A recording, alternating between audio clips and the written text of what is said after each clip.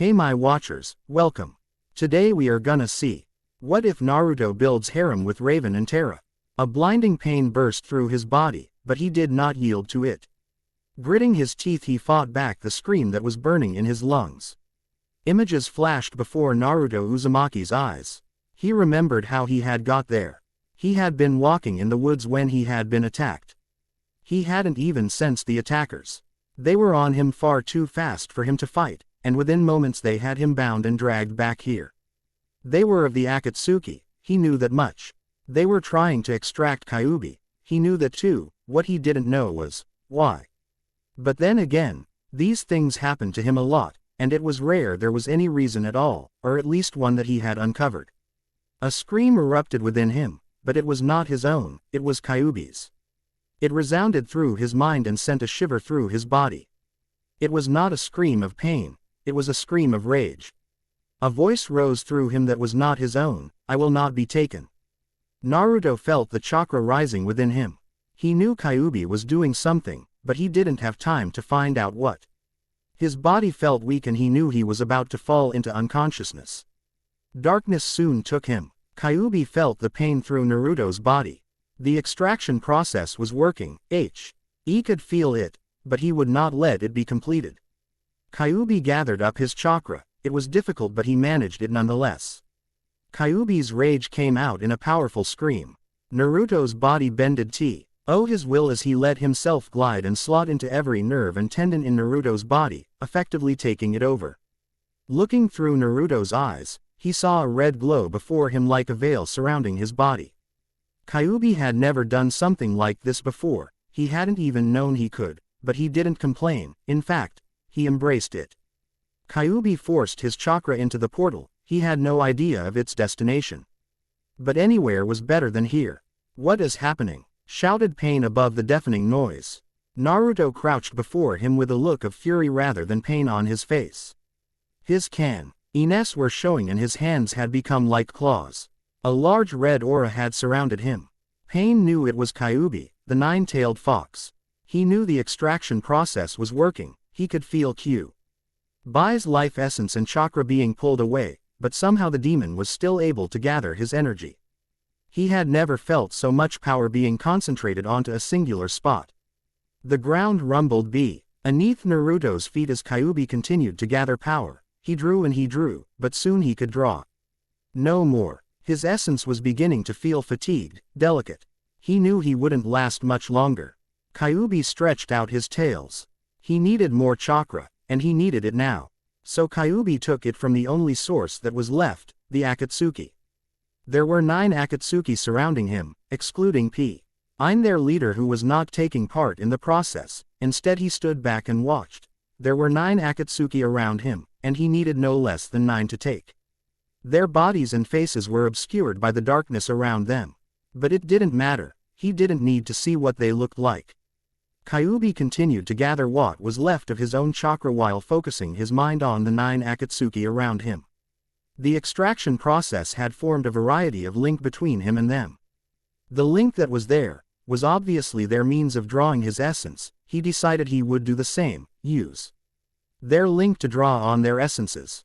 Kyuubi suddenly centered his chakra into the link. The power flowed through the tendrils that connected him to the 9 Akatsuki, suddenly reversing the process. The 9 members screamed as pain was wrenched through them, their essence was forced down the link and into Kyuubi's body. Kyuubi instantly forced the new chakra into the portal below him. Suddenly, the Akatsuki members screamed in agonizing pain. Pain watched as they were surrounded by a red glow. Barely a moment later their bodies seemed to warp. Slowly one by one they were absorbed into the 9 tails of Kyuubi's aura. The red glow increased dramatically, almost to the point of being painful to the eyes. Pain shielded himself from the light and tried to make out what was happening through sound alone. A rushing sound filled the room, and as if it was never there to begin with, the light suddenly just vanished. Pain moved his hands away from his face and looked around. Where there old have been the boy Naruto and his 9 men, there was now nothing but cold dark earth. They were gone. Kid, wake up. The voice sounded far off, yet still pretty close. His head swam and throbbed. With a dull pain and every limb on his body seemed to be sore. What happened? Naruto asked himself aloud. Once the world before him finally stopped spinning, he gave himself the liberty of looking around. He was in a forest. The ground was soft beneath his feet and birds sang in the blue sky. Even though his body felt sore, his mind felt sharp. Despite the obvious tranquility of the area, Naruto didn't want to stay. The area was unfamiliar and nothing like the forest's back Konohagakure. He needed to find out where he was. Gathering his chakra, Naruto leapt. The tree's smoothness did nothing to hinder his footwork. He leapt back and forth from branch to branch, traveling as fast as he could to the edge of the forest. However, he had no idea where that was. He could have been heading away from it for all he knew. But he had to take his chances. Thankfully, his sense of direction paid off when he finally saw a bright light indicating the edge of the trees. He burst out of the branch and into the bright sunlight and was struck paralyzed at the sight. It was a city. He was sure of it. But it was unlike any city he had ever seen. Silver and reflective buildings stood majestically against the blue sky, their glamour paling in comparison to their height. It seemed as if they were scraping the clouds themselves. Naruto had to know more. More than that, he needed food. He was reminded of this when a loud grumble emanated from his stomach. Wonder if they have ramen, he thought. But before he could eat, he needed to check the place out for any hostile individuals. He couldn't quite eat ramen while kunais were being thrown at his back, at least, not easily anyway. The tallest structure before him was on a small island in the large gap of water that lay between him and the city. It was shaped like a giant T. Naruto headed for it. He ran at breakneck speeds across the water, using his chakra to propel him easily as he ran. The water beneath him felt like a brick road as he pushed on towards the giant building. Once he reached the island, he might have stopped. Instead, he kept on running. He ran up to the bottom wall of the structure and propelled himself up it. Gravity ignored him as he sent his chakra into his feet, grounding himself to the vertical surface. He was at the top in moments. He flipped up and landed in the center of the roof. He gasped at the sight. He could see the entire city from here.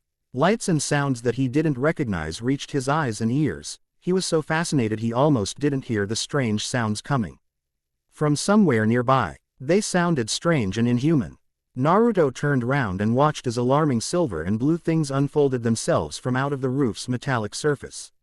He wondered what they wanted, or at least, what they were. He didn't really have time to find out though. Suddenly, they began glowing and a large ball of bright energy shot at him. He quickly jumped out of the way. He span in the air and retrieved 3 kunais from their confines and threw them at the one of the objects that had attacked him. It blew up in a cloud of smoke, leaving only 3 remaining. After landing, he clasped his hands together and rapidly said, "Kage Bunshin no Jutsu." Suddenly, 6 exact duplicates of Naruto appeared in a puff of smoke. They attacked without order, quickly dispatching the last of his attackers. Afterwards, he made the clones disappear. He stood there trying to catch his breath. Just when he thought he was safe, a strange voice called out from behind him in a language he didn't understand. "Hey, who's up here smashing my turrets?" Naruto spun round to see a group of individuals before him. He quickly assessed their appearances. The one that had shouted at him was amazingly tall. He was dark-skinned and appeared to be wearing some sort of silver and blue armor that half covered his face. Next to him stood a skinny boy roughly the same size as Naruto himself. He had spiky black hair, a red top with a yellow R on it, green tights and a black mask that covered his eyes except for a pair of white slits for him to see out of. Next to him was a very strange one. The boy was even skinnier than the masked one. He wore a purple jumpsuit and a silver belt. The most peculiar aspect of him was the color of his skin. It was green. More than that, he also had pointy ears. His appearance was somewhat unsettling. Above them floated a yellow-skinned girl with deep red hair. She wore a purple tank top and purple tights. She was currently floating above all their heads, seemingly flying. Next to her was a person that caught Naruto's attention. She was floating like the other girl, but it was strange, as if her presence sent a shadow across all that which was near her. He wore a dark blue cape that was wrapped around her tightly, effectively cutting Naruto off from viewing her other garments. Her hood was up and it surprisingly hid her face completely. He could see her eyes though. He could see them very well. They glowed a bright white that sent shivers down his spine. The glow of her eyes illuminated a certain part of her face caught Naruto's attention completely. It was a small jewel in the center of her forehead, right where the Ojima chakra is. It was possible she knew about chakra. Together they were a strange bunch. The one in the mask spoke up. "Who are you?" he yelled. Naruto didn't understand a word.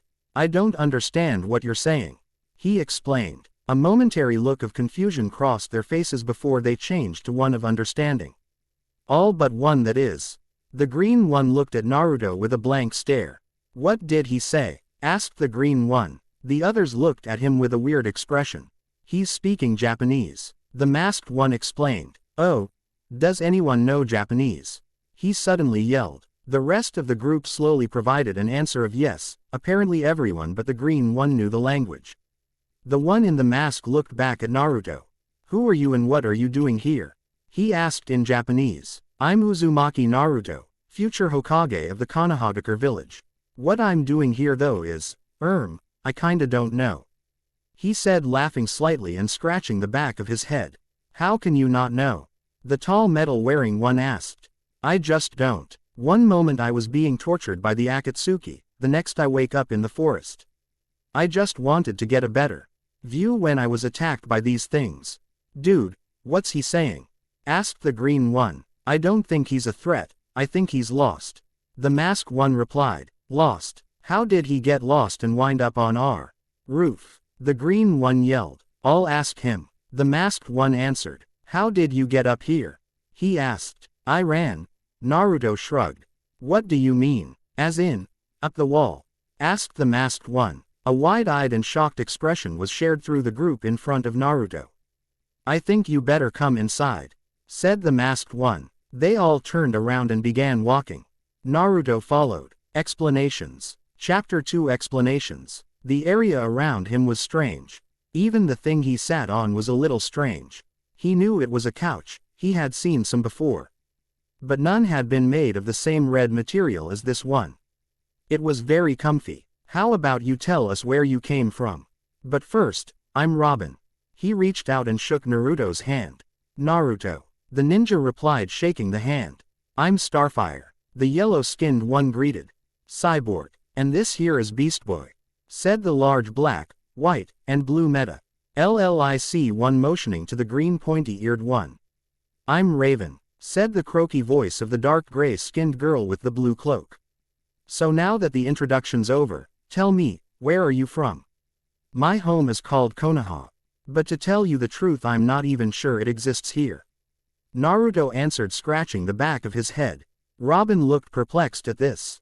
"Why do you think that?" he asked. "I don't know. Everything's just so strange here, it feels like I'm in another world or something," Naruto replied, looking around the room as if searching for something. "Dudes, what's he saying?" Beast Boy interrupted. Everyone ignored him. "Do you mean, like a different dimension?" Raven asked, raising a single eyebrow. What's a dimension?" Naruto asked curiously. We'll explain later. But for now I think the main question is this, how did you get here, man?" Cyborg asked. "To tell you the truth, I don't really know. I mean, one moment I've been caught by the Akatsuki, I black out. And the next thing I know, I wake up in the forest." Naruto shrugged. Suddenly, Beast Boy came up from behind Cyborg and pounced on the large mon's head. "What is he saying?" Beast Boy yelled. "Yo, get off of me," Cyborg said, flinging Beast Boy off of him onto a chair to the right. "But I wanna know what he's saying," Beast Boy said quietly. "Well, if you be quiet, and stay out of my way, I'll make a verbal translator," Cyborg said. Beast Boy hung his head. "Fine," he sighed. Beast Boy walked over to the TV and switched it on. He began flicking through the channels in a boredom-induced manner. "He's quite the odd one, isn't he?" Naruto asked, feeling confused and a little frightened. "That's an understatement," Raven answered in fairly monotone voice. "I don't know. How do we know we can trust you?" Robin asked suspiciously. "I mean, you could be working for Slade." Naruto looked even more confused than before. "Who's Slade?" Naruto asked. Starfire approached him from the side. "Slade is a bad person. He has attacked us many times and never gives up. Him and Robin have some Issues. What kind of issues? Naruto asked. It is probably best if I not say. Starfire answered. Why? Naruto asked curiously. Why won't you take? No, for an answer. It's a private subject, okay. Robin suddenly screamed and then stormed out of the room. Naruto sat there almost terrified at the event. Did I say something wrong? Naruto asked. Don't worry. Slade is kinda a sensitive subject for him. Just give him time to cool off, he'll come around. Cyborg said. Cyborg stood up and headed out of the room. If you need me, I'll be in my room working on that translator. Starfire translated and they watched Cyborg leave. Naruto thought for a moment. Do you mind if I have a look around? Starfire looked nervous. I am not sure that would be a good idea.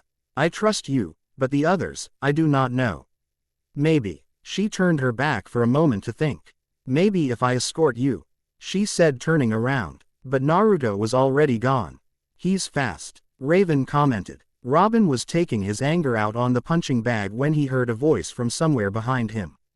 Your footwork's a bit off. Robin spun around, but from what he could see in the gloom the light was off, which is how Robin prefers it. There was no one there. Naruto suddenly dropped from the shadows in a corner of the ceiling. How did you get there? Asked Robin. Does it matter? Asked Naruto, shrugging his shoulders. Yes, I don't like being interrupted during my training, replied Robin. Doesn't look like training to me, said Naruto. What that's supposed to mean? Said Robin. Well, all you're doing is punching and kicking, that's hardly gonna improve your skills, said Naruto. That's how I train, said Robin. He was getting slightly irritated at this boy now. First he doesn't take no for an answer, then he ridicules his training regime. But where's the challenge? Asked Naruto, smiling. I'm not sure I follow, said Robin, suddenly curious at where this was going. Well, when I train, I at least have an opponent. Naruto replied. I'm the best martial artist here, so finding a decent sparring partner is kinda difficult, said Robin. What about me? Asked Naruto. Do you know any good martial arts? Said Robin, now smiling. Do you? Replied Naruto with the grin on his face. Care to find out? Said Robin. Robin thought. I might actually grow to like this kid. Single quote. Gladly, said Naruto. Naruto attacked Robin, surprising him with his speed. Several punches and kicks were exchanged before Naruto pulled out his kunai. He went to slash at Robin with the blade and the young masked boy barely dodged the slash. Hey, what's with the weapon? Robin asked. During a battle, your opponent will use any means to take you down, Naruto said simply. So how can you truly say you are training unless you face a real threat? He asked. But isn't it dangerous? Asked Robin. What's the matter? You a scaredy cat? Naruto asked with a grin. All right, but I warn you, I'm good, said Robin. Robin pulled out his staff and began to spin above his head. Naruto quickly kicked Robin in the stomach, sending him backwards. Flashy moves like that ain't going to win you a fight, said Naruto warningly. I'll keep that in mind. Robin jumps at the air and swings his staff at Naruto. Naruto ducks under the swings and spin on one foot while bringing other round and hitting Robin at the side, knocking him on the wall. You're good, I can say that, but I never give up, Robin said. Likewise, Naruto said. The charged Beast Boy was about to eat some tofu when suddenly a huge bang resounded throughout the building. The floors shook dramatically and the pointy-eared boy's food flew up into the air. Unfortunately for Beast Boy, gravity didn't think kindly of him. The tofu landed straight on his head. What was that? Yelled Beast Boy. I don't know, but I think it came from the trainin' room. Robin's in there last time I checked. By the way, BB, I got that translator done. I'll just stick it on our new friend and he'll be speaking our language to us, and we'll be speaking his language to him, Cyborg said, showing Beast Boy a small device.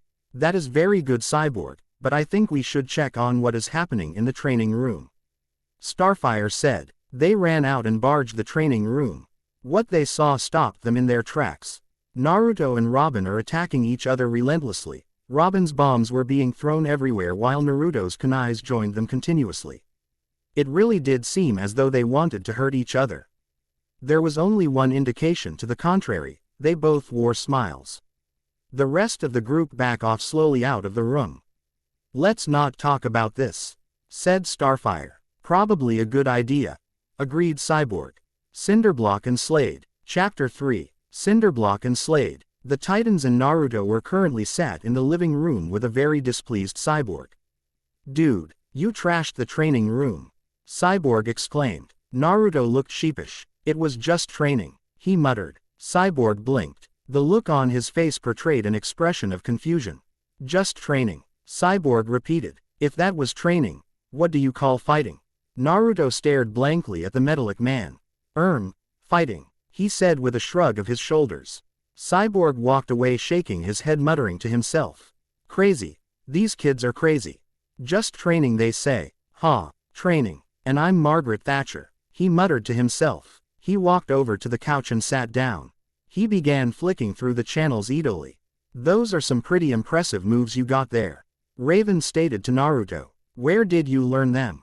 Naruto seemed pleased to brag about his life's training and began retelling stories upon stories about his hometown of Konohagakure. Strangely enough, only Raven and Starfire seemed to be listening. While Starfire's interest was not all that startling to the other Titans, Raven's was. A ninja, Starfire exclaimed, clapping her hands together and jumping up and down on the spot. You must be so strong. Are you a master? Starfire's interest and overexcitement scared Naruto a little, but he couldn't help but laugh at the question. Me, a master? He began to laugh humorously. Well, I do pride myself in my skill, he said, inspecting his fingernails. Beast Boy thumped Naruto round the head. Yeah right, you big phony. BB laughed. No, I'm not a master, Naruto stated as he picked himself off of the floor, rubbing his head.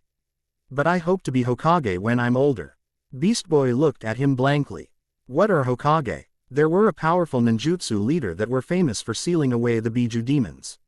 The group stared at Raven. Robin and Cyborg were still as a rock on the sofa. They slowly turned their heads with large Cheshire cat grins on their faces. And how did you know that?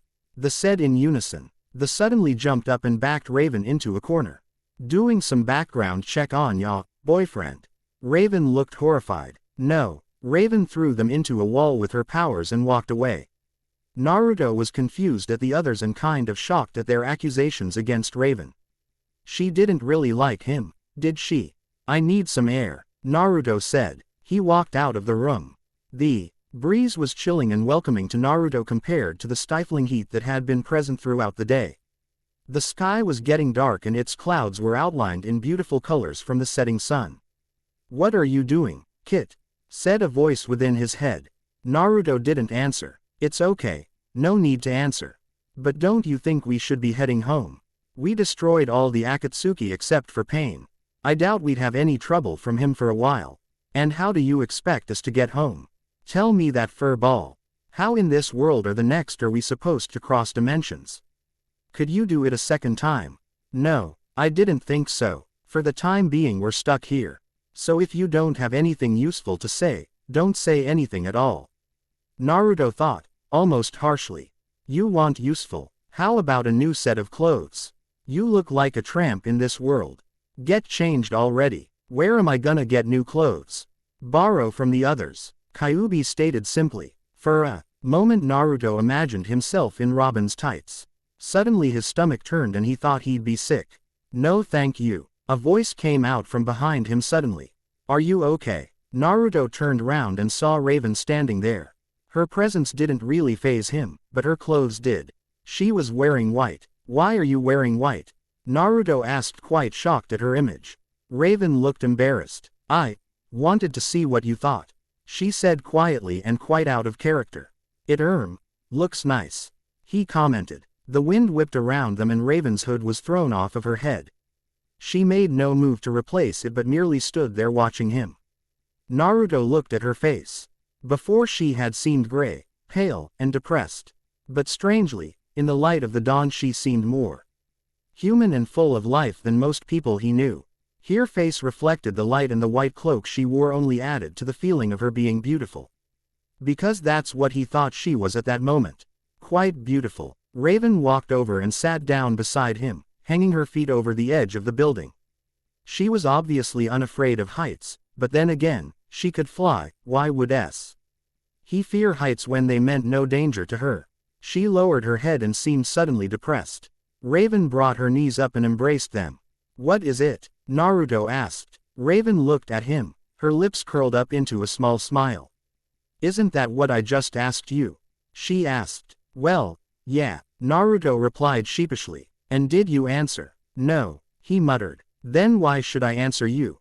She asked. Because you wouldn't have come here unless you wanted to talk. Naruto shrugged. Raven smiled a bit more, but it soon turned into a frown. Naruto knew she wouldn't tell him. She was playing him. She knew he'd tell her what he had yet to tell anyone in this world. The reason for everybody's fear and hatred of him in his own world. Do you know what it's like to have something inside of you that you can't control? A power that consumes you when you least want it. Too, asked Naruto. I do, said Raven. Her voice was soft and honest. Its crackly gruff which was usually present seemed to have lifted for a short period of time. Really, so you have a demon seal inside you with enough chakra to destroy the world and the intent to do so? Said Naruto. Yes, although mine is not sealed, I was born with it. Plus mine doesn't use chakra. Raven stated with a shrug. She seemed highly out of character in this moment, as if she were revealing a part of herself that no had understood before. How were you born with it? Naruto asked. From my father. Her voice suddenly returned to its hoarse state, and Naruto could almost hear the sizzle of hate in her body as she said those words. How did that happen? Who was he? Said Naruto. He knew he was treading on thin ice with such a subject, but his curiosity was getting the better of him. I'd rather not talk about it, said Raven with her head bowed. I understand, said Naruto, forcing himself to stop asking awkward questions. The last thing he wanted to do was get thrown off the top of a building. You've got one of the Biju inside of you, haven't you? Raven asked. Her voice was once again soft and sincere. How could you tell? Naruto asked curiously. The look on your face when I mentioned them before. You went all wide-eyed and looked nervous. Said Raven. Oh, began Naruto. Am I that easy to read? Raven chuckled. It was the first time he had heard her laugh even in the slightest. So, which have you got? She asked. The worst, said Naruto with contempt. Kyuubi. Raven stated knowingly. You must be powerful. Tell that to my senseis, they think I'm a screw-up. Naruto exclaimed. Well, from the way you faced Robin, I'd say they're pretty bad judges.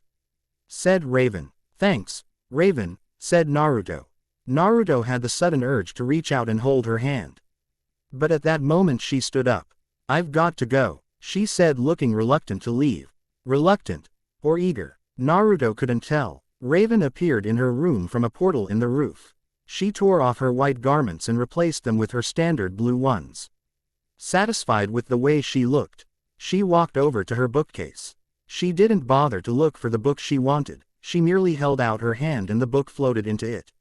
She laid her head down on her bed and began trying to read History of the Biju, but she found she couldn't concentrate. She kept thinking about Naruto. Why does he make me feel like this? She asked herself. Do I like him? No, I do not. I won't think like that. I haven't thought like that since. Her mind fluttered back in recollection. Beast Boy. Single quote. She forced the thoughts out of her head and forced herself to concentrate on reading. Thankfully, once the book took hold, she found it just that much easier to resist the butterflies she felt in her stomach every time she thought of Naruto. Naruto was practically ransacking all the other rooms in the building. Dude, what are you doing? Beast Boy said, popping out of nowhere. Looking for some new clothes like Q. Someone told me to. Why didn't you just ask me? Beast Boy dragged Naruto into his room. 2 hours later, Beast Boy walked out into the living room with a grin on his face. Oh guys, he called. The other Titans looked over at him. Presenting the new Titan in the building. Naruto. Beast Boy called. I am not coming out. Naruto called through. Beast Boy laughed sheepishly. Heh. I'll be right back. Beast Boy dodged round the corner. And a series of loud bangs and clonks reached the other's ears. Suddenly Naruto was thrown into the middle of the living room. He was wearing a copy of Beast Boy's outfit, including Beast Boy's old helmet. Everyone's faces remained stern for a moment. Slowly but surely each face became a large grin. Laughter erupted throughout the building. Naruto stormed off feeling embarrassed and rather angry with Beast Boy. The next day, Cinderblock smashes through the final wall leading to Slade's zero-point chamber. The Teen Titans had, the previous year, finally caught the villain. The cell which they had put him in was made by Cyborg. It held him suspended in the air, completely unable to move. Cinderblock ran up to the middle of the room where Slade hovered. He smashed at the top of the device, destroying it. Slade fell to the floor with a thud. "Thank you, Cinderblock. You have been most useful." Cinderblock grunted in response. Now to escape from this prison. A large bolt of green energy smashed into Slade's back, knocking him into a nearby wall. "You are not going anywhere," Starfire said sternly. "Ah, the Teen Titans, so glad that you could join us today. It warms my blood to see you." "I can't say the same," Robin replied. "Really, after all we've been through, I'd thought you'd consider me somewhat of a father. After all, we are so alike," Slade said sinisterly. "I'm nothing like you," Robin roared. He leapt into the air. "Bring his staff down upon Slade." Slade reached up and easily caught the staff, holding Robin up in the air for a few moments before throwing him into a wall. "Tut, tut, tut. I thought I taught you better than that, boy." Slade said the last word with a particular snideness. "Leave him alone." Starfire charged at Slade. She fired a concussion of star bolts. Slade held his arms in front of his face as the bolts hit. Smoke rose up around him. Starfire flew into the smoke only to be gripped by the neck. The smoke cleared and Slade was holding Starfire at the neck while she struggled to free herself. "Ah, the girlfriend. You should know better, little girl, than to mess with me. And you should know better than to touch my friends," Robin shouted as he struck Slade over the back with his pole. The villain tumbled to the ground at the impact on his back. He quickly flipped up and out of the way from a large blue blast from Cyborg's arm cannon. Raven used her powers to lift Slade up into the air and throw him against a wall, but he did not smash against it. He kicked off of it and punched Raven in the face, knocking her to the floor. Cyborg ran at Slade and went to grab him. Slade grabbed both of Cyborg's arms and they held each other still, struggling against both of their strength. While Cyborg was far larger than Slade, Slade was obviously far stronger. Slade crushed Cyborg's hands and forced him to his knees. "That's it, bow to me," he muttered in Cyborg's ear. He kicked Cyborg hard, sending him plummeting down the corridor. "Where is the green one? Come out, Beast Boy. I know you're here," Slade said. Beast Boy jumped from a crevice in the ceiling above. Changing from a rat to a triceratops, he span in the air and headed straight towards Slade. Slade grabbed hold of the Triceratops' horns and threw him across the room into a wall. "This is greatly disappointing, Robin. It seems you really have been slacking. How could you have grown so weak?" Robin struggled to get to his feet. He managed eventually, but it hurt. "I am not weak," he said, his voice sounding rough. "Aren't you?" Slade approached Robin and stood in front of him. "Look around you, Robin. Your friends are fallen once again, and here you stand in pain. You are weak. You were always weak, and you always will be weak. Why? Because you don't have the guts to do what I do. You don't have the stones to be a man. And because of that, you will never win. People never truly lose until they either die or give up," said a voice from behind Slade. Slade looked around to see a small blonde-haired boy wearing an orange jumpsuit. Naruto had thought that his original smelly outfit was by far better than Beast Boy's embarrassing one. "I'm Uzumaki Naruto, and I'm here to take you down," he called. "Just try it," Slade said. "Only a fool attacks first." "You want me? Come and get me," Naruto said. "With pleasure," Slade said. Slade ran at Naruto as fast as he could. Naruto crossed his fingers and said, "Kage Bunshin no Jutsu." Instantly, a double of himself appeared in a puff of smoke. Slade made to punch him, but Naruto ducked out of the way, pushing the fist away from his body. He sent his right palm flat and forced it against Slade's chest, causing him to double over in pain. The Bunshin Naruto roundhouse kicked Slade in the back, causing the villain to bend backwards at the impact. Both the clone and the original Naruto jumped and span in the air, and brought their foots against Slade's chest, sending him flying into the far wall. The Teen Titans had managed to get to their feet and saw the attack. They stood there with awe-struck faces. Their mouths and eyes were wide with shock. Slade pulled himself off of the floor as if the attack had done nothing to him. "You will pay for that, boy. I will so enjoy watching you die." He charged at the two Narutos. Naruto and his clone both charged at Slade side by side. When Slade was near, they leapt up into the air and over Slade's head, kicking the back of his head as they went. Slade doubled over, and in those few moments, Naruto screamed, "Rasengan!" Slade turned round to see Naruto with his right hand occupying a glowing ball of blue energy. His clone was spinning the energy round. Slade screamed in pain and suddenly there was an explosion of fire and smoke. Once the air was clear of the smoke, the Titan saw Slade with a huge hole in his stomach. Wires and gears were all over the place. Small sparks of electricity sprouted and jumped from the hole. Slade fell down. "Dude, Slade was a robot," Beast Boy exclaimed. Cyborg slapped Beast Boy round the head, knocking him to the ground. "Beast Boy, that wasn't Slade, you idiot. It was a decoy. The real Slade must have escaped somehow," Cyborg stated, checking his systems and scanning the air. "There's no sign of him. He's long gone." "No, he's not," Robin said with a fire in his eyes. "Because wherever he is, he'll be planning an attack. And when he does, I'll be waiting." He stormed past them with a dark look around his face that basically told everyone else to back off. Raven watched Robin for a little while and then approached Naruto and his clone. I am and the clone both stood in exactly the same stance, with their right hand behind their head and grinning rather broadly. "Hi," said the one to the left. He reached out and took one of Raven's hands and began kissing it like a Frenchman. "Hello, Sherry." The other Naruto clonked him on the head.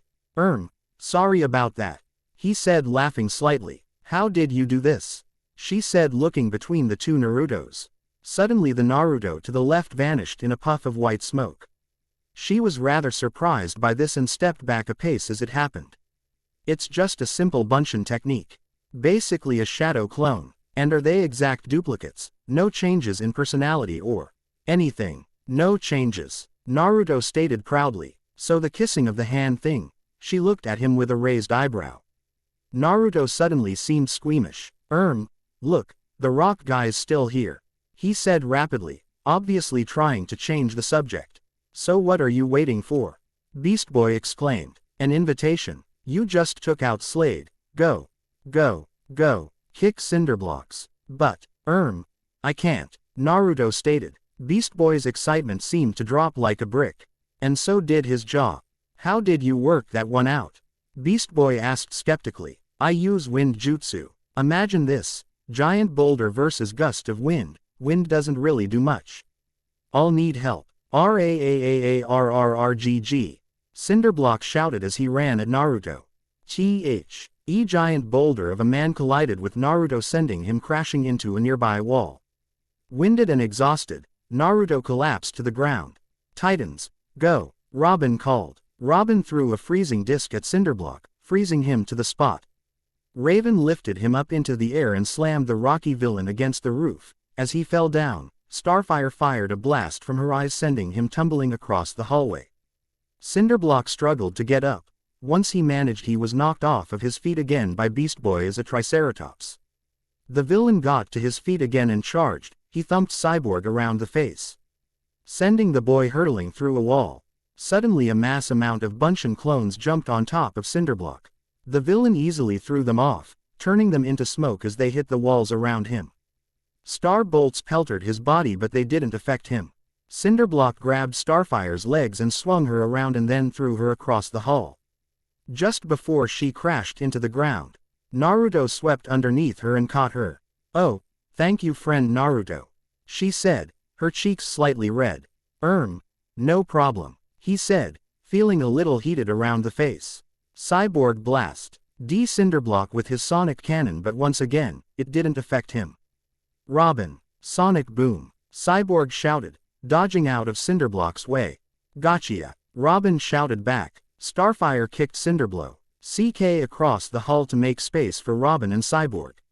Robin and Cyborg ran at Cinderblock. They ran diagonally up the wall and flipped perfectly. Robin threw a high explosive disc at Cinderblock and Cyborg fired his sonic cannon. They hit Cinderblock at the same time, causing a huge explosion, sending Cinderblock crashing to the floor unconscious. "Alright, dudes, we did it," Beast Boy said, jumping up in the air. All you did was get your butt kicked," Cyborg said, grinning. "I did not," Beast Boy argued. Yeah, you kinda did," Naruto agreed. "Hey, you can't talk. You were the first to be knocked down," Beast Boy exclaimed. "Yeah, but I didn't stay down, you did," Naruto pointed out. Beast Boy looked between them rapidly before lowering his head in shame. "Okay, I'll call the authorities, may be this time they can lock up Cinderblock for good," said Robin. Robin pulled out his communicator and contacted the head of police. Within moments they were there. After all the details had been sorted out, the group made their way back to the T-Tower. Robin is trying to track Slade's whereabouts at the large computer in front of the room while the other sitting in the table. "He been at that for hours, does he ever stop?" said Naruto. "Not when it come to Slade, it best to stay out of his way," said Cyborg. "Robin is kind of obsessed with Slade," said Starfire. "He ain't that bad," said Naruto. "Oh yeah, I bet you tonight that he won't sleep," said Cyborg with a grin. Chapter 3 complete. News of the World. Chapter 4. News of the World. Cyborg had been right, and Naruto had lost some money. Robin hadn't slept that night at all. In fact, when Naruto came down at 3 o'clock in the morning, Robin had still been up, walking briskly around, taking notes and jugging down his 4th cup of coffee. Naruto feared he'd become addicted to the stuff, so he stole the coffee beans and took them upstairs. Though it became apparent in the morning that Robin had some spare, for he was still drinking the drink when the rest of the Titans awoke at 7. "Dude, did you get any sleep at all?" Beast Boy exclaimed. Cyborg looked bewildered at all the coffee mugs in the sink. Robin darted past him as fast as the Flash himself and began pouring himself another cup. "Oh hell no," Cyborg exclaimed. "I'm cutting you off." He yanked the coffee out of Robin's hands and tried to fend off the teenager when Robin made to grab for it. "Give me it. I need it." "No, what you need is sleep." Cyborg reached behind him and picked up a frying pan. He whacked Robin round the head and the youth fell to the floor unconscious. "Nighty-night," Cyborg said with a grin. Beast Boy poked his head over the counter and looked at Robin. "You've been waiting to do that, haven't you?" Beast Boy asked Cyborg with a grin. "For about 6 years," Cyborg said with a proud grin. Suddenly there was a special news bulletin. The TV screen switched from a map of the city to a news reporter on the cable. News reporter. Yesterday a shocking incident occurred. The famed Teen Titans faced off against the duo Cinderblock and Slade. But they were quickly overpowered. However, in a strange turn of events, the day was saved by a small blonde-haired boy. The boy faced Slade and beat him with apparent ease, much to the shock of the Teen Titans. Is there a new hero in town? Who was this blonde-haired boy? Where did he come from? No matter what the answer to these questions, one thing is certain. The day is still saved, once again by the heroes of Jump City. "Dude, they noticed you more than me," Beast Boy cried. "Of course, why would they notice someone that got their butt kicked?" said Cyborg, grinning. "For the last time, I did not get my butt kicked," Beast Boy cried. "I apologize for agreeing with them, friend Beast Boy, but you did, as they say, get your butt the kicked," Starfire said. "Yeah, you kinda did," said Raven. "Will everyone stop ganging up on me?" Beast Boy said, and walked away heavily. "Do you always do that to him?" asked Naruto. "Hey, it's not like we're lying. He just can't take it," Cyborg said, grinning again. A few days later. "Dude, they've been covering this story for days. When will they get over it?" Beast Boy screamed at front of the TV. The news reporter was on again, still covering the story of how Naruto had beaten the Slade robot. Recent investigation has uncovered that the Slade that the Titans and the blonde-haired boy faced was not the real Slade. The real Slade had quickly made his escape and left a robot in his place. There is still no sign of the Jump City new hero. The reporter said, "Can we go out? I want more of that pizza I had yesterday," said Naruto. "We can't go out. The press is crawling for an interview. They even said they'd pay. But I still don't think it's a good idea. For now we just have to lay low. If something happens, then we go outside, other than that." Stay indoors, Robin ordered. Beast Boy looked a little sheepish. I've got some stuff to do in, my room. Yeah, my room. See ya. He quickly ran out of the room. That was weirder than usual, Raven commented, looking up from her book. A few hours later, Beast Boy came back into the room looking frightened. Guys, there's like a load of girls outside. He stammered. What? Robin said. They followed Beast Boy to the door and opened it a little. Beast Boy and Robin poked their heads out with Naruto just in view behind them. Naruto Uzumaki. The girls screamed in a chorus and attempted to barge past into the tower. Robin and Beast Boy just managed to close the door and barricade it with planks of wood. How did they know my name? Naruto asked. Once again, Beast Boy looked sheepish and somewhat frightened. Well, that might have a teensy weeny little bit to do with me. What did you do? Raven asked darkly. I kinda gave them an interview. He raised his arms to protect himself in fear of being hit. You did what? Robin screamed. So not only did you leave the tower, you also gave them Naruto's name. Robin screamed. Is this bad? Naruto asked. That depends, Cyborg said while scratching his chin. Do you like the attention of over 50,000 people from one whole city at the same time all trying to touch and stroke you just to claim that they did? He asked. No, Naruto said unsurely. It's bad then, Cyborg answered shrugging his shoulders a little. Will they leave me alone? Naruto asked. Maybe in a few years, Cyborg said scratching his chin. We can't focus on this right now. Our first priority is to track down Slade, Robin said sternly. Yeah, dude, Beast Boy piped up. Say we do find Slade. How do we go and face him? Not only will he kick our butts like he has many times over. Only yours, Cyborg quickly interrupted with a smile. Let me finish. But we also can't step a foot out of the door without being attacked by a mob. I usually don't say stuff like this, but Beast Boy's right, Raven said. Cyborg, what about the T-Jet? Asked Robin. Can't, it's still out of commission from when we used it last. No, when Beast Boy smashed off one of the wings, he said, eyeing Beast Boy accusingly. What? Dude, that was so totally not my fault. I was being chased, it was a complete accident, Beast Boy said trying to defend himself. But you still broke it, Cyborg said cheerfully. Dude, why are you so against me lately? He cried and stormed away. Listen, this bickering isn't going to help. We need a plan, a diversion. But first, we need to find Slade, Robin said. Are you in love with him or something? Naruto asked. Robin was shocked at the question. No, he screamed. How could you even insinuate such a thing? That's totally wrong. Oh god no. Then why are you so obsessed? Naruto asked shrugging. I have my reasons. Just stay out of my business, Robin screamed as he stormed away into the living room. Is it always like this around here? Naruto asked. Pretty much, Cyborg replied. Back in the living room, the TV was turned on and the first thing that was on was once again the news reporter. In a shocking development, the Titan Beast Boy gave us an interview. The screen switched to look at Beast Boy as he talked to the cameras. Oh yeah, I know that blonde dude. His name's Naruto Uzumaki. I'm kinda his own personal friend and bodyguard, said the Beast Boy on the TV, flexing his lack of biceps. He's from a different dimension.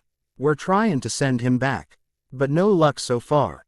Hey, did you guys see those killer moves I did on Slade? The reporter looked at Beast Boy as though he had grown another head. Actually, what we saw was Slade throw you into a wall, the reporter said unsurely. Beast Boy's face was one of shock. I did not. Why does everyone keep saying I got my butt kicked? The Beast Boy on the screen grabbed the camera and continued to shout at it until it cut out. And that's what happened. The weather is after this, the reporter said. Robin turned off the TV and turned to Beast Boy. Does the word secret mean anything to you? You gave them his name. You gave them information on how he got here. Information that Slade could now use, Robin said sternly. Good going, Beast Boy. You just made a difficult job even more difficult. said Cyborg, slapping Beast Boy on the back. Maybe you should think before you act, Robin said simply. He needs a brain first. Raven croaked. Beast Boy glared at all of them. There was a very large vein at his temple that was throbbing profoundly. Stop digging at me, Beast Boy shouted. Then stop being such a loser and messin' up, Cyborg shouted back. Beast Boy didn't shout back. He just hung his head and walked away to his room. Can I speak with him? Asked Naruto. Be my guest. Say, if you're gonna beat him up, can I be there to watch? Cyborg asked, grabbing a pot of popcorn. I'm not going to beat him up, Naruto said as he walked away. Beast Boy's room. Why do I always mess things up? Beast Boy asked himself aloud. He was pacing his room with his hands clasped behind his back while he stared at the floor. Because you don't think, a voice said. Beast Boy turned round to see Naruto standing there. Where did you come from? Beast Boy said, slightly alarmed. I wanna talk to you, Naruto said, sitting down on Beast Boy's bed after throwing a piece of clothing aside to make room. Beast Boy's room was certainly a mess. Do you ever clean this place? Naruto asked, wrinkling his nose at the smell. If you're gonna just sit there and be mean, then you can go, Beast Boy said angrily. No, I'm here to talk. Tell me about yourself. Are you an, what's the word, alien?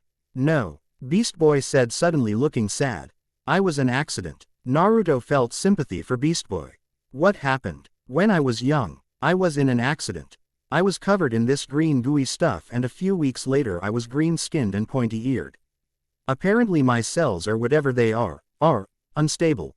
As Cyborg puts it, I can morph myself into any creature I want, Beast Boy said quietly. Even other humans? Naruto asked. I'm not really sure, I've never tried, Beast Boy said thoughtfully. Try it now, said Naruto. Beast Boy tried to morph into Naruto. It obviously put a stain on him as his whole body was shaking from head to toe. Naruto laughed at the form before him. It looked exactly like him except for one problem. The jumpsuit, hair and skin was all completely green. Naruto laughed heartily. Beast Boy morphed back and laughed with Naruto. Dude, you're the only one who's ever laughed with me instead of at me. Except maybe Blackfire, but she turned out to be evil, said Beast Boy thoughtfully, scratching his chin. Who's Blackfire? Naruto asked curiously. She was just some evil chick that was Starfire's sister. Old news really, Beast Boy said with a shrug. Oh, okay, said Naruto, a little disappointed with the lack of details. He looked up at Beast Boy, who had laid himself down on his bed with his hands behind head and his feet crossed. Say, you wanted that pizza, right? Beast Boy asked with a large Cheshire cat grin. Yeah, Naruto agreed, looking a little suspicious. Okay. Beast Boy's grin, against all impossibility, grew larger. Beast Boy raised his hand and slid back a panel on the wall, revealing a keypad. He punched in a few buttons and another pad showed up.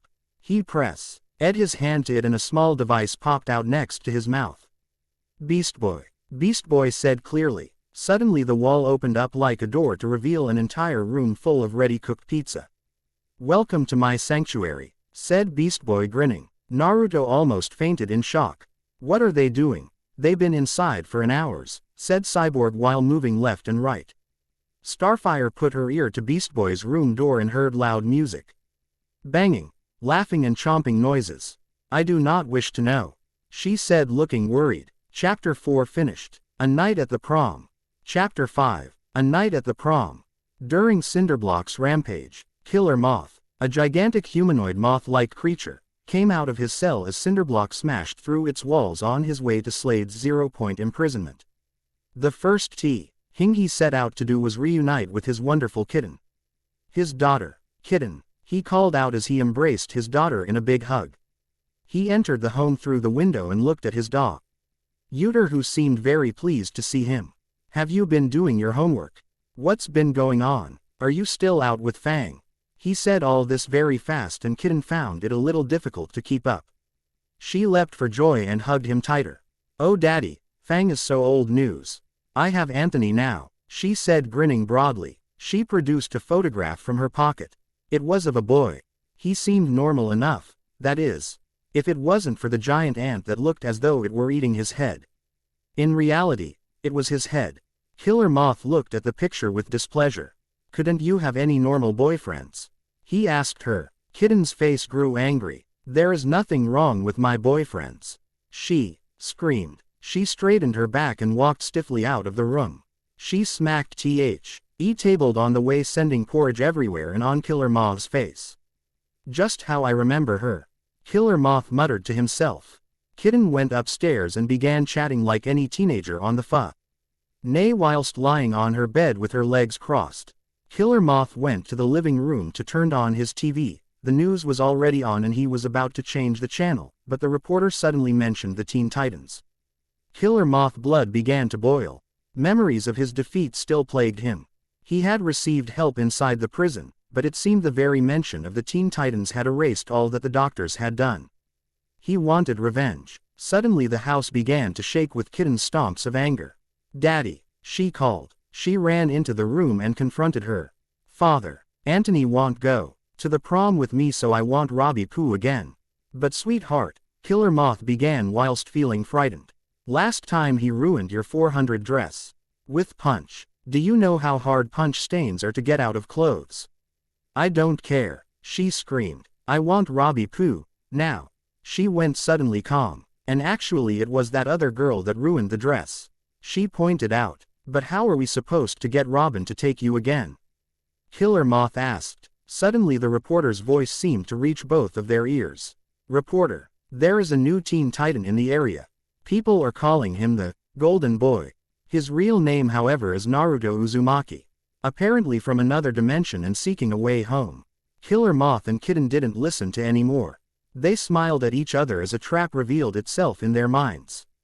Had they continued to listen to the reporter, they would have heard her say, this individual is responsible for taking down the infamous Slade himself. Can anyone beat this blonde-haired hero? The Titans had attempted a daring stunt of stepping foot outside of the door. Before anyone could see it happen, Naruto was being chased around the entire CIT by fangirls. He was not pleased. He ran and ran. He ran up walls, on top of buildings, and used jutsu to hide himself and to cause distractions. Yet they still found him and followed him everywhere. Leave me alone, crazy people. Naruto yelled as he ran down 51st Street. They ignored him and continued to chase him whilst yelling his name. He screamed and kept running towards the tower. He just managed to burst back through the double doors and barricade it with the sofa. He panted heavily. Naruto walked heavily over to a single chair and slouched in it with his arms spread. He was sitting in the chair for only a few moments before he heard a sound. Beast Boy walked into the living room and wondered why the door was barricaded. He heard a commotion outside and walked up to the sofa blocking the door. Changing into a green gorilla, Beast Boy moved the sofa and walked to the door. He opened it a fraction. Naruto heard a sound and looked up. Beast Boy was moving the sofa. Now he was going to the door, and now opening the door. No. A warning bell sounded off in Naruto's brain. Beast Boy, don't. It was too late. The fangirls barged in and trampled over Beast Boy effortlessly. It were as if they were not multiple obsessed individuals. They were a single animal looking for a piece of meat. They rushed in and tackled Naruto to the ground. They once again began tearing at his clothes. Help me, he screamed. In his home world he had not much luck with women, but in this world they seemed obsessed with him, and he found he hated it. Suddenly all the fangirls were surrounded by a black shadow and lifted into the air. They were swung back and forth for a moment before being thrown out of one of the open windows and into the water surrounding the tower. Naruto looked around confused and saw Raven standing in a corner of the room. She looked indifferent at first, but Naruto noticed the single shadow of sadness or blush that flashed over her face. She disappeared quickly. Suddenly an alarm resounded throughout the building. The Titans assembled in the living room and looked up at the TV screen where Killer Moth looked down at them with menacing eyes. Killer Moth, how did you get out? Robin said with an angry tone. That is irrelevant. The giant bug spat. You should be more concerned with what I'm doing to your bridge. The image changed to one of the city bridges. The same one Killer Moth had attacked before. He was apparently doing the same thing, ordering all of his mini-bugs to attack and eat away at the bridge cabling. But this time something was different. There was a lot more of them. Thousands more bugs than before. Not very original is he?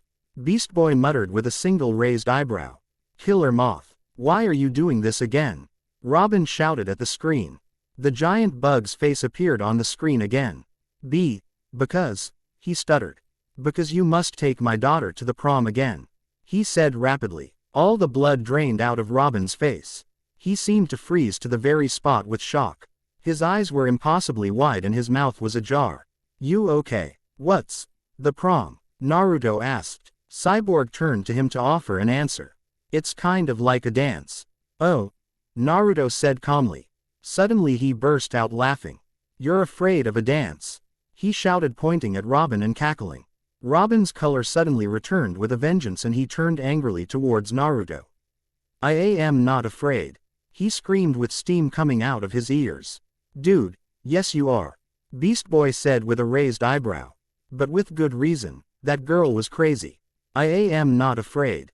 Robin screamed again. Naruto couldn't stop laughing. Stop laughing. Why, you're scared of a dance.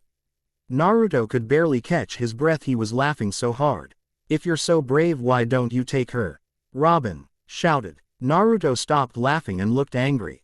Is that a challenge? He shouted back. Yes. Robin and Naruto were almost touching foreheads, they were so close.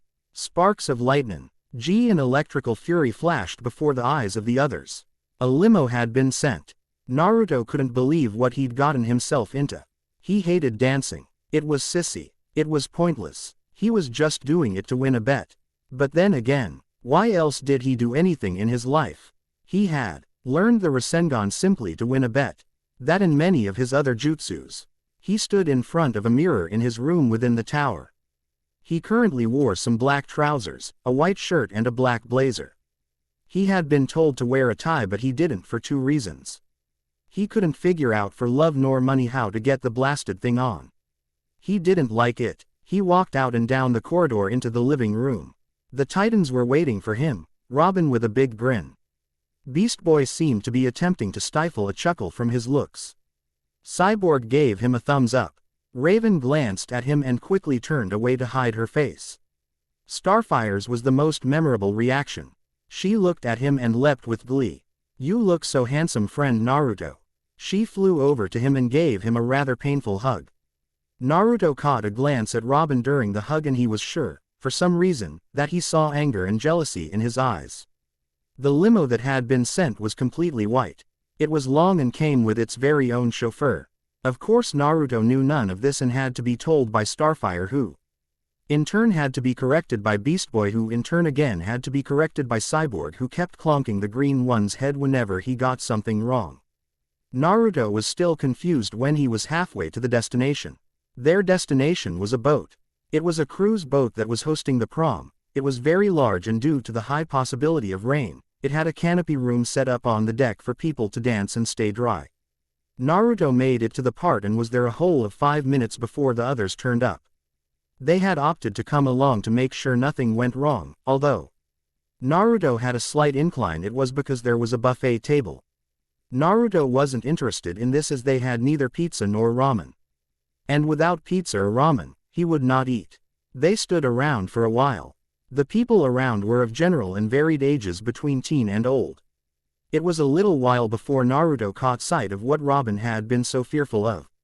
Kitten. Robin had spared no expense in telling him of the entire incident that had happened before.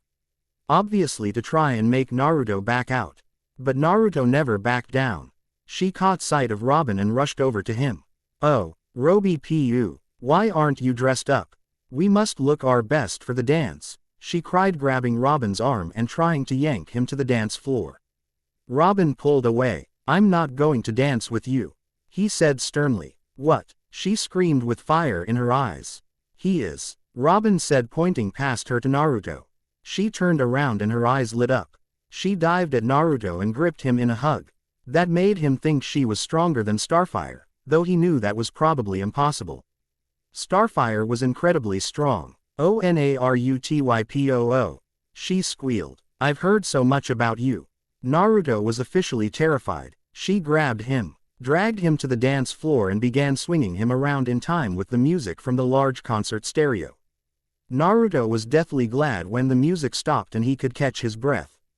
But his joy was short-lived as an even faster-paced song sounded out. "Oh, I love this song," she squealed. "Does she always have to shout?" he asked himself. He was thrown around and around like a rag doll. It seemed impossible that this girl could be so strong. Once that song finished, a slower one came on. Suddenly the girl stopped throwing him around and seemed to grow calmer. She held him close and they slowly danced. Naruto hated it even more. For some reason, dancing with this crazy girl, he felt ill. What no one saw was Raven. Behind all the Titans' rave, En stood with glowing white eyes and a look of rage on her features. She watched as Naruto danced with Kitten and her envy blazed within her like a wildfire. The majority of her self-control went out the window. It was all she could do not to blow up the area.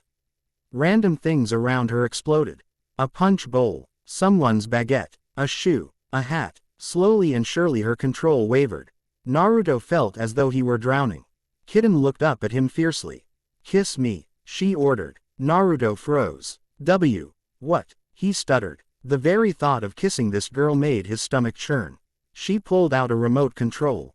"Kiss me or I release the bugs and the bridge becomes chowder," she said with narrowed eyes. Naruto didn't know what to say. Kitten reached up and forced his head down. Their mouths met. Naruto wanted to die. Raven lost control. A large black aura surrounded Raven and she screamed in anger. "Get away from him," she yelled in a dual voice. Her eyes had become foreign bright red. The crowd parted in fright and she sent a black tentacle forward. Kitten screamed as the tentacle wrapped itself around her and lifted her into the air. The remote control fell to the floor and smashed on the ground. Kitten was lifted up and Raven brought the girl right to her face. Kitten screamed. Raven sneered. The suspended girl was thrown away over the side of the boat and into the water. The her attendants of the prom ran out screaming. Soon there was no one other than the Titans and Naruto. Raven collapsed. The aura and tentacles vanished. Her eyes turned back to normal and she collapsed. Naruto caught her in his arms and looked down at her. Raven looked up into his eyes and slowly got to her feet. They were currently standing in the middle of the deck that had meant to be the dance floor. The music was still playing. Raven swayed on the spot a little, hugging herself. She slowly leaned forward and fell into Naruto's arms in a daze. She hadn't meant to do it, she was just so tired. She hadn't been that angry in years. And it hadn't felt good. But when Naruto's arms surrounded her, for some reason, she felt at peace. Naruto slowly swayed with the music, effectively, dancing with Raven. Robin and the others watched the scene. Usually they would take the mic, gawk or do something else. But strangely, none of them felt like it. They only smiled. "Come on guys," Robin said quietly. He led the others away. All but Beast Boy. Beast Boy was the only one truly affected by the scene. He stood gawking with jealousy and shock. Cyborg wrapped his arm around him and held him fast. Before Beast Boy could shout at the dancing pair. "Come on BB," he said, dragging Beast Boy away. They drove off in the T-car and left Naruto and Raven alone. Raven didn't know what was going on with her. She had never acted like this before. She certainly would never allow herself to be held like this, let alone danced with. But she felt safe. She felt secure. She felt at peace. She felt happy. The roof exploded. A crashing explosion ripped through the night air and the canopy room exploded in a ray of black shadow. The entire boat rocked with the energy that was released in that one moment. Raven dashed back and protected Naruto from several large falling pieces. She stared at him with sorrowful eyes. "I can't," was all she said, and then she ran. She couldn't shadowport. She couldn't fly. She was too upset to concentrate. So she ran. As she ran back into the city streets, the lampposts around her blazed in light before exploding one by one as she passed them. Windows shattered, mailboxes melted, and cars were flung aside like paper.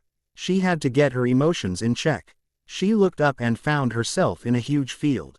She had no idea how she got there, but she didn't care. She screamed. She screamed and cried her heart out. Shadow tentacles rushed out of her like water and the dirt was flung up in clouds of dust and earth. Soon she was surrounded by a sphere. She crouched on the ground, clutching the earth in her fingertips and ignoring the events around her. 2 hours passed and she finally stopped crying. The air was peaceful as she lay on the grass. Her emotions, as they always should have been, locked away. She slowly got to her feet and looked around her. All forms of plant life had been obliterated and she currently stood in a large crater at least 15 times her height in width. The area was desolate and quiet. The city stood in the distance unscathed. Somehow she must have managed to shadowport herself there away from the city. Raven was glad. Suddenly there was a change in the air around her. Slowly but surely a transparent figure began to form before her eyes until it became opaque and vivid. It was her mother. Raven knew her mother was dead. Her mother and the entire of Azureth had been killed and absorbed by her father, Trigon. But they still existed in some sense. They had become what was known as phantasms. Beings of conscious state and visible form but incorporeal to those around them. Mother, Raven said. She wanted desperately to hug the woman before her, but she knew she couldn't. Distant feelings of sadness swept through her body but she rapidly buried them with practiced ease. Why are you here? Raven asked in her usual monotone and crackly voice. I'm here for you, her mother said. She had a wonderfully soft voice. Raven looked very much like her mother. Her mother had the same jewel on her Ojma chakra, the same purple hair but longer, it spread down to her waist, and her mother wore a white cloak about her that was currently placed over her head. What do you mean? Raven asked. You are confused, child. Your feelings are out of your control. I can handle it, Raven said, turning away slightly. Her mother chuckled. You sound like your friend Robin, she said. Raven turned to her slowly with a look of reluctant awareness. You can't always refuse help, my child. Besides, you know I cannot intervene physically. I am here to offer you advice. Raven looked her in the eyes. Her mother walked up to her. She lifted a hand as if to gently stroke Raven's face, but when she touched her skin, Raven felt nothing. It was almost enough to make Raven cry. Why does this always happen to me? Raven said with tearful eyes and a croaky voice. Her mother didn't answer. You're dead, Raven began. Father's a monster. My friends are afraid of me. I'm not allowed to feel. And now I can't even be with the boy I like. Help me. Her voice was shaky with sorrow. Thankfully, due to the incident earlier, she was too drained of energy to use anything to happen through her emotion. Raven, look at me, her mother asked. Raven looked up at her. A single tear ran its way down her cheek, glistening as it went. In this world of darkness and pain there is always a light. But only if you let it be so. Meditation and frequent visits to void dimensions are not the only way to grant you control over your power. What do you mean? Raven asked, a bit confused. There is another way, a way that will allow you to be with those that you care about. Tell me. Raven was actually eager. It is simple. You must kiss him. Raven's blood boiled to her face. What? She stuttered. When you kiss him you must let go. Bring him to this place. She gestured around her. Make sure you are not in the presence of others as it could be dangerous for them. When the kiss is performed, you must let go of your control. Mother, it's not that I don't trust you, but isn't that dangerous? Raven asked with raised eyebrows. Not if you allow your power to be guided through him. Allow his body to absorb it. Make him a part of you. That sounds a little weird, Raven said with a little blush. It will make you connected, and give him great strength. It will mean that any feelings that you harbor towards him will no longer affect your powers. Thank you, Raven said. Raven's mother smiled. I am here for you, my child. In the future, merely call upon me, and I shall be there. And slowly Raven's mother began to fade and soon Raven was left alone. She slowly made her way back to the tower. Chapter 5 finished. The Brotherhood and Hive. Chapter 6. Issues with the Brotherhood and HIVE. The next few days had been a bit tensed between Raven and Naruto. Naruto was convinced that Raven was avoiding him. Raven was avoiding Naruto because he was convinced that she couldn't go through with her mother's advice. After a while the comfort between each other's presence had altered to how it was before, where they could stay in the same room the other without the need to run away. The business with Killer Moth had been solved quickly. Kitten led them straight back to him and the Titans arrested him. Unfortunately, when the remote control broke it released the bugs. But unfortunately for them, Cyborg had helped repair the bridge last time. He had installed some shock systems within that he had forgotten about later. When the bugs began to chew at the cabling, they were fried with electrical volts. There may have been more than before, but they were certainly taken out quicker. Naruto and Raven were alone together in the living room. Naruto had rapidly gotten the hang of the TV. He was still absolutely fascinated by the moving pictures and thought they might have been done by some sort of illusion jutsu, but Cyborg had assured him that it wasn't. Naruto sat in front of the giant scene watching a show about ninjas and found himself incredibly bored. He had given up trying to find the ninjas' faults and the places in which simple jutsus would have solved a complicated situation. These ninjas had no grasp of strategy or technique. He merely sat and watched now with a mild curiosity and began enjoying the film for what it was. Bad. Raven was on the same couch as him. She had propped herself up on 2 cushions and lay down to read. She was only a little way off from him and Naruto found it difficult to get her out of his mind. After the dance he had walked throughout the town for a little. When he arrived back at the T-Tower he had been asked questions over and over by Beast Boy, but Robin had gotten an idea about what might have happened and stopped BB from bugging him. Naruto went straight to his room and stayed there. The same basic ritual had been performed by Raven when she had entered the tower. And from then on they had barely spoke. In fact, they hadn't spoken at all.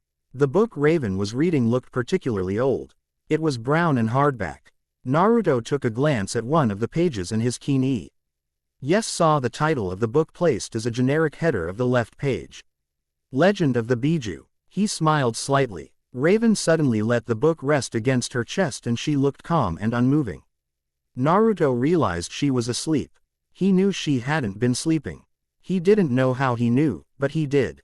The cushions couldn't take the weight of her relaxed head and she slowly slid down, and before Naruto realized what had happened, she was resting on his lap.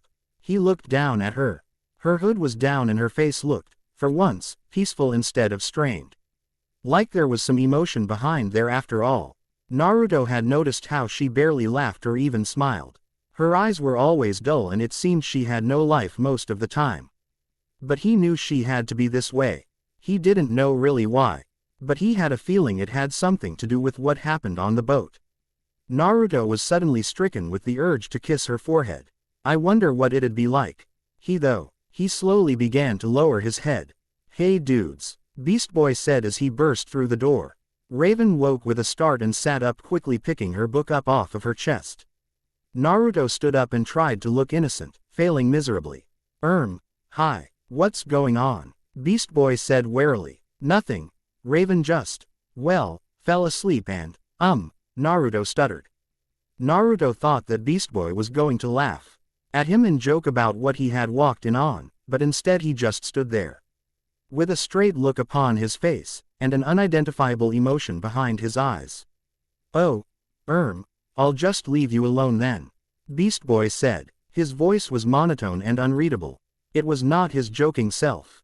Really, nothing was happening. Naruto tried to explain as Beast Boy walked away. I know. I'll just, come back later. I've got stuff to do. Beast Boy trailed off. He turned on his heel and walked away quickly. Naruto felt helpless. He knew what Beast Boy was feeling. He had seen it before. Beast Boy liked Raven. Naruto could see it, and now Naruto was in the way. Raven, we need to talk. Naruto said. About what? You do know he likes you, right? Naruto said. Beast Boy, are you sure? She asked. It's written all over his face. Naruto answered. Raven didn't remark. She hung her head, obviously in deep thought. Raven, do you, like me? Naruto said. A large blush suddenly erupted in his face, making him warm and slightly woozy. For the first time, it seemed that Raven had some normal color to her skin. It suddenly went pink with more blush than ever before. The lamp next to her suddenly exploded, shocking Naruto a little bit.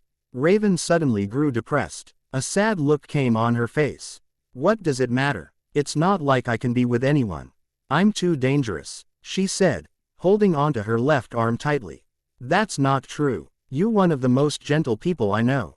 Admittedly, sometimes a bit scary, but gentle nonetheless, he argued. Raven didn't look at him. She stared at her feet and merely stood there doing nothing. You don't know me, Raven said darkly. Maybe I want to, Naruto said kindly. Raven glared at him. If I feel, she began almost angrily, even just one single emotion, people could die. She looked at him in the eyes. He knew it was the truth. My power is linked to my emotions. If I lose control of them, I can't stop it. I won't hurt those I care about. I'm sorry. She flew up into the ceiling and into a black portal. Naruto just stared at the spot where she had been standing. He didn't want to have heard what she said, but he couldn't forget it. Raven arrived in her room and hurried over to her bookshelf. She didn't know how long she would last. She reached out her hand, a single black book flew into it quickly. She set candles into the eye, and set them down in a circle around the symbol on her floor. She found the page she wanted in an instant and began to concentrate. She opened her eyes and they were glowing bright white.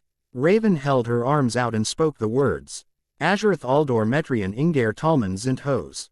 She clamped her hands together as she shouted the last word and a bright light engulfed her. Soon she found herself in a place of darkness. A void. A dimension where nothing truly existed. This was her place. She cried. Raven allowed all emotion to engulf her and she cried. She screamed and cried her heart, body and soul out into the blackness. Far away from anything that may be affected. The place she cried in was created by her a few years ago after she had first joined the Titans. She had learned that it was too difficult to control her emotions all of the time without fail, and while meditation allowed her to go for months without reprieve, she eventually needed to release it. So she had created this place. A place that, when she needed it, she could go and release her emotions. Though unfortunately, she didn't always have access to this place. She needed the symbol, she needed the candles, and she needed the book, none of which she carried around with her. Raven cried out into the dark, tears pouring out of her like a fountain. She knew she would be in here for a long while. She always was. A few hours later, beep, beep, beep. The alarm sounded out through the tower. It was loud and insistent. The Titans and Naruto rushed into the living room and looked at the TV screen that was now being used as a computer. Large words flashed on the screen demanding attention. Warning. Code red initialized. Members of HIVE and Brotherhood detected. Robin read it in Japanese for the benefit of Naruto. Who are the Brotherhood and HIVE? Naruto asked curiously over the alarm. A group who were run by Slade. When we last caught Slade, we thought they were done for, but it seems that now Slade is back. He's running the show again. Robin answered. They're heading for the old HIVE hideout. We need to head them off. Robin said urgently. Titans, go, he called. They all rushed out, leaving Naruto standing there alone. Yo, little dude, Cyborg called to Naruto. You coming or what? Naruto didn't have to be told twice. He followed them out of the door and into the tower garage. There stood the T-car. Naruto had seen the T-car before and had been forced to endure a long lecture on the mechanics of it from Cyborg. But he had never ridden in it. For some reason, the very look of the thing pronounced, SPEED. The T-car, Cyborg introduced cheerfully, his usual grin slapped on his face. My own personal design and make, guaranteed to never break down or attack you twice. It already did once but, well, that wasn't really my fault, he said scratching his chin. He's seen it and heard the story. Now get in, Robin called. Cyborg was a little taken back but obliged the young teen and got behind the wheel. They all managed to squeeze inside, Naruto wedged between Beast Boy and Raven. Not a comfortable prospect. I hate this part, Raven muttered. Yeehaw. Cyborg heard and put his foot down on the accelerator. The car sped forward at blinding speed. Naruto screaming in the back. They reached their destination quickly. Too quickly. Once the doors opened, Naruto jumped out as fast as he could, clutching his chest as if to massage his heart into beating again. He panted heavily and felt the overwhelming need to kiss the earth. Robin pull out a round device. I'm picking up movement, he said and followed the signal. What's that he got? Naruto asked Cyborg. Motion tracker. Allows him to see the movement of anyone within a 100-meter radius. Said Cyborg. They're behind us, Robin answered. They turned around and the three HIVE members suddenly jump out. Jinx sent several purple bolts at the Teen Titan. The Titans moved out of the way quickly. The ground erupted and several large sewer pipes rose out of the ground. Naruto jumped and flipped in the air. He sent 3 kunais at Jinx which she dodged easily by back-flipping. "And who are you?" she asked in her high-pitched voice. Naruto looked at her properly. She wore a dark purple dress and pink skirt. She had large pink hair and light pink skin. Her eyes were purple and looking at her gave Naruto a headache. Too much pink. Other than that, she was cute. "Does it matter? You're outskilled and outnumbered," he said as he created multiple Bunshin clones of himself. Jinx looked at him with surprise and fear. "Your luck's just ran out," Naruto said. This made Jinx smile. All fear gone. "You obviously don't know who I am, do you?" she asked. She suddenly went serious and narrowed her eyes into a glare. "I'm bad luck." She dived at the real him, remembering where he was, and sent an array of bolts into the area. The ground rose up and smacked Naruto in the face. His clones vanished in white puffs of smoke. "Unlucky for you I have a good memory," she cackled. Naruto flipped up and grinned at her. He wiped his nose with his thumb, jumped in the air and threw a single kunai. As the kunai was in the air, Naruto quickly did a hand sign. Quote, "Shihohapo Shuriken," he called. The single kunai that Naruto had thrown suddenly turned into many. 15 kunais now flew at Jinx. She gasped and tried to flip out the way, only managing by inches. A single kunai slit her ankle causing her to fall and wince in pain. "You," she called, sending several purple bolts at Naruto. He dodged them and they hit the scaffolding causing it to tumble to the ground, narrowly avoiding Naruto's head. Gizmo jumped onto Cyborg's back and opened up a control panel. "Come here you," he laughed. Suddenly, Cyborg's motor functions went crazy. He started stumbling and running into things against his will. Gizmo cackled at the fun of it all. Cyborg got an idea. "How do you like a little feedback?" Cyborg said smiling. A large jolt of electricity shocked Gizmo. His jetpack was set off and Gizmo was sent flying into the air before crashing into a wall with a large shout. "That'll teach you, you little punk." Cyborg laughed. Suddenly, Cyborg was smacked from behind sending him flying forwards. He looked and saw Mammoth standing there looking very smug. Starfire flew up behind him and grabbed his back lifting him up into the air. She threw him across the area with ease. "Please be leaving my friends alone please," Starfire called. A large blast came out from behind Cyborg. "Did you miss me?" said a voice from behind them. The Teen Titans turned around and saw, to their shock, Brother Blood standing only a few feet away. He still had all of the powers that had been stripped from him. "Hey, aren't you supposed to be dead?" asked Beast Boy slightly confused. "Perhaps I am, perhaps I'm merely a ghost. Either way," he raised his version of Cyborg's sonic blaster. "You won't live to find out." Naruto sud. Enli burst from a corner and kicked at the arm cannon. It blasted a large crater in the ground as it missed its targets. Brother Blood raised his right hand and whacked Naruto round the face sending him tumbling to the ground. Star bolts rained on him from above but they barely fazed him. Starfire flew down at him but Brother Blood just grabbed her by the neck and slammed her against the ground. Eberg ran up and punched him in the face. He smacked his fists against the villain several times before his fist was caught. Brother Blood lifted Cyborg into the air. He was about to throw him but Bees Tboy turned into a rhino and hit him head-on, knocking the villain to the ground. Jinx came out of nowhere and sent purple bolts everywhere. Naruto grabbed Jinx from behind and held her still. "Don't. You know you're not supposed to attack a girl," Jinx said struggling to be free. "Why not? You attacked me," Naruto answered with a grin. Mammoth came up behind and grabbed Naruto, pulling him off of Jinx. A large green tail smacked against Mammoth sending him through a nearby wall. Naruto looked up at a giant green T-Rex which quickly changed back to Beast Boy. "Need some help?" he asked with a sheepish laugh. "Loom dude, I'm sorry about earlier." "Later," Naruto said quickly holding his hand up for silence. "Thanks for the help." Robin attempted to hit Brother Blood but none of his attacks got through. On a spur of the moment, Robin jumped up out of the way of Brother Blood's incoming fist, over the villain's back and quickly strapped a small satchel bomb to Brother Blood's right shoulder blade. Robin dived out of the way as the satchel exploded, sending Brother Blood hurtling into a wall unconscious. Naruto jumped down from above and grabs Jinx again. The other HIVE members ran away quickly. Naruto watched them go, then smoothly released Jinx. "Go," he said. Jinx was confused. "Why are you letting me go?" she asked. "Never fight a surrendered enemy. Ninjutsu Rule 23, plus you're injured," he said, pointing to her ankle. Jinx just stared at him. "Go, before I change my mind," Naruto said firmly. Jinx blushed slightly and ran away quickly. The HIVE got away. Cyborg said, "It doesn't matter. I put a tracking signal on Mammoth when he wasn't looking. It should lead us straight to their hideout. And straight to Slade," Robin said darkly. "Dude," Cyborg began, "what makes you think Slade's got anything to do with this?" Quote, "They weren't here just randomly. Somebody sent them. It was a trap, a message," Robin said. "How was them getting their butts kicked a message?" Beast Boy said, "It's a message from Slade to me.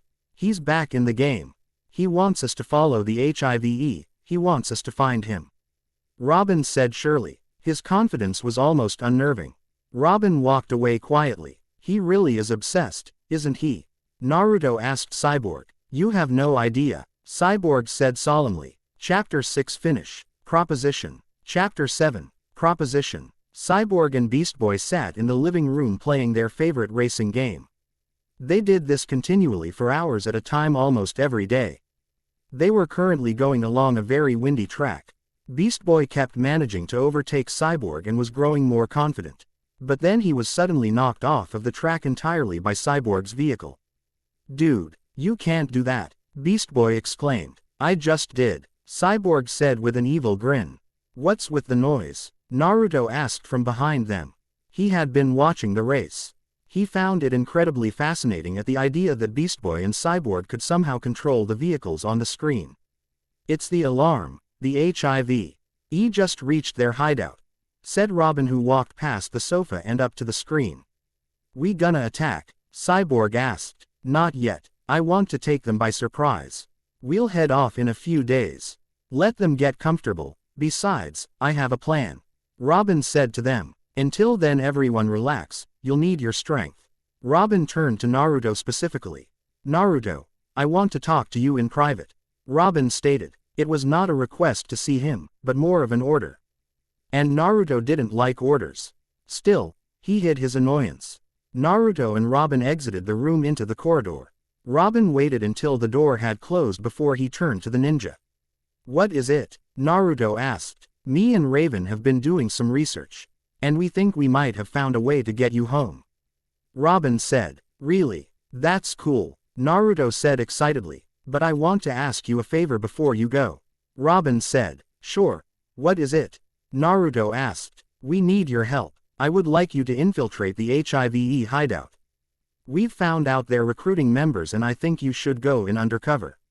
You don't have to if you don't want to, but it would be a real big help," Robin asked. Naruto thought for a moment and obviously struggled with the decision. "I need time to think about this. Give me a day," Naruto asked. Robin nodded. "All right, I'll talk to you tomorrow," he said and then walked away. Naruto made his way down the hall to his bedroom. There he collapsed on the bed and thought. These last 2 weeks had been the most strangest and chaotic he had ever experienced. First he got tortured by the Akatsuki, then he got thrown into another dimension, now he's trying to save the new dimension he doesn't even know that much about. Things really were messed up. AKN. Knock at the door woke him from his thoughts. "May I enter now please?" Starfire's voice rang out from behind the door. Naruto went and opened the door to let her in. Starfire walked past him and stood there with her hands clasped at her waist in front of her. "I know what Robin has asked of you. I also know it is hard. You do not have to help us. If you would rather go home I am sure Robin or the others would feel no ill will against you," she said hastily. Starfire looked at Naruto carefully. "What is waiting for you at your home?" she asked. Naruto thought about this. There was only one answer to such a question. "Nothing," he said quietly. "My senseis think I'm a joke. My friends find me annoying at the best of times.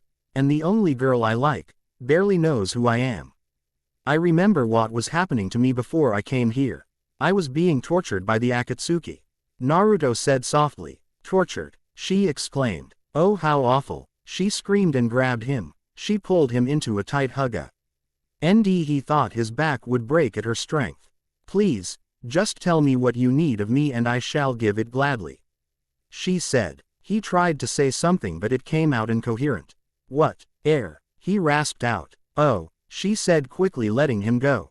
I am sorry, I sometimes forget that earthlings are not used to Tamaranian strength. Tama what? Naruto asked, looking confused. I am not of this world. My planet, Tamaran, is several light years from this one. Starfire explained. You're from out there. Naruto said, looking shocked. Do you not have aliens where you are from? She asked. No, actually we don't, he said, scratching the back of his head. Tell me about this world of yours. She asked, sitting on the bed. Well, he began, trying to find the right words to explain his home. Well, I'm constantly under attack. I'm a student at the Ninja Academy and we're kinda the world's only hope. That sounds really bad, doesn't it? Naruto said shyly. Actually, it sounds rather similar to this one. We too are constantly under attack. And we seem to be the only hope of the world many times a day. She said. Actually, this world is very different. For starters, you don't have ramen. He joked. Well, at least I haven't come across any. What is this, ramen, you speak of? Starfire asked. Naruto looked at her shocked. You've never had ramen? He asked. It seemed he were horrified at the idea that someone might never have tried ramen. As if it were a nightmare. Is this bad? Starfire asked cautiously. Oh no, it's huge. He suddenly screamed, making her jump and squeal slightly. Will it hurt people? She asked, looking rather frightened. Well, he thought. No, it won't, but it's still huge. How could you never have tried ramen? I could live off the stuff. I do live off the stuff. Naruto was beginning to frighten Starfire quite a bit. While he carried on ranting about ramen, she slowly crept out of the room, closing the door quietly. She could still hear him shouting from down the hall. An hour later. Has he finished in there yet?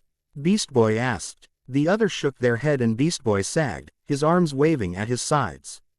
How long can one person talk about ramen? Especially seen as no one's even in the room to listen. He's talking to himself. Beast Boy yelled. All of a sudden, Naruto's ranting stopped abruptly. There was a single moment of silence before they heard a confused voice say. Hey, where'd everybody go? Naruto came out of the room and found them standing outside. A single sweat drop became visible at the side of Naruto's head. How long have you guys not been in the room? He asked. About an hour. Cyborg said simply. You wouldn't stop ranting about ramen, so Starfire just kind of left. She got us and we've been waiting for you to stop for a while now. Naruto looked a little embarrassed. Oops, he said. Anyway, have you decided whether you want to help with us or not? Robin said. Naruto looked at Robin thoughtfully. One of the major codes of the ninja, Naruto started, is to always help those in need, despite of yourself. If I turned my back on this, I would be breaking that code. Yes, I'll help you. But I'll go home the moment it's finished. Agreed, said Robin. There is one more thing. Naruto said. Robin looked up. I can only help you with this. Once it's over, if you get in some trouble, I can't help. This and only this. Okay, that's fine. We've handled worse anyway. Robin said cheerfully. Glorious. You are now an honorary titan. She said and suddenly gave him a bone-crushing hug. Naruto was sure he heard bones breaking in her grip and was deathly relieved when she released him. Ouch, he said and then collapsed on the floor. Cyborg looked down at him in wonder. Star, I think you killed him. Beast Boy began prodding Naruto with a stick. No, he ain't dead. He said. That was stupid of you, Starfire. You should know your own strength by now. You could have seriously hurt him. Raven said. She suddenly realized what she had said and how she had said it. The other titans looked at her bemused. Slowly grins appeared on Robin and Cyborg's faces. Raven likes Naruto. Raven likes Naruto. They began to sing in chorus. A deathly blush rushed into Raven's face, but embarrassment was soon quelled by anger. Shut up, she said. For a moment her eyes turned into 4 red ones with rage. The other titans stopped singing and backed away from her in fear. Raven turned her back on them and walked away. Chapter 7 Finish. Rancid Ideas. Chapter 8. Rancid Ideas. The air wiped at her face as she sat on the roof. Raven knew he was behind her. He had been for several minutes. She hadn't heard him. He was much too silent for that. But she had sensed him the moment he had stepped foot on the stairs to the roof. How do you control it? Raven asked quietly. Naruto knew she was talking about Kyuubi. I don't. It just stays in control on its own. When I'm angry or hurt he might pull through for seconds, minutes, even hours at a time. But other than that he's nothing more than another mind and power within my body. There isn't much to control. Why'd ask? Raven took a deep sigh. I have to spend 3 hours a day in meditation just to make sure I don't blow up the house in my sleep. Do you know what that's like? Raven stood up and turned to him. The wind whipped at both of their clothes and hair. The moonlight struck Naruto brilliantly, illuminating his face. I can't feel, Raven said almost sadly. Not a single thing. Not anger. Not love. Not happiness. Not sadness. Nothing. If I do I threaten the lives of those around me. And strangely, it's only now that I feel even the slightest thing. And what's that? Naruto asked. Loneliness, she said. She turned her head as she said it and looked into his eyes. The Titans are my friends and family. But I have never known happiness. Never. Suddenly a very sad look came over Raven's face, as if a very painful thought crept into her mind. She began. Raven looked into Naruto's eyes and gathered her courage. I killed my own mother. Did you know that? Naruto was shocked. I didn't know what I was doing. I don't even know what I was thinking at the time. I just killed her. And I cried afterwards. I brought the entire building down because I cried. Do you know what it's like to live with this, and never allow yourself to be controlled by it? Quote. Naruto couldn't answer. Even if he wanted to he wouldn't have. He got the feeling he wasn't meant to answer. Naruto walked slowly up to her and before she could stop him, he hugged her. He embraced her and held her tight. Raven tried to push away but she felt a resistance within her own body. Soon she gave up fighting and just pressed herself as close to him as she could. They stayed like that for what seemed to be hours, but in reality it was only a few minutes. Thank you, Raven said quietly. Then she sank into the floor and left Naruto standing there in the wind. Where is friend Naruto? Starfire asked Raven when she saw her come through the ceiling. He's on the roof, Raven answered before looking in the fridge. How would you know? Beast Boy asked, making little effort to control the snide tone of his voice. Cyborg popped his head up from behind the kitchen counter with a large watermelon in his hands. Because she was just up there being all lovey-dovey with her boyfriend. He laughed. He puckered up his lips in a mocking expression of kissing. Raven was seething with rage. The watermelon that Cyborg was holding exploded and sent a very large mess everywhere. Especially over Cyborg's face. Shut up, Raven screamed. Leave her alone, Beast Boy said taking a bite out of his tofu. Cyborg stared at him with a melon-covered face. Beast Boy was terrified. Dude, get off of me. He changed into a gorilla and gripped Cyborg's arms. With his animalistic strength he forced Cyborg onto his knees and then threw him across the room. He changed back. It's me, Beast Boy said panting. I just think you should lay off her a bit. So what if she likes Naruto? Is it really our place to make her feel uncomfortable about it? He glared at Cyborg before his features softened. Just leave her alone. Beast Boy walked off to his room. Cyborg stood there for a moment before he began to follow his friend out the door.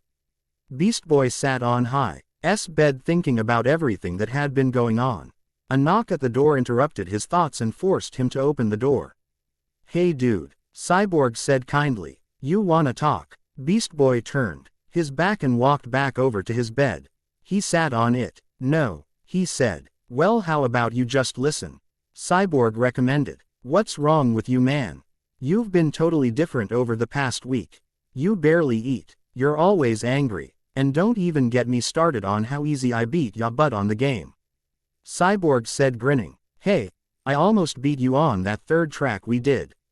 Beast Boy interjected. See, that's the Beast Boy I know and like. What I don't like is who you've been lately. Talk to me, man, Cyborg pleaded. You like her, don't you? Beast Boy nodded. And now Naruto's getting in the way, Cyborg surmised. What way? Beast Boy exclaimed. There is no way. I mean, she doesn't even like me. Cyborg suddenly began grinning. What are you grinning at? Beast Boy asked defensively. Remember when me and you went into her mind and found out about her father? He smiled. Yeah, there were all those different personalities of Raven, right? They were different, but still the same. They liked the same things, hated the same things, thought the same things, but... Dude, I know. Just tell me already. Do you remember what the pink one said when you made a joke? Cyborg asked. Beast Boy thought for a moment. No, can't say I do. She said that she had always found you funny. Beast Boy perked up a little. It was still her BB. She finds you funny. She likes you. Maybe not in the way that you like her. But as long as she doesn't hate you, there's hope. Beast Boy smiled. Thanks, man. Suddenly the tower alarm sounded throughout the building. It was Johnny Rancid. He was back, and holding 2 nuns hostage at the convent. Apparently it was to challenge Robin. Beast Boy looked up at the screen in the living room with a look of confusion on his face. Is it just me, or has this week been like, really busy? He asked. I mean, first there's Cinderblock and Slade, then there's Killer Moth, Hive and Brother Blood, and now Johnny freakin' Rancid. When will it end? Beast Boy exclaimed loudly. We'll worry about that later, Robin said, running out the door. The other Titans followed. Come on, Robin, I know you're out there, Johnny Rancid shouted out into the playground. I read off a few rounds of his pistol into the air. Give it up, Rancid, Robin said from behind the villain. Johnny Rancid turned around slowly with an evil grin on his face. You can't beat me this time, Robin, he said, holding up his right arm. I've had some improvements done. Suddenly Johnny Rancid's arm opened up and turned into a large gun. The 2 nuns at his feet whimpered at the sight of the weapon. Johnny fired at Robin with limited accuracy. Robin dodged out of the way, jumped up into the air and threw a smoke disc at him. It exploded in a large puff of smoke. Johnny coughed in the gas. Robin leapt into the air and smacked Johnny around the head with his pole. Johnny fell to the ground but got to his feet quickly afterwards. Johnny held up his robotic arm again and fired a missile at Robin. Robin tried to dodge, but the missile followed him and struck the ground at his feet. Robin flew back, dazed and hurting. The sound of Johnny's laughter filled his head. You're pathetic, Johnny said evilly. And you're definitely stupid. Did you really think you could take me alone? Yeah, I thought I could. But just in case I couldn't, I brought company, Robin said on the floor with a grin. Suddenly a sonic blast hit Johnny in the back and sent him sprawling to the ground. Smoke came off of him in wisps. Johnny dived out of the way of another blast and fired another missile. This time at the other Titans. The explosion knocked Beast Boy down and blocked the other's vision due to dust and smoke. This gave Johnny enough time to reach his bike. He got on the bike, activated the engine, and sped off quickly. Get back here, Robin said angrily. Robin pressed a single button on his belt and within seconds his bike was beside him. He got on, turned the engine on and sped off after Johnny. Hey, dude, wait up, Beast Boy called after his friend, but Robin didn't hear. The young teen was already speeding away. Dude, he left us, Beast Boy exclaimed. Just help me with this, Cyborg said, unwrapping the ropes from the nuns' hands. He set them free and thanked them all for their help. The nuns ran away as fast as they could. I'm gonna call the T-car. Cyborg opened up a panel on his arm and pressed a single button. The T-car was there in moments. It sped up to them and stopped skillfully with a skid. They all began to get in, but Cyborg noticed something. Naruto wasn't here. Hey, where'd Naruto go? He asked, looking around. He must have gone after Robin. Come on, Cyborg ordered. He got in the car and sped off after Robin. They were just ahead. Naruto could see them clearly. He skipped across the roofs with effortless ease. His footing was perfect. The 2 bikes sped off round a corner away from Naruto's position. Naruto braced himself and leapt from the building. He crossed the entire gap in the streets. He flew across the road and landed on the building opposite easily. He rolled on the roof from the impact but was up and running instantly. Naruto slowly began to gain on his target. He knew Robin would never catch Johnny in time, and if he did, it would take a good couple of hours. They turned a corner in front of him. Perfect. Naruto jumped off the building. In moments two kunai were in his hands. He threw them with pinpoint accuracy. They struck the wheels of Johnny's bike, causing him to skid and fall off the bike with a roll. He was unconscious. Naruto landed in a crouched position. Robin skidded to a halt beside him and looked at Naruto angrily. "Why did you do that?" Robin yelled. "I had him." Robin stormed off in the other direction, leaving Naruto feeling very confused. The T-car pulled up shortly and Naruto looked to Cyborg for an answer into Robin's behavior. "Yeah," Cyborg began with a hand tucked behind his head. "Robin's a complex sorto guy. You kinda interrupted his bike ride. Robin likes to do things himself, and he gets a little angry when people butt in. Even if they're only trying to help. Well, that's the definition of teamwork. And I think Robin needs to understand that or we might have a problem." Naruto said darkly. "Hey, don't go picking a fight now," Cyborg warned. "Hey, I just helped him. And what do I get?" He screamed in my face and said I shouldn't have interfered. If that's the way he's gonna treat me, then he better not be counting on my help with this HIV thing. "Hey, come on," Beast Boy said. "Don't do that. Robin's just one of those guys." "Yeah, no, I don't know where I come from. When someone helps you out, you say, thank you. Now he either apologizes to me for shouting and then says, thank you, for me helping him, or I leave." Naruto warned. "Okay, let me go talk to him," Cyborg said understandingly. Cyborg walked over to Robin, who was currently placing an unconscious Johnny Rancid in cuffs. He was there for only a few minutes before he escorted Robin over to Naruto. "Now what do you have to say?" Cyborg said, grinning and speaking as though he were talking to a child. Robin did not look pleased with this at all. "I'm sorry," he mumbled with a scowl. "And," Cyborg urged. Robin muttered something quietly. "I didn't hear you," Cyborg said. Robin brought his elbow back into Cyborg's ribs, sending the mechanical man to the floor. "Thank you for helping me," Robin said reluctantly. "You're welcome," Naruto said, smiling. Before any of them could speak again, they heard a strange sound from behind them. They spun round in defensive stances, ready for a battle. But they were not ready for what they saw. Hundreds of fangirls were running at them, screaming at the top of their lungs. Beast Boy was up front in a flash. "Finally, they love me. Come to me, girls." The girls ran straight through him, trampling him to the floor. They all pounced on Naruto at once. Naruto tried to mock a bunch and double, but the girls were too fast. They drove him to the ground, screaming his name over and over again. They began tearing at his clothes and giggling humorously. In a single moment he was down to nothing but his blue boxers, his headband and the necklace that he had fought hard to keep from the girls. Beast Boy would have laughed like crazy if he had have seen the small frog on Naruto's underwear. But he was currently too caught up in shouting his rage to the world at his bad luck with women. Naruto found himself in an embarrassing predicament. He tried to cover up as best he could and the others tried to look away. Raven especially, though thankfully no one noticed her furious blush. "Is this a strange human ritual I have not seen before?" Starfire asked curiously. "Should we all partake in the removal of our clothes?" "No," the others shouted together. "Then what, pray tell, is going on?" she asked. "Why is it I have such luck with women in this world, but not in my own?" Naruto whined. "Must be one of those laws of physics thingies," Cyborg said, scratching his chin. "Could we go home now?" Naruto asked shyly. They arrived at the T-Tower quickly, and the first thing Naruto did was run to his room to get some privacy. Robin," Cyborg asked, "do you have any spare clothes for him? I have some civilian clothes in my dresser. I doubt I've ever wore them." Robin went and gathered the clothes and walked to Naruto's room.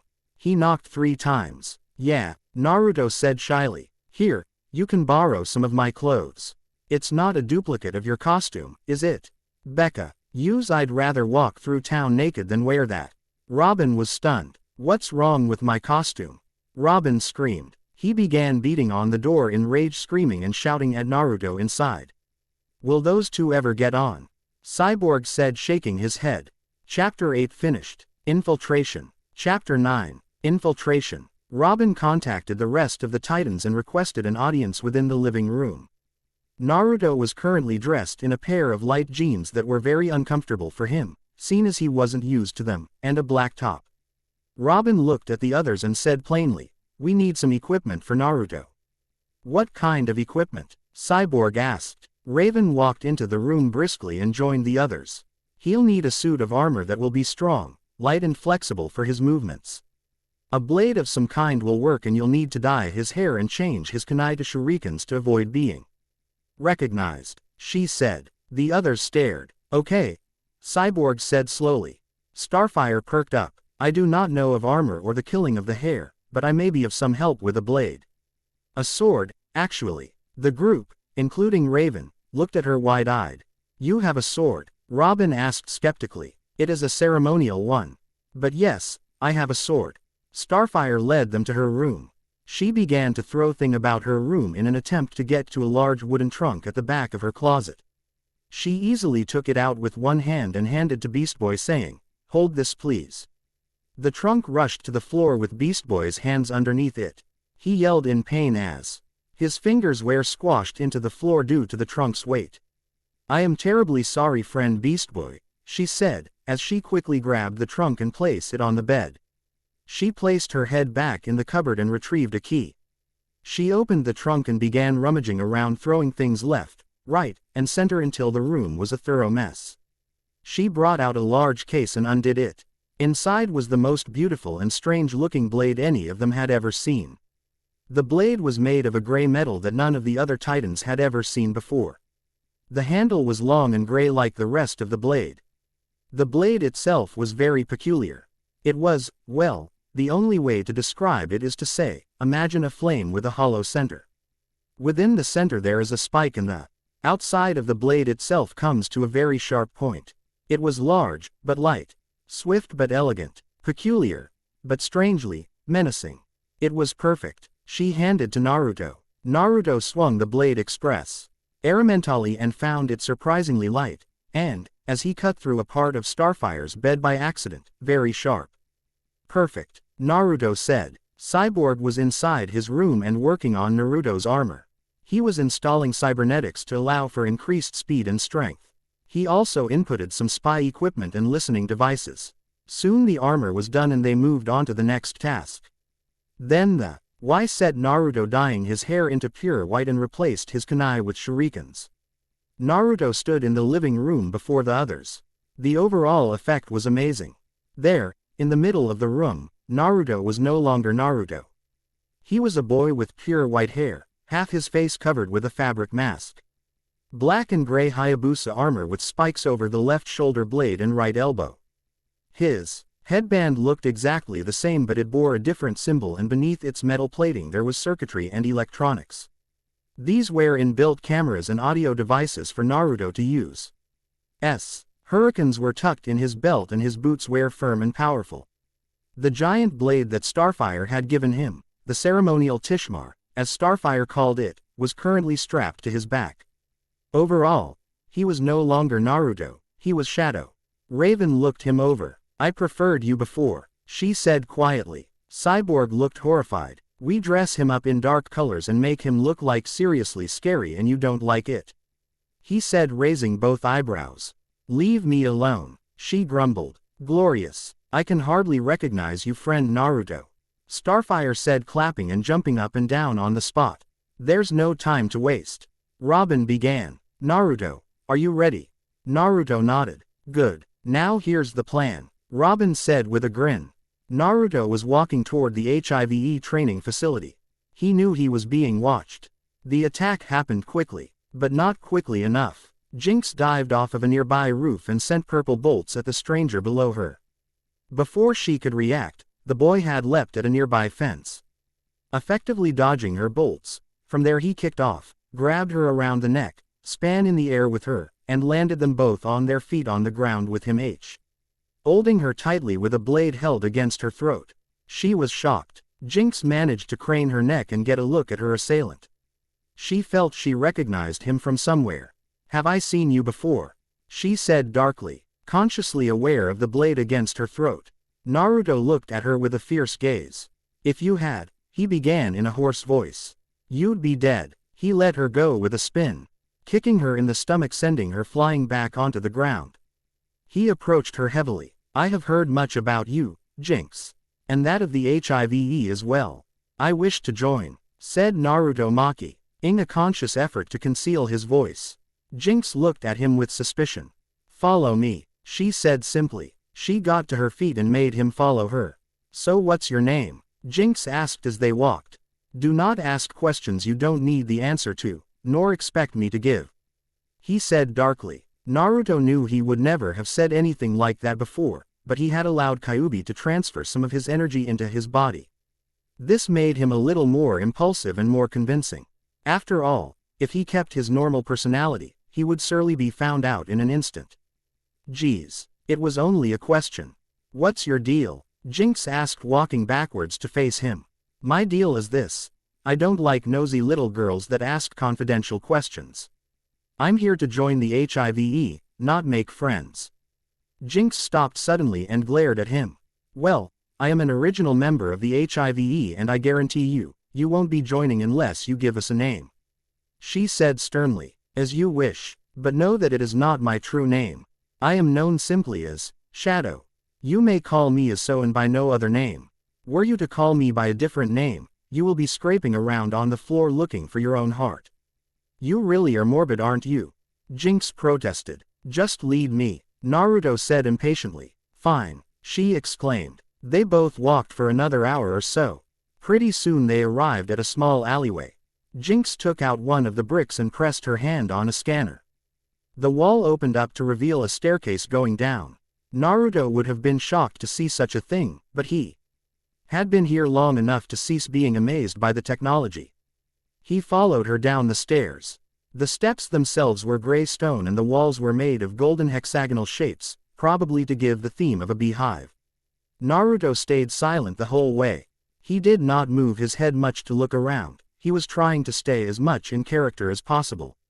Soon they arrived at a long and wide corridor, not unlike the kind at the bottom of the stairs at a subway station. There was a machine that Naruto had never seen before. It was made of metal and had an arch like a door. It's a form of metal detector. Walk through here please, Jinx asked. Why? What does this device do? Naruto asked. It takes an X-ray and allows us to see what you're carrying. We can't exactly let you in if you, say, have a bomb, she said with a grin. Naruto walked up to the archway. Nice and calmly he jumped over the top and carried on walking. Hey, you're meant to go through it, Jinx shouted at him. My personal effects are none of your business, and I do not take kindly to being forced to reveal them. He turned his back on her and began to walk. Suddenly he was struck over the back by something, and he fell to the floor due to off balance. Thankfully, the armor made the blow none painful. Jinx walked around to the front of him wielding a large iron pole in her hands. You're gonna walk through the X-ray whether you like it or not, she said with a sneer. Naruto picked himself up and casually brushed himself off. Now, move, Jinx ordered. No, Jinx was infuriated. Then I'll make you, she shouted. Jinx swung the pole rapidly in all directions. Naruto ducked and dodged effortlessly. When Jinx made to hit him down on his head, Naruto clapped his hands over the pole and held it barely an inch from himself. No matter how hard Jinx tried, she couldn't budge the pole. Naruto put some chakra into the metal of the pole and twisted. The pole snapped in half. Jinx gawked at him. Naruto kicked. Mammoth had stolen a device from Gizmo and the big brute refused to give it back. Give it back you stinkin' furball, he shouted, trying to reach it by jumping. Suddenly a loud crash erupted within the large room. Everyone's attention turned towards the large double doors. They burst open with huge force and Jinx came flying through and crashed onto the ground unconscious. Naruto walked out the large doors calmly and stood staring down at Jinx's unconscious form. Mammoth growled in anger and charged at the stranger. Naruto felt the vibrations and heard the sounds of the large beast approaching easily. At just the right time, he stepped back and raised a single foot. Mammoth tripped and flew across the room into a load of tables. Naruto looked around him calmly. His reactions and Strength were greatly increased due to Kyuubi's energy, otherwise he would never have been able to do such things so easily. The room he was in was a giant one. It had gray stone floors and orange hexagonal walls. The roof was domed high above him. He was about to take in the rest of the details when his company attacked. The room was full of people. They were of all shapes and sizes, but all obviously angry at his intrusion. He didn't bother to gather a profile of anyone. He didn't have time. The first opponent came up and grabbed him from behind. The being began to crush him in his arms. Naruto swung his legs down and used the momentum to flip the large being over his back. He quickly backflipped to avoid a large blast from some kind of weapon and threw a single shuriken in the direction it came from. The shuriken lodged itself in the person's weapon and overloaded. The gun exploded, sending the individual flying back against a wall. Opponents attacked from all angles. Naruto used his newfound speed to dodge and counter all attacks. Not a single hand, paw or claw found its mark upon him. Soon the ground littered with unconscious individuals. He did not kill them. He didn't want to seem completely hostile. Although, despite his greater speed and skill, Naruto soon found himself overwhelmed against the numbers of individuals. Naruto rapidly dodged out of the way of several attacks and created at least 10 Bunshin doubles. The crowd watched in shock. Naruto used this to his advantage. Him and his clones attacked simultaneously and rapidly his opponents were defeated. Others ran away to the corners of the room while those conscious on the floor groaned in pain. A whirring sound met Naruto's ears. Naruto turned around. A large circular disc was descending from the center of the roof, seemingly floating on nothing. The occupancy of this disc were standing patiently. Slade stood there. Naruto recognized him instantly. Naruto had never seen the girl that stood beside him, but he knew her immediately. She was Blackfire. She was Starfire's sister and a mean piece of work. Naruto knew who she was from Beast Boy, who had taken it upon himself to constantly narrate all the Titans' adventures of the past. Blackfire had dark purple hair and a very similar face to Starfire's, but she had purple eyes and wore dark and light purple clothing, much the same as Starfire's bright ones. She looked menacing. The circular dish finally reached the ground where Slade and Blackfire stared at Naruto. Slade turned to Blackfire casually. "Deal with him," he said. Blackfire looked at him and smiled evilly. "With pleasure," she said. She jumped into the air and flew at Naruto quickly. She sent several of her star bolts at Naruto with deadly accuracy. Unlike Starfire's green bolts, Blackfire's were purple. Naruto held up his arms and crossed them to shield him. The bolts erupted against him, sending him flying back into the air. He backflipped and landed on the floor with a skid. Naruto quickly retrieved 2 shurikens from his belt and threw them quickly at Blackfire. Blackfire fired 2 bolts, each found their targets on the shurikens. The throwing stars were vaporized in the energy. Blackfire flew at Naruto and had him at the throat in a second. Suddenly she felt the cold point of a blade pressed to the back of her neck. The Naruto in her grasp looked at her hard and disappeared in a puff of smoke. She turned her head slightly and saw at the corner of her eye, yet another Naruto holding a giant blade to the back of her neck. Not just any blade, a ceremonial Tishmar. The ceremonial Tikmar was awarded to the Tamaranians at the age of 14. How Naruto managed to attain one was beyond her. They weren't even made for combat, but then again, the strength of the Metal was meant to withstand Tamaranian's strength. In the hands of a being without such strength, it would be more than capable of withstanding a collision with another blade. Blackfire was intrigued, and greatly angry. Blackfire quickly flew backwards and into the air. She stopped above him and began trying to kick and punch him in any area of his body that she had access to. But each time she attacked, he dodged and placed the blade at a fatal point. She got angry and her eyes gray bright purple. Giant blasts flew from her pupils. Her vision was momentarily blurry as the blasts erupted from her retinas. Blackfire screamed in pain and flew across the room and into a wall, knocking her unconscious. The back of Blackfire's clothes was torn where the Rasengan had struck her. Cuts and blemishes littered her back and some scrapes were bleeding a subtle crimson flow.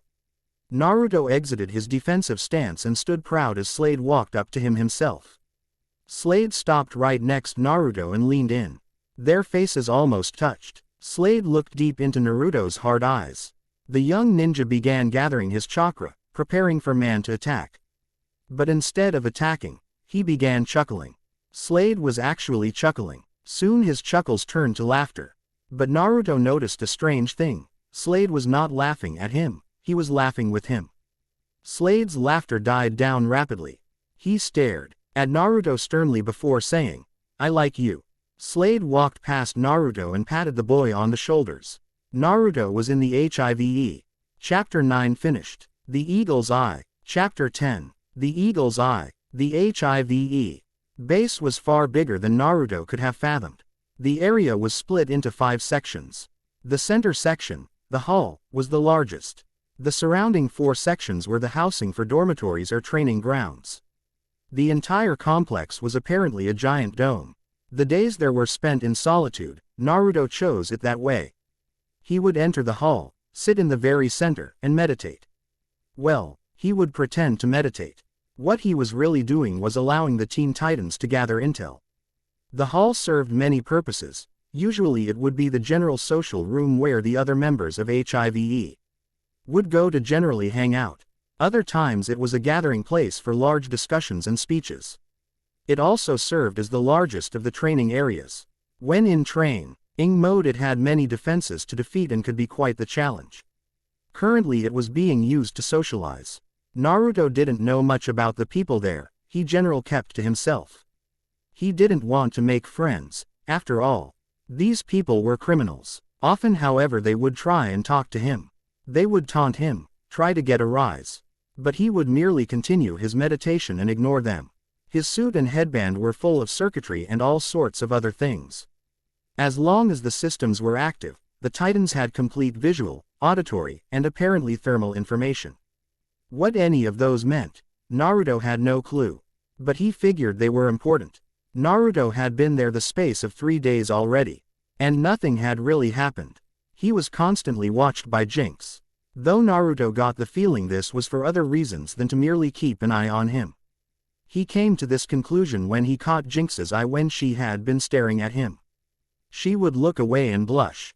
Naruto was currently meditating. After about 5 minutes he sensed someone approaching. He didn't open his eyes to look at her, for he knew it was Blackfire.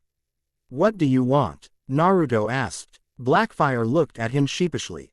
She had a large bruise on her face and her back ached tremendously from their battle.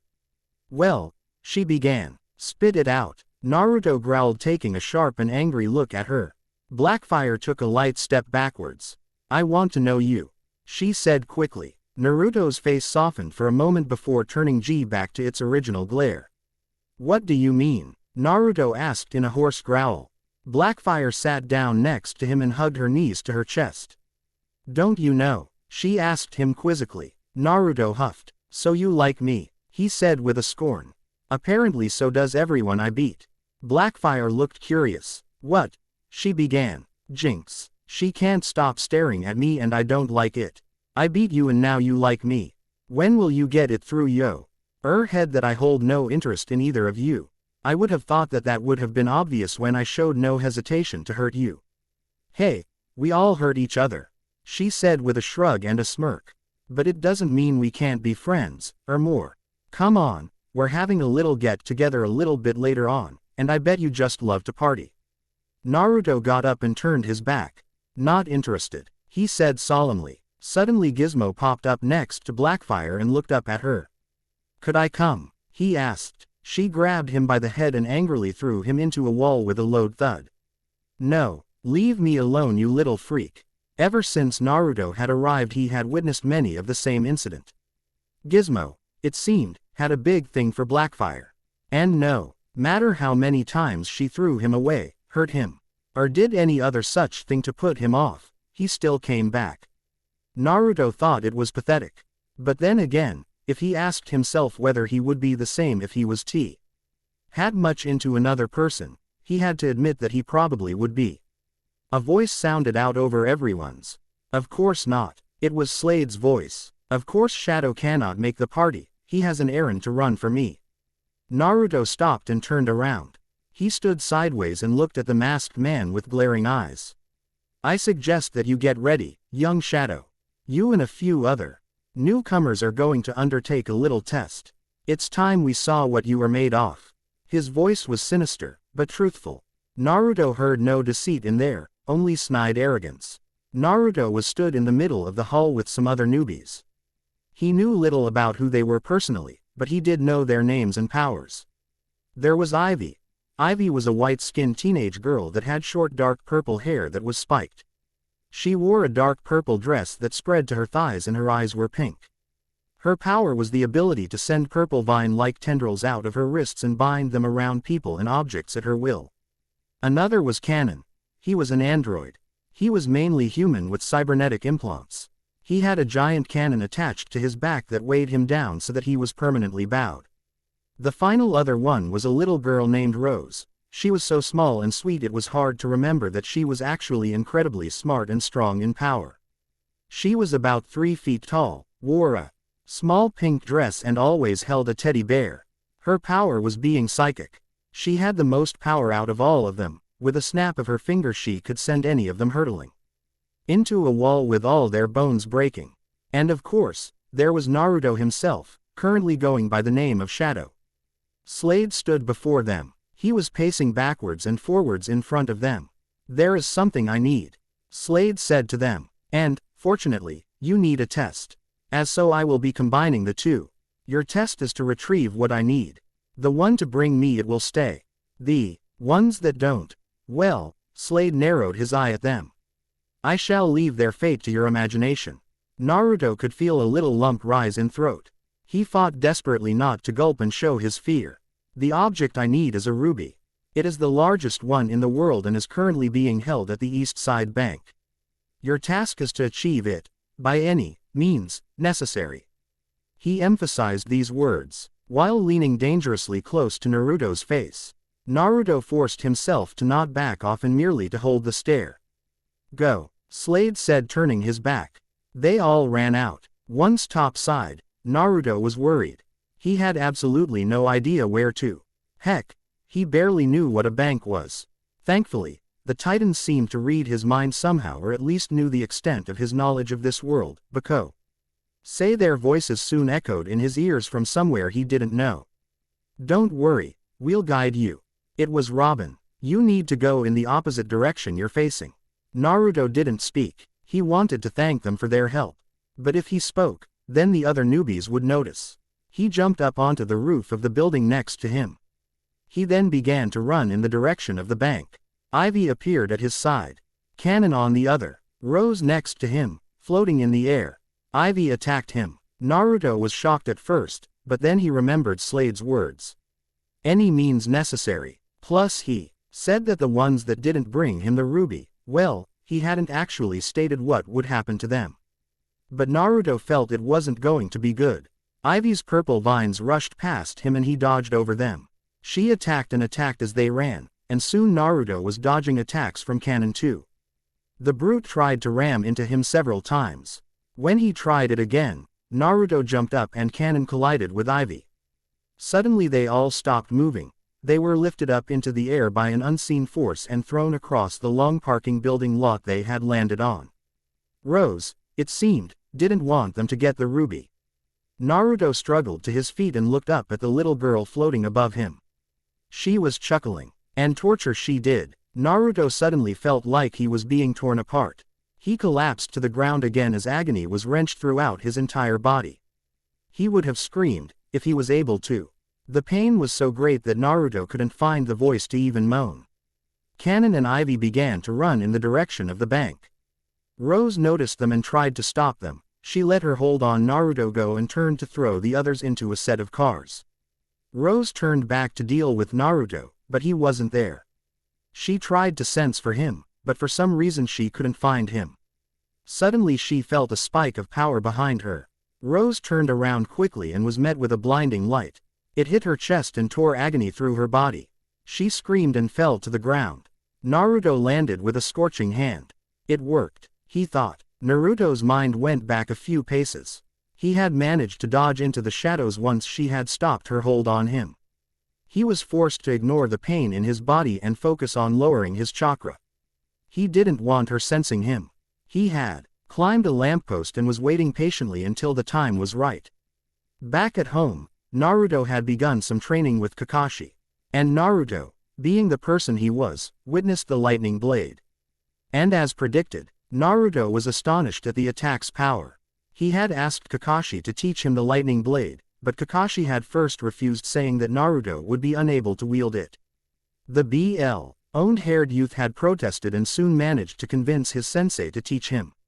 Night and day Naruto had worked, but he had been unable to use the attack up till now. Kakashi had even made a bet that Naruto wouldn't be able to do it for at least another month. Boy, if Kakashi could see him now. Naruto had managed to focus all his energy into the move. He had managed to overcome his pain, his worry of attacking a child, his fear it wouldn't work, and his need to conserve strength. Strangely, he had found it easier with all these hindrances than without.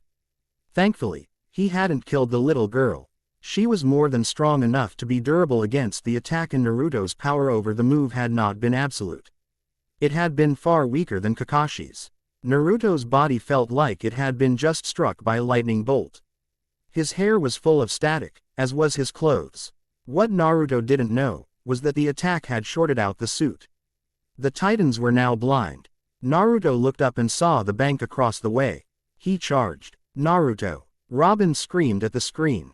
The Titans had no idea what had happened, but whatever it was, it had shorted out the suit's systems. There was no audio, visual or thermal systems still operational. Raven was watching the screen as well, and as she watched the static that filled the screen, she spoke a single word: Naruto. Her voice was soft and full of concern. But Naruto was on his own. The inside of the bank was not something Naruto had expected. It was like a prison. Barred cages and high white walls surrounded him. He had no idea what a bank was used for. But he had a guess on where that ruby was being kept.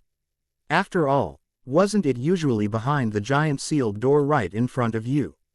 Naruto had no idea how strong the door was. But he doubted it could take the force of a Rasengan. Naruto was drained of most his energy.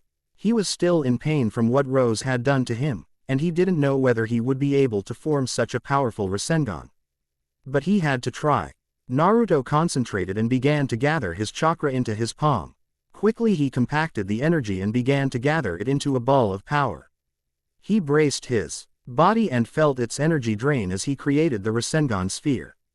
The Rasengan exploded and Naruto flew back several paces.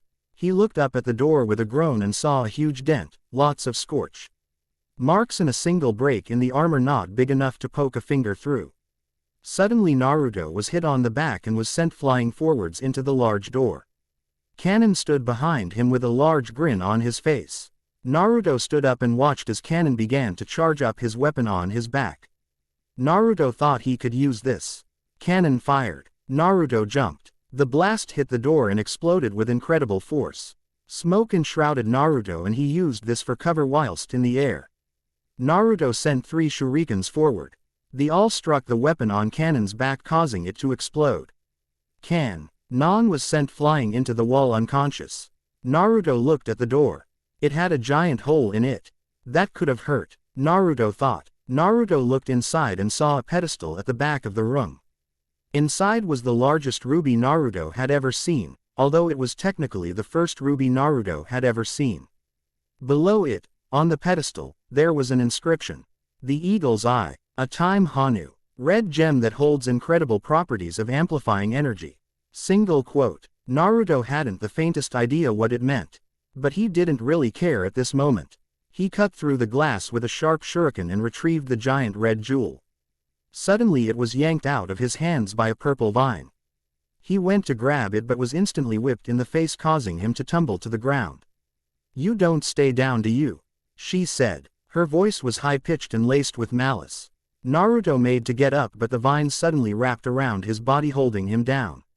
The vines began to slowly squeeze harder and harder. "Now I'll crush you," Ivy said with a smile. Naruto had to find a way out. He managed to hook the spike on the armor of his right elbow and hook it into the vine. From there, Naruto twisted and the vine broke. Ivy screamed in pain. The vines were a part of her. A strange white and creamy liquid leaked out of the wounded vine, probably a form of blood. Ivy's eyes narrowed in anger. Her vines seemed sharper now, as though they were able to actually cut him. He'd need a blade of his own. Naruto had never been one to use any swords, but when he brought the Tishmar out from its sheath on his back, it felt right. Ivy slashed at him with her good vine and he sliced at it to knock it away. His sword cut cleanly through the appendage as if it really were nothing but a plant. Ivy growled in pain and tried her best to ignore it. Naruto dived at her. Ivy wrapped her vines around his feet and threw him into a wall. Dust was flown everywhere and Ivy's view was obscured. Once the cloud of dust disappeared, Ivy was shocked to see what she saw. Naruto was gone, and so was the ruby. Chapter 10 finished. Clues and cover-ups. Chapter 11. Clues and cover-ups. That no good for nothing ninjutsu flipping piece of crud.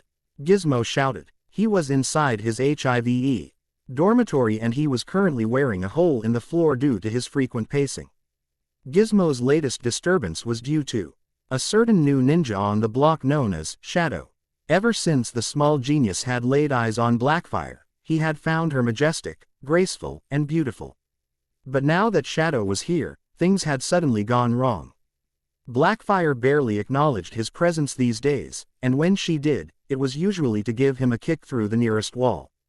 Damn, she was strong, but Shadow was stealing her away from him. Gizmo had always been good at knowing people. After all, he was a genius. And in his life so far he had learnt one vital thing. Everyone hides something. He was going to find out what it was that Shadow was hiding. Then he would present it to Blackfire. She would no longer like him and then he could be with her till the end of time. He thought so anyway. Slowly a plan began to form in Gizmo's young mind. This plan was accentuated with a large grin. Meditation was as it always was in the hall. Disturbed, Naruto had gotten back from his test mission a few hours ago. His body was bruised and battered but he had ignored the pain and bowed down before Slade. It made him feel almost sick to his stomach to have to bow to such an evil man, but he had to do it. He had handed Slade the eagle's eye and was rewarded with nothing more than a displeased look. But it seemed he had passed the test. An hour later Ivy had arrived and explained her whole part in the test. Slade had found her to be of some skill and had recruited her even though she had failed. Naruto found himself quite suspicious of this, but then again, maybe Slade was just short on minions. The area around him was thick with noise. Laughing and planning of evil deeds filled Naruto's ears to splitting point until a single voice cut through them. "Hi," Blackfire said. Naruto didn't reply. I was impressed by the way you handled your mission. I never liked that brat. Rose, apparently you almost killed her. To do that to a child, you must have a lot of courage," she said with an obvious grin. Naruto spoke. "It does not take courage to take a life, it takes cowardice. It is not brave to attack a child, it is also cowardice. To give life is the greatest power. But to whom you give life is your own responsibility. Be it a monster to do your bidding, or a child to carry on your legacy. I look with disdain upon those who murder. No one that deserves death should have it, and those that deal it should not be so quick to judge. If you truly wish to take an act of vengeance and justification upon an individual, you do not grant them the luxury and gift of death. Instead, he turned around and looked Blackfire in the eyes. You make them wish for it." Blackfire was a little horrified. That was dark, a little, too, even for her. "You make them wish they were dead. Why?" she asked lightly. Naruto narrowed his eyes. "Because then the fun truly begins." Blackfire could not see Shadow's mouth, but she got the distinct impression there was an evil grin behind that veil of black cloth. Blackfire thought, this would be an ideal time for a subject change. Say, do you wanna get some coffee?" she asked. Naruto looked at her with narrowed eyes. Coffee contains caffeine, which is an artificial stimulant for the body. Were I to drink some it would interrupt my daily flow of chakra, he said simply. Blackfire scowled at him. "Geez, I was only asking if you wanted something to drink. No need to get all serious on me. Come on, don't you ever relax. Take a break, party even." She was up in his face almost nose to nose with a determined look in her eyes. Naruto looked at her pointedly. "No," he said blandly. "Arrrrgggghhhh. Blackfire growled. "You're impossible. What will it take for you to just relax some? You know. Get some RR. What the hell is wrong with you? Are you a robot or something?" Are you anything other than serious all the time? She screamed at him. Naruto stared at her with the same vacant expression. He appeared to think for a moment. Then he said, "No." Blackfire screamed. Her head went red with the blood rush and her ears had smoke puffing from them. She stormed off. "I want to party." Gizmo piped up. "I already said no, you little pipsqueak." She grabbed Gizmo and drop-kicked him into a wall on the other side of the hall. Naruto was still sat meditating and trying to ignore everything. What he couldn't help was letting out a little sigh of relief that, thankfully, no one heard. Jinx watched the commotion from a distance and couldn't help but giggle. She didn't know why she liked the white-haired boy, but she did. She felt like she had seen him from somewhere before. "Dudes, what are we going to do?" Beast Boy yelled. "Naruto's out there and we can't guide him anywhere. Heck, he could even be." Beast Boy couldn't bear to say it. He symbolized the word by raking his finger along his neck. "For all we know." Beast Boy calmed down. Robin told him, "We're gonna get him out of this. But right now, if we go bargain in, we'll blow his cover. And we can't let that happen. We have to trust him, for all our sakes." Gizmo picked himself off of the floor and brushed himself down. He looked up and narrowed his eyes at Shadow. He watched Shadow sigh. Wait. Warning bells sounded off in his head. He sighed. Ninjas don't sigh. Gizmo almost went into a rage. But he quickly composed himself because he was currently receiving some disturbing looks from the others around him. Then again, why was he acting this way? It was only a sigh after all. But something about Shadow just didn't add up. Where did he come from? Where did he learn his moves? And why did he turn up when that other ninja guy did with the Teen Titans? And even more than that, why hadn't the Teen Titans interrupted any of his missions? The other missions conducted by the other members had mostly been thwarted by the gang of dweebs. But Shadow's missions remained untouched. Well, Gizmo would just have to conduct an experiment. If Shadow got away with this next mission coming up without meeting the Titans and having to face them, well, Gizmo would simply have to proceed with a few inquiries with Slade. Naruto had been picked to retrieve a device from the local science installation in the south end of Jump City. "Your task, Shadow, is to find me the positron regulator and destroy anyone that gets in your way. Plus, as an addition, I want you to destroy the labs." Naruto's eyes almost widened. "Will there be any individuals inside?"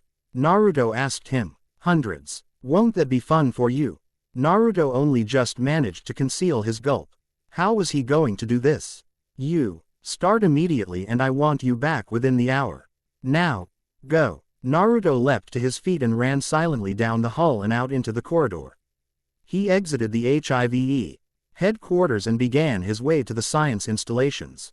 He knew what they were. He had been shown a picture and given a drawing of a map to memorize. What he didn't know was what the hell a positron regulator was. He needed to somehow complete the task without endangering any of the people inside. But he had to make it look proper. Because he was sure that he was being tailed. Naruto reached over to his left arm once he was within sight of the science installations. He pressed a little tiny button that Cyborg had told him about if he was in any danger. He had to get them here, but he had to somehow give them a mess. To not call him by name and to attack him. After all, if he was being tailed, then it really wouldn't go down well if the Titans allowed him to walk right in front of them and for them not to attack. Naruto made it to the base of a large wall that surrounded the installation. He easily jumped over it and proceeded through the grounds. It had been about 10 minutes since he had pressed the button and still no sign of the Titans. Naruto carefully concealed himself in the dark and rolled back a single little flap in the armor and looked at the cybernetics underneath. Before they had glowed a slight blue, now they didn't glow at all and were a little gray. Naruto didn't know what this meant, but he was sure it wasn't good. Suddenly a little squeaking sound reached his ears. He looked down and saw a little green rat by his feet. "Beast Boy." Naruto pulled out a slip of paper and wrote on it his situation. He handed it to the rat inconspicuously and watched it scamper away. He had asked Titans to attack him and hold nothing back. He hoped they would trust him. Naruto skimmed across the way to a spot below a large window. He ran up the wall and gripped the ledge. He brought out hurricane and began scrying into the large glass. Soon Naruto was inside the window. The lights were off and the room was dark. He looked around the place he was in, computers littered around the area. There were desks and a few pieces of paper that neither looked important nor interesting. Naruto tried the door, it was open. He opened the door a fraction and peered out. A pair of men in white coats were just approaching. Luckily neither of them were looking at the door. They were far too busy talking. "It can harvest is amazing," said one of them. "I mean, think about it. This device generates a positron burst that absorbs the negative energies of matter itself. It has unlimited energy manipulation potential." The one that spoke was a red-headed English man. His accent was posh, like his posture. He wore a blue tie that could be seen hanging from his neck from underneath his white coat. "I understand that, but as much as I find this enthralling, I must protest to the government's views. Consider this. What device was ever made that could harness awesome power, that did not become used for the government's own ends in war?" The one that had spoke that time was a bald young thin man. It seemed very weak and weedy in comparison to his red-haired counterpart. "I understand your fear, I feel it too. But think of the proceeds derived from this. We could be rich," said the red-haired one. "But what good is money in a world of few places to purchase? Such a device would be catastrophic. Can we even measure a tenth of its storage capacity? It's amazing it was ever created in the first place." "How was it created anyway?" asked the bald one. "By accident," the red-haired one said. Thomas Filton was looking for a way to use the particles in the atmospheres to power electrical devices. Instead he created an object which absorbs and contains the energy. Filton did this. The other looked bemused. "That sore excuse for a scientist created the most powerful device in the world." "Apparently so," said the red-headed one chuckling. "So where's the device being held?" the bald one asked. "Down the corridor in the clean room. I just checked on it a few moments ago." Naruto was already there. He wants us to attack him," Raven said hoarsely. "That's what the note says," Robin said, holding the simple piece of paper. "But why?" she asked. "I don't know," Robin answered. "But he wouldn't ask us to do this if he didn't have a good reason. We have to do this, and I don't think we should hold back." "What do you mean?" Beast Boy asked, eyeing Robin with curiosity. "I mean that when we attack, we should do it for real," Robin said. "Are you crazy?" Beast Boy exclaimed. "Naruto can handle it. Don't worry. As long as we don't seriously hurt him, he'll be fine," Robin said while checking his motion tracker. "It isn't him I'm worried about. Dude, what about us? He kicked your butt, remember?" Beast Boy began. "He didn't kick my butt," Robin exclaimed angrily at Beast Boy. Beast Boy grinned back at him. "Not nice when it happens to you, is it?" the green boy asked. Naruto had the device. It had been poorly defended, probably because no one was supposed to know it existed. He had had to get through a few laser security grids and a touch-sensitive floor, but it was easy stuff to deal with. Naruto looked at the object he held. It looked like a metallic egg. It was shiny silver, oval and relatively heavy. Naruto carried it under his arm. As he made his way across the grounds again, the alarm in the building sounded out loudly into the night. Strangely enough though, there was no shouting or commotion from inside the building he had just exited. Naruto had hoped that this was a good sign. He had also written on the note for the Titans to evacuate everyone from the building. He hoped that no one would be in the building once they did. Naruto pulled out a small little remote control with a large red button on it. He looked behind him at the building and hoped beyond all hope that the structure was empty, and if it wasn't, well, he tried not to think about it. Naruto pushed the button. The area was suddenly silent, as though all sound had been drowned out by another noise that Naruto could not hear.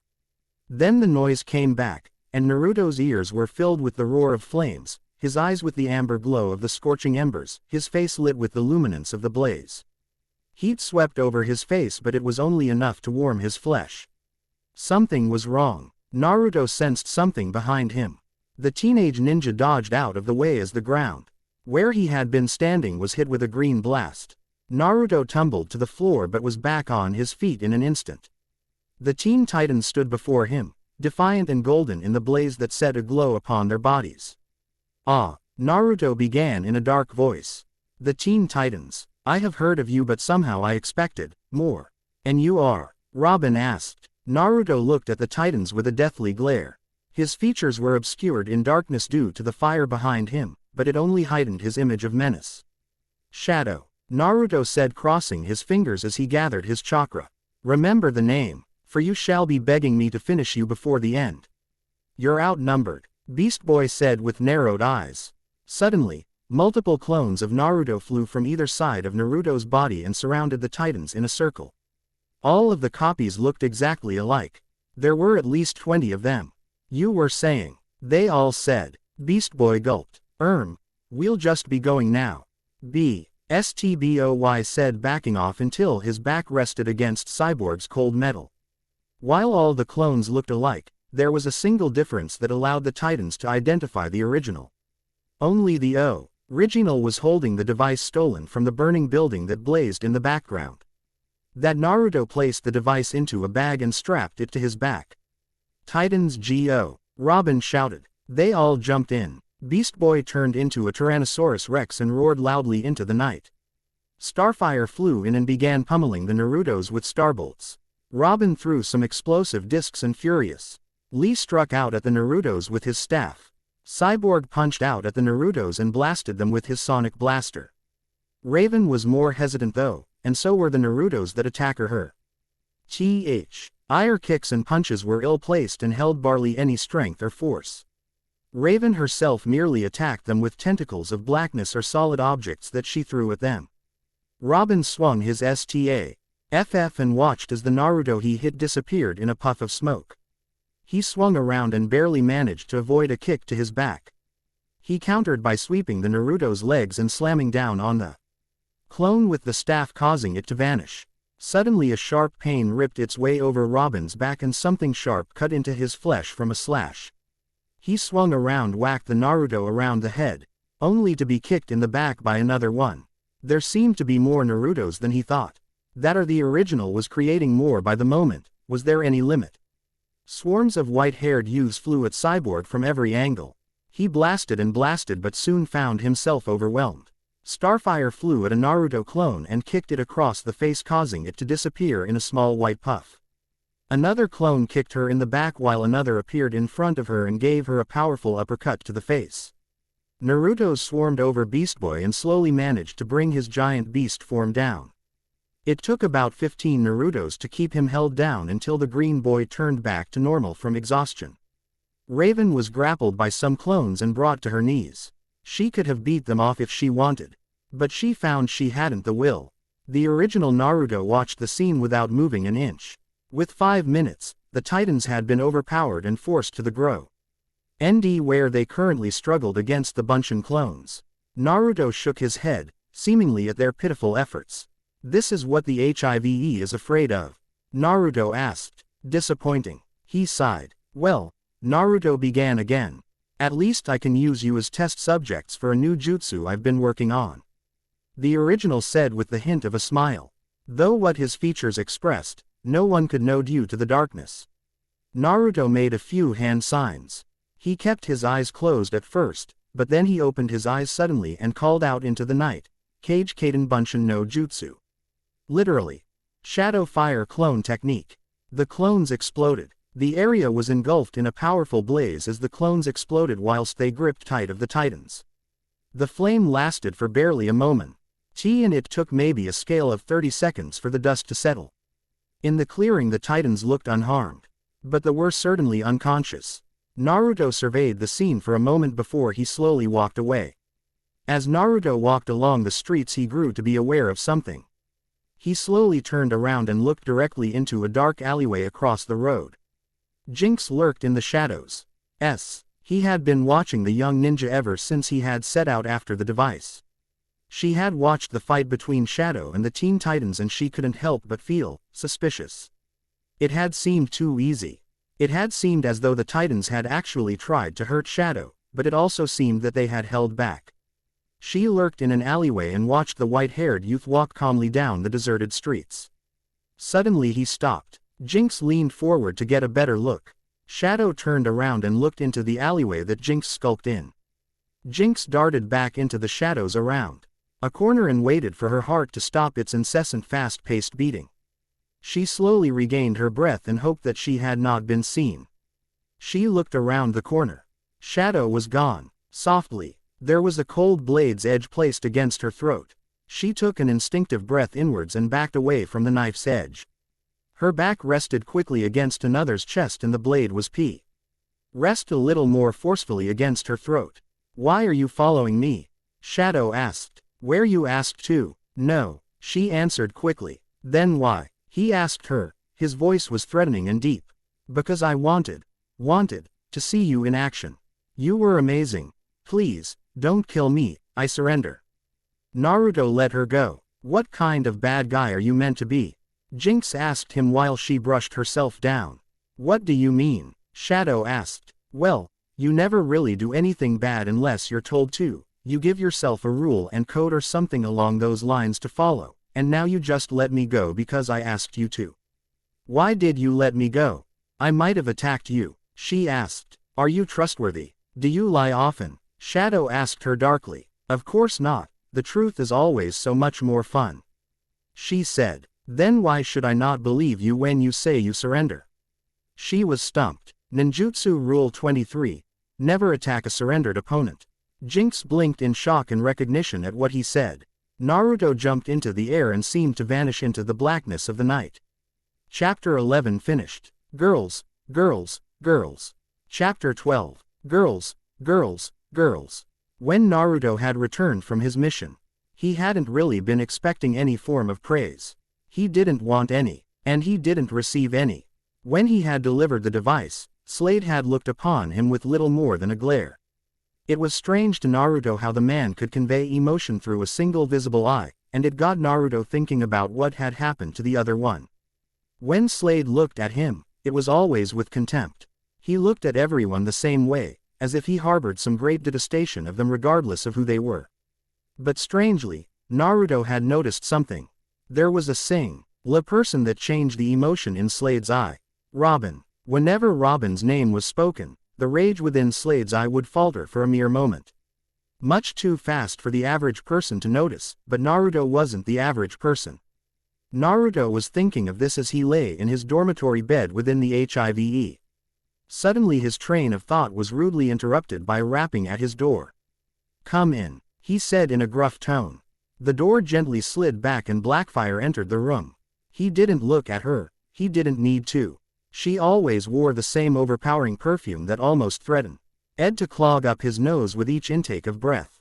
Blackfire sat down on the bed. She didn't say a word. Slowly but surely she bent her head down to kiss him. He stopped her. He placed a hand on her shoulder and looked at her in the eyes with a confused expression. "What are you doing?" he said with venom. Blackfire was lost for words. Naruto looked at her curiously, as though she was some form of specimen to be studied. "I said you could come into my room. Not sit on my bed and kiss me. What makes you think I'm interested in you?" he asked her. "Because it's me," she said with a cheeky grin. Naruto almost laughed. "Because it's you," he said with a slight chuckle. Suddenly he stopped laughing and looked at her in a cold way. "You really do think highly of yourself, don't you?" he asked. Blackfire was shocked. "You think you're beautiful. You think you're amazing. You think you're irresistible and the queen of the country. I hate to burst your bubble but..." He pushed against her and she backed off into the middle of the room. He looked up at her and narrowed his eyes. "You're not," he concluded. "Please leave," he said simply before turning over on the bed and gazing at the wall. Blackfire stormed out. Naruto was left alone for only a few moments before another intruder came calling. But this one was not physical. It was Kyuubi looking for conversation. "Why didn't you go for it, Kit?" the fox asked. Naruto let out a sigh. "Because of Raven," Naruto answered. "What about her?" Kyuubi asked in a suggestive tone. Naruto was getting a little angry.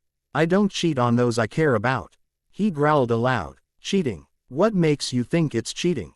The fox chuckled. "You're not even with Raven. You can't cheat on someone you're not with. Single quote. Just shut it, furball. Besides, even if that does allow me to go with other girls, what makes you think I want to?" Naruto asked in a savage tone of voice. Kyuubi chuckled. Because if I wasn't supplying you with a negative F. Low chakra to alter your personality a little, you'd be blushing like a tomato right now. Single quote. Naruto couldn't speak another word. It was a while before he found his voice. She tried to kiss me. I think I'm entitled to blush. Single quote. You weren't embarrassed because of what she was doing, Kit. You were embarrassed because of how close you two were. That to me says, you like her. Single quote. Naruto heard an array of cackling laughter ring out in his head. Look, just shut the hell up. What do you know anyway? You're just a dumb furball with an ugly face and snout. What makes you such an expert? Naruto called out loudly. Naruto almost leapt out of his skin when a knock came from the door. Shadow, said the voice from the other side.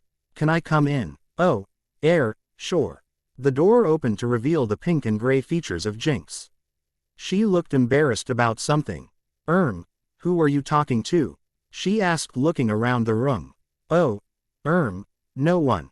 He stuttered. He quickly checked himself when he found that he was talking as he normally would. Is there any particular reason that you're here? Naruto asked in the gruff tone he used in the HIVE. She walked over and sat down on his bed. Yeah, I wanted to say sorry about following you yesterday. No, you didn't. Naruto interrupted. Jinx looked at him wide-eyed in shock. I shall ask again. Why are you here? Naruto's eyes were narrowed and his voice held a threatening visage. Jinx's face looked suddenly torn with sorrow. Without any warning she burst into tears and held her head in her hands. Naruto noticed that her tears were tinted blue. Strange. Naruto sat up. Every fiber of his being wanted to console the girl. But he knew it would be out of character. He tried to force himself to ignore her cries, but he could almost feel her pain as his own. Naruto couldn't help it. In one moment all the negative energies that Kyuubi had been delivering into him were swept away with compassion. She placed his arms around her and let her head sink into his shoulder as she wept her sorrow. It seemed like they were rocking backwards and forwards for an eternity. Naruto was stroking her hair and she gripped one of his biceps hard. It slightly hurt, even through the armor. But he didn't mind. After a while, Jinx finally stopped sobbing. She lay on his chest, still rocking backwards and forwards. It seemed she had used up all of her strength. Naruto looked down at her compassionately. He suddenly remembered he should be in character and gracefully backed off. He let her go and once again, laid himself down on the bed. To his shock and embarrassment, she never left his chest and soon she was laying down with him. A slight little chuckle made itself heard at the back of Naruto's mind. Don't say a word, Naruto warned the fox. He once again looked at Jinx and couldn't help but feel the need to aid her. Are you okay? He said in a monotone gruff voice. Jinx didn't say a thing. Naruto raised his head a little and looked at her face. She was asleep. Just great, he thought. Naruto got the distinct impression of delightful humming from the back of his mind. Kyuubi was mocking him. Naruto lay there for at least several more minutes before he felt his eyelids grow heavy. He was asleep soon after. The bright glare of the overhead light stung Naruto's eyes when he opened them. He couldn't quite remember what had happened before he went to sleep. But his memory was soon jogged by the apparent weight on his chest where Jinx lay. She was still in a deep slumber and Naruto hadn't the heart to wake her, even if the position was a little embarrassing. Slowly he felt a stir. Jinx began to groan a little as she began to waken. He gently lifted her up and held her as she opened her eyes. Are you okay? He asked her. Yeah, I think so, she said in that light tone of hers while she rubbed the sleep from her eyes. So, do you want to talk now? Naruto asked. Jinx shuffled her feet a bit. She was currently sitting in Naruto's lap. It was not a confident position. A terrible blush rose through her as she looked over her shoulder at his face. That deep blue eye stared back at her. She wished she could see the rest of his face. She wanted to kiss him. But she had the distinct impression that, were she to try, he would not let her. She gently slid off of his lap and down beside him on the bed. She avoided his gaze and stared at the ground. Why did you cry? Naruto asked. Jinx still didn't answer. Naruto found himself a little annoyed. I have asked you 3 questions. Only one of which you have answered. I have comforted you, you have even slept here. I think I am entitled to an explanation. Don't you? Naruto said a little darkly. Jinx looked hesitant. I'm sorry, she said. I didn't ask for an apology. You don't need to give one. What you do need to give is an explanation. I guess that the reason you broke down was the same reason you came here for. So at least answer me this. Why did you come to me? Because I trust you. Jinx answered simply. Then you're a fool, Naruto said. Am I? Do you lie? She said. Naruto found this a tad annoying that she would ask him the same question he had asked her only the night before. No, he said sternly. Then why am I a fool to trust you? She said. I don't like being mocked. Naruto growled. Jinx gazed her feet as they swung off the edge of the bed. I am not trying to mock you. I don't even know what I want. She said sadly. Naruto though she was going to cry again, but she didn't. Instead she began a story. It was hard growing up. She began. My parents were normal. Did you know that? She said looking at Naruto who listened politely. Normal. She scoffed. I hate that word. What does it mean anyway? The word, normal, is supposed to mean the general way that things are, but everything is different. She yelled. She swung her hand and a lamp next to the bed shattered.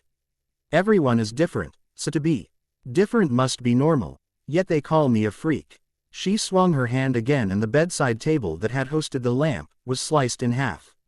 Naruto didn't even blink at these outrages. He just watched them and listened. Jinx looked incredibly sad. My mother hated me, she said in a croaky voice. My father beat me. My brothers did too. All because I was different. Because I was a freak. Because I was nothing but bad luck. Her hands clenched into fists at her sides. That's my power, you know. She said looking at him. Bad luck. Everywhere I went things went wrong. I eventually learned to control it, mostly. Is that why you joined the HIVE? Naruto asked softly. Jinx nodded in answer. After all, what else could I have done? She exclaimed. Bad luck. How can any good come from bad luck? I kinda had no choice but to be one of the bad guys. There's always a choice, Naruto said. Jinx gave him a sharp look. What is wrong with you? She asked. You talk like one of those good guys. Maybe I just have different views and agendas than the others. Naruto shrugged. Jinx looked at him quizzically. Her calm exterior didn't last long as her previous pain returned. Her face became scrunched up in anguish and depression. Do you know what it's been like for me? She asked, not really expecting an answer. I've been beaten, abused, attacked by my own family and shunned by everyone I ever knew and loved because of the way I was born. Yes, Naruto said darkly. What? Jinx asked confused. Yes, I do know what it's like. You're not the only one with a dark past. I shall not reveal mine but shall I saw. Why that it involves a lot of pain and suffering. He paused before he spoke again. And death, he concluded darkly. Jinx looked at him pleadingly. Is there any place in the world for people like us? Where else can we go where we'll be accepted? I found a home here, it's the only one that's ever been kind to me. I'd leave if I could. She added the last part quietly. Why do you want to leave? Naruto asked. She turned on him angrily. You think I'm proud of what I do? You think I enjoy it? Oh, the others do. Yes, they think I'm all the evil little one that revels in the pain of other. I'm not. I hate it, she said in a hoarse whisper. I hate being what I am. I hate doing what I do. I don't want to be a criminal. I don't want to always be fighting on a side I don't even agree with. I can never be myself.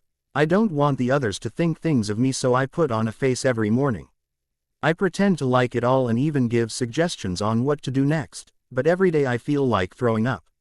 Like crying my heart out over and over again. If you're so afraid of what others will think of you, then why are you telling me? Naruto asked. Jinx froze. I don't know. She said simply. She looked at him with sorrowful eyes. I guess that I just see something in you that I can trust. It's like you're like me, though different. She gazed at him for a long period. Will you tell the others? She asked. No, said Naruto honestly. Thank you so much, she said. She buried her head in his shoulder again and clutched at the fabric of his clothing. Without warning, she lifted her head, pulling back Naruto's veil that covering most his face, away and pressed her lips firmly against his. Naruto was shocked. He tried to pull away but found he had no will to. He didn't want this, not Jinx anyway, but for some reason. His body refused to let him pull off. Before Naruto could help it, he was responding by pressing against her lips. Her mouth was sweet and her lips gentle. It was nice, more than nice. The kiss lasted a whole of 30 seconds, but Naruto thought it had been minutes. They separated and found themselves gasping for breath due to the fact that neither of them had remembered to breathe during the incident. Naruto backed off a little up the bed and looked at Jinx with a wide-eyed expression. Naruto was shocked at the occurrence, and was even more shocked at his urges. It seemed his hormones were spiraling. He didn't want to believe that his first kiss, not including the incredibly embarrassing and disturbing moment involving him and Sasuke, would have been with Jinx. I mean, he liked her. But he didn't want to really be with her. He wanted to be with Raven. But strangely, his body urged him to kiss Jinx again. Before Naruto could stop himself, he had grabbed Jinx and kissed her. It was as though he had lost all control of his body, and he suspected a certain furball had something to do with it. Both Jinx and Naruto slowly laid themselves down. There they continued to kiss and hold each other close until they fell asleep in each other's arms. What? Gizmo shouted, flailing his short arms in the air. The rumors of Shadow and Jinx had spread around the entire complex like wildfire. The two star-crossed individuals were still asleep in Shadow's dormitory, but one of the HIVE members, known as Earshot Power of Super Hearing, had heard what was going on. He had also heard the conversation. Gizmo was currently pacing backwards and forwards after hearing the news. He was shocked. He had wanted Shadow to get with someone because then maybe Blackfire would lose interest and be his butt, Jinx. And to hear about Jinx's past and what she thought of everything, it was, well, a large grin spread across Gizmo's face. It was juicy. A sinister plan formed its way into Gizmo's mind, and he couldn't help but chuckle at the genius. Jinx woke up in a daze. Memories of her and Naruto swam through her mind like the drifting of dreams. But it was no dream. She slowly looked up and her eyes met Shadow's, or what she thought were shadows. What she saw shocked her. It was Naruto Uzumaki, that ninja that had been with the Titans. It was him. He looked a little different. His features were exactly the same, but his hair was white. It must have been dyed. Jinx looked at him with a shocked and fearful expression. Naruto's Shadow slowly began to wake up. He held his head as he felt a little dizzy. Soon the grogginess wore off and he looked up to see Jinx looking at him as though he were some kind of monster. He knew why. He was so stupid. How could he have got himself into this mess? At least it hadn't gone any further than kissing. That seriously would have messed everything up. At least this he might be able to salvage. Jinx made to run, but Naruto grabbed her arm and forced her onto the bed and held her mouth shut. Please don't, he pleaded. It seemed that all of Kyuubi's negative energy had been stripped from his body. Jinx bit Naruto's palm and he was forced to let go. Ouch, what was that for? He exclaimed whilst holding his hand. Jinx flipped up and her feet connected with Naruto's chin, knocking him into the door. She landed on the bed ready to fight. What are you doing here? She asked menacingly. Naruto rubbed his chin and looked her over. You tell me that you hate being the bad guy, and when you find out I'm the good guy, you attack me. A little bit of a contradiction there. Jinx's face softened a little. I want you to go, she said quietly. When we leave this room, I want you to leave the HIVE and go back to the Titans or wherever you came from. I won't tell the others who you were, but only if you go. Jinx looked away from him as if unable to look into his eyes. Naruto nodded. Okay, I can do that, he said, scratching the back of his head. The others aren't going to be happy though. I was supposed to bring this place down. Jinx chuckled a little. Bring it down? What do you think you could do? I mean, you're good, don't get me wrong, but Slade himself is here. A small shiver ran up Naruto's spine. You think that just because you took out his robot duplicate that the real thing would be easy? He's died before, and he came back with awesome power. Then it was taken away from him and he was locked away. Now he's escaped, and running the show again. You can't beat him. The Titans never truly managed, no one ever really could. What could you do? I could kill him, Naruto said with narrowed eyes. How? A throwing star in the back. Think about it realistically here. He's been stabbed, slashed, punched, kicked, thrown into a pit of molten lava and still lives to tell the tale. That is, if he was the storytelling type.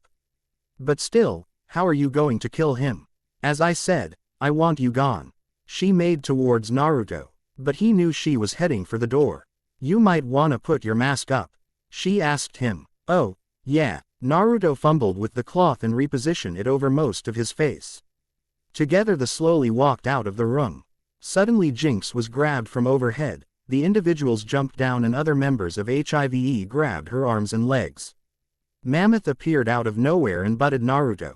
Naruto went flying back in his room and into the side of the bed. Slade appeared at the door. He glared at Naruto and then looked at Jinx.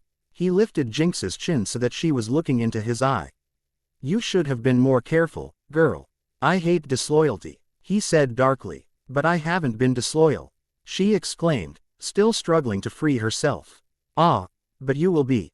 After all, you hate it here. Jinx got the impression he was smiling underneath that mask of his. Slade turned around and saw Naruto just getting up. He was wobbly and still in an obvious daze. As for you, I conclude that, seeing as she decided to confide in you, that puts you at conspiracy. I also hate conspiracy. Naruto charged, but the door was slid shut before he could reach it. His fist struck hard metal and a blinding pain shot through his hand. Youch, he exclaimed as his hand turned red and seemed to throb.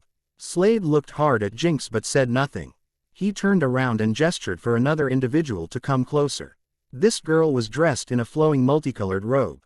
She had white hair and dark blue eyes that were slit like a cat's. Curse, I want you to place a protection on this door.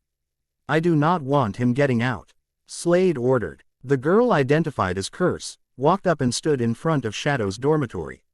She closed her eyes, raised her hands straight into the air, crossed them and began to mutter some inaudible words. She shot her hands down, uncrossing them on the way.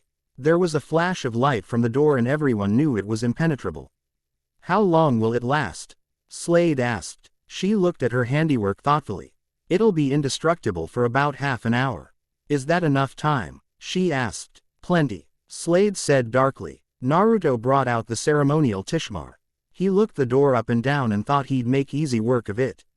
He charged forward, jumped, and slashed. Naruto was sent backwards into the far wall with a thud and a flash of blue light. What in the world was that? He said, rubbing his head back into life. I can see something covering the door.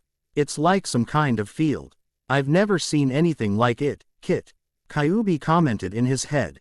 Now you tell me, Naruto said aloud whilst rolling his eyes.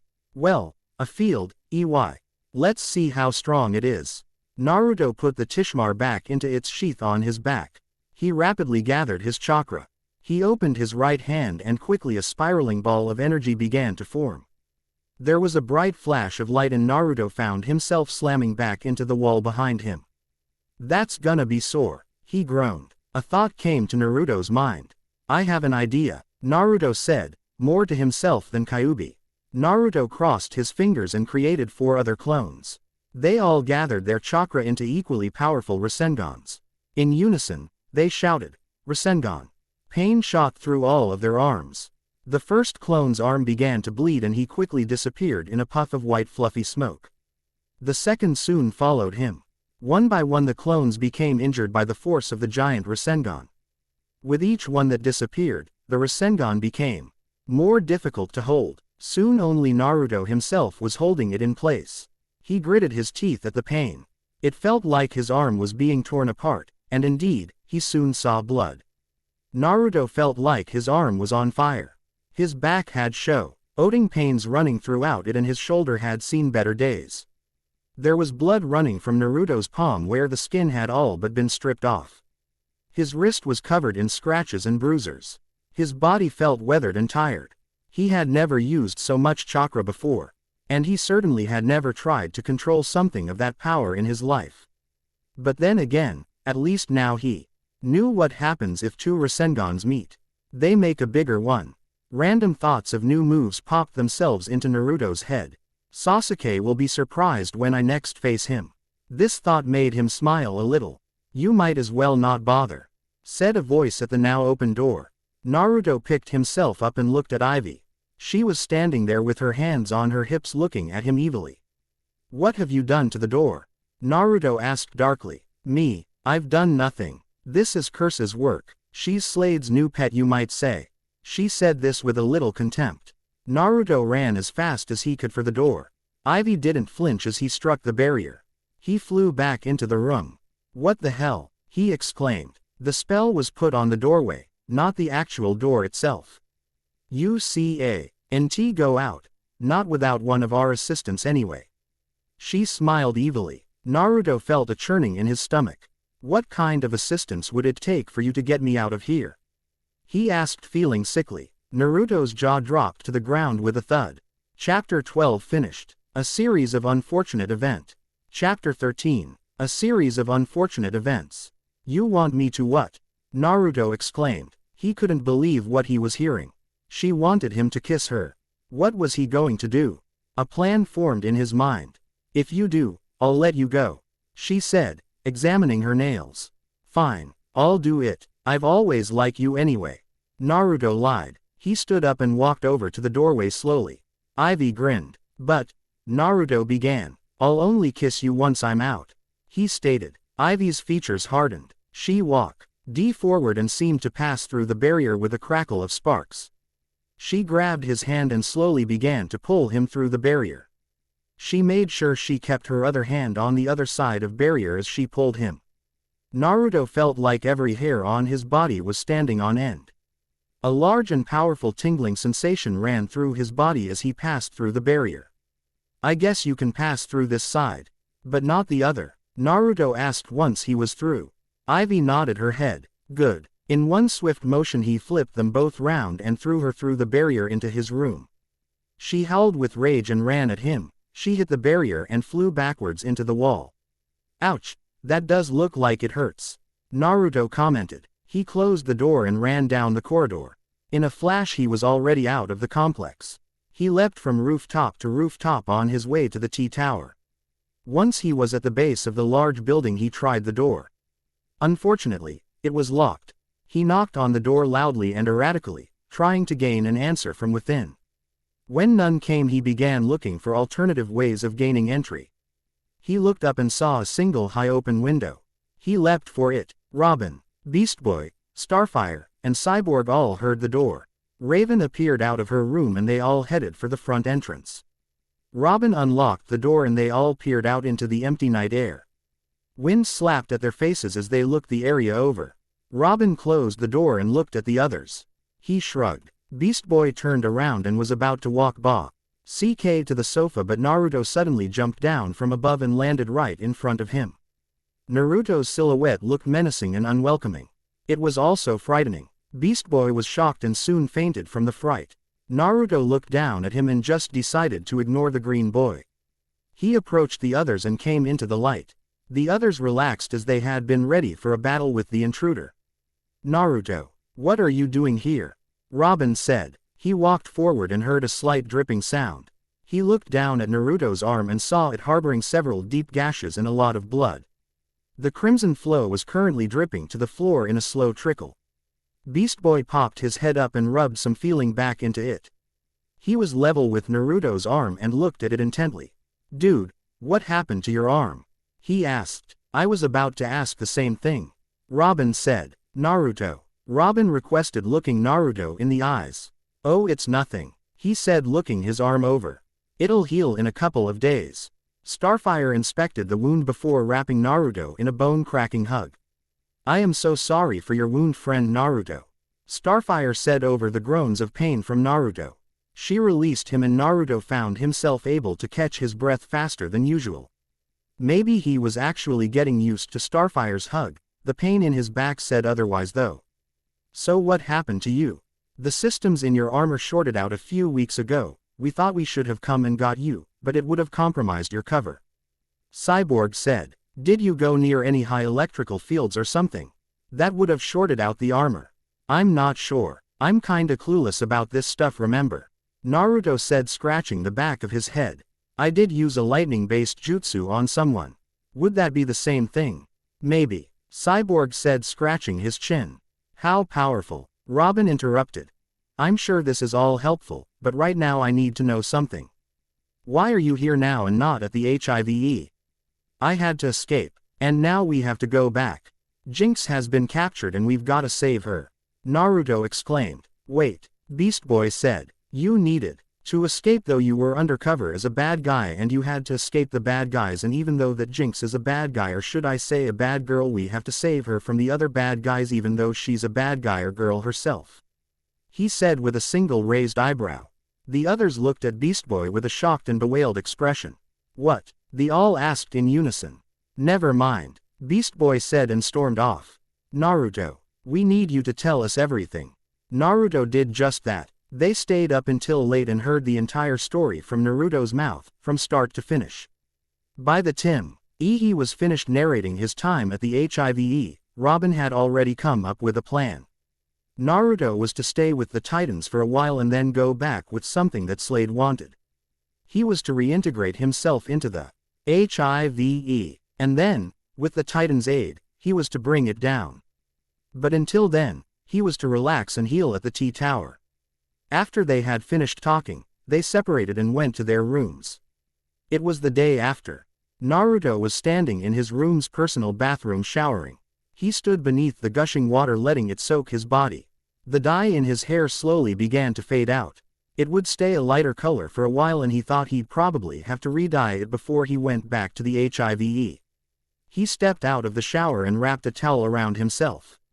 He walked into his room drying his hair with a separate towel. He was looking at the floor and was unaware of another person in the room.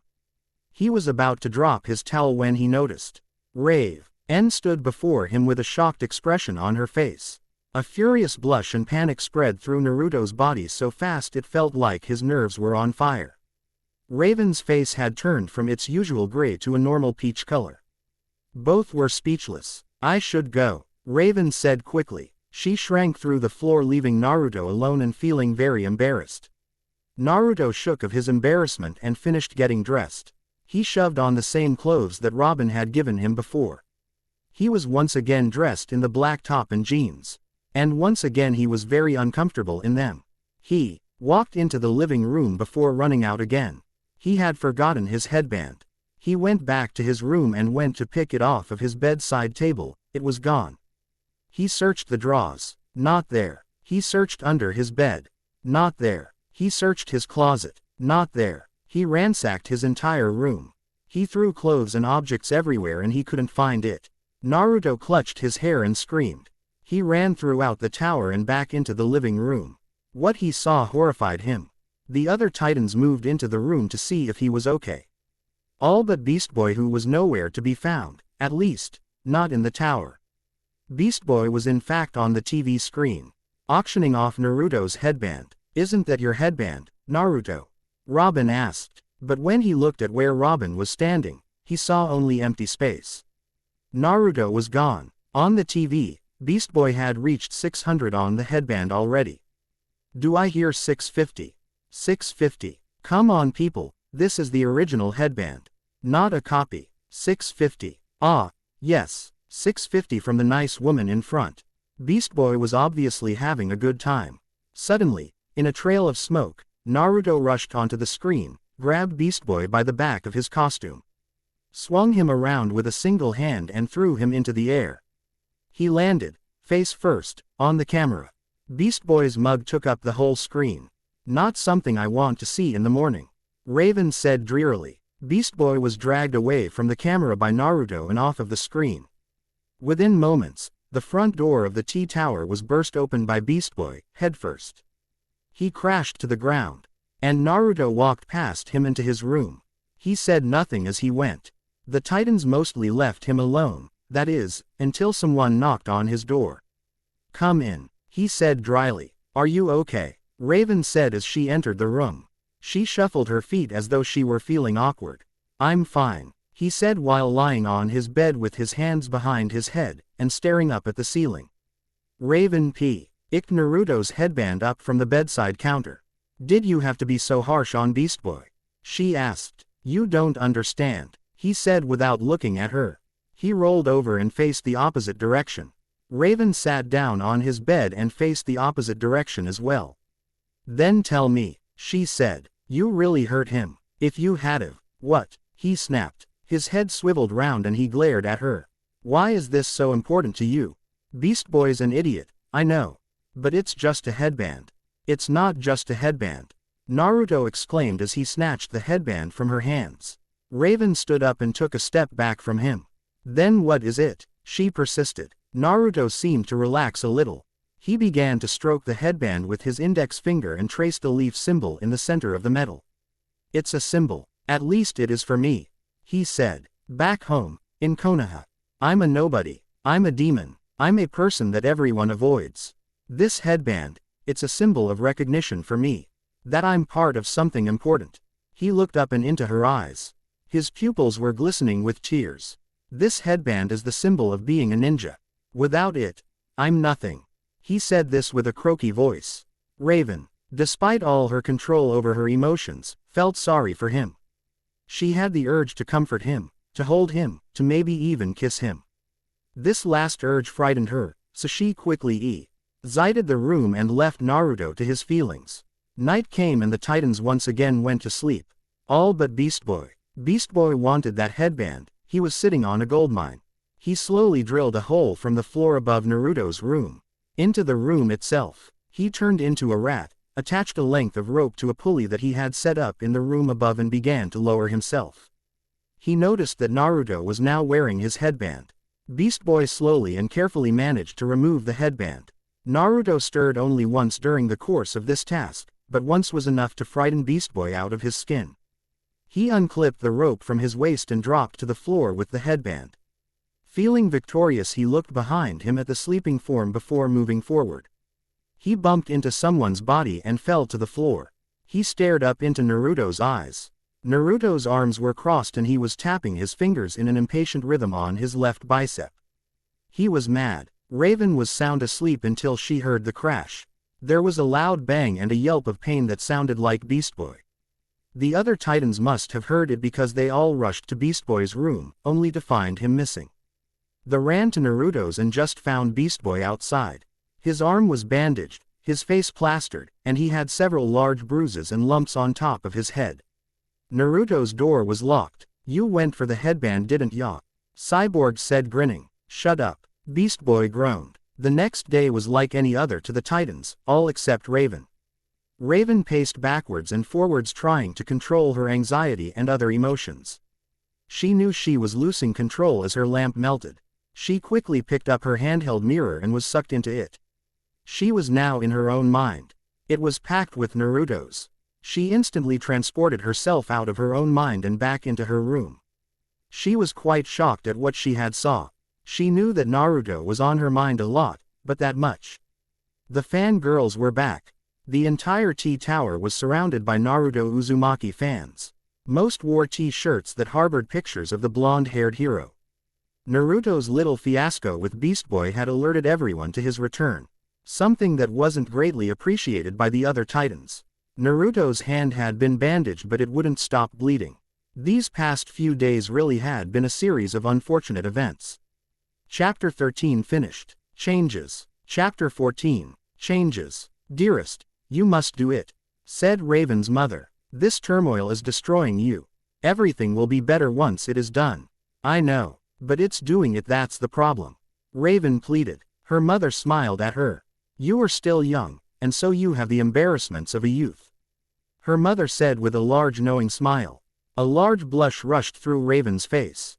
It isn't that, she defended rapidly. Really? Her mother raised one of her eyebrows and looked at her in the eyes. Raven looked away. Okay, maybe it is. What am I supposed to do? Raven sat down in her dark oak chair next to her desk. Her mother approached her from behind and laid a hand on Raven's shoulder. But her current incorporeal state meant that Raven couldn't feel it, no matter how much she wanted to. What does your heart say? Her soft voice pierced Raven's heart and made her almost want to cry.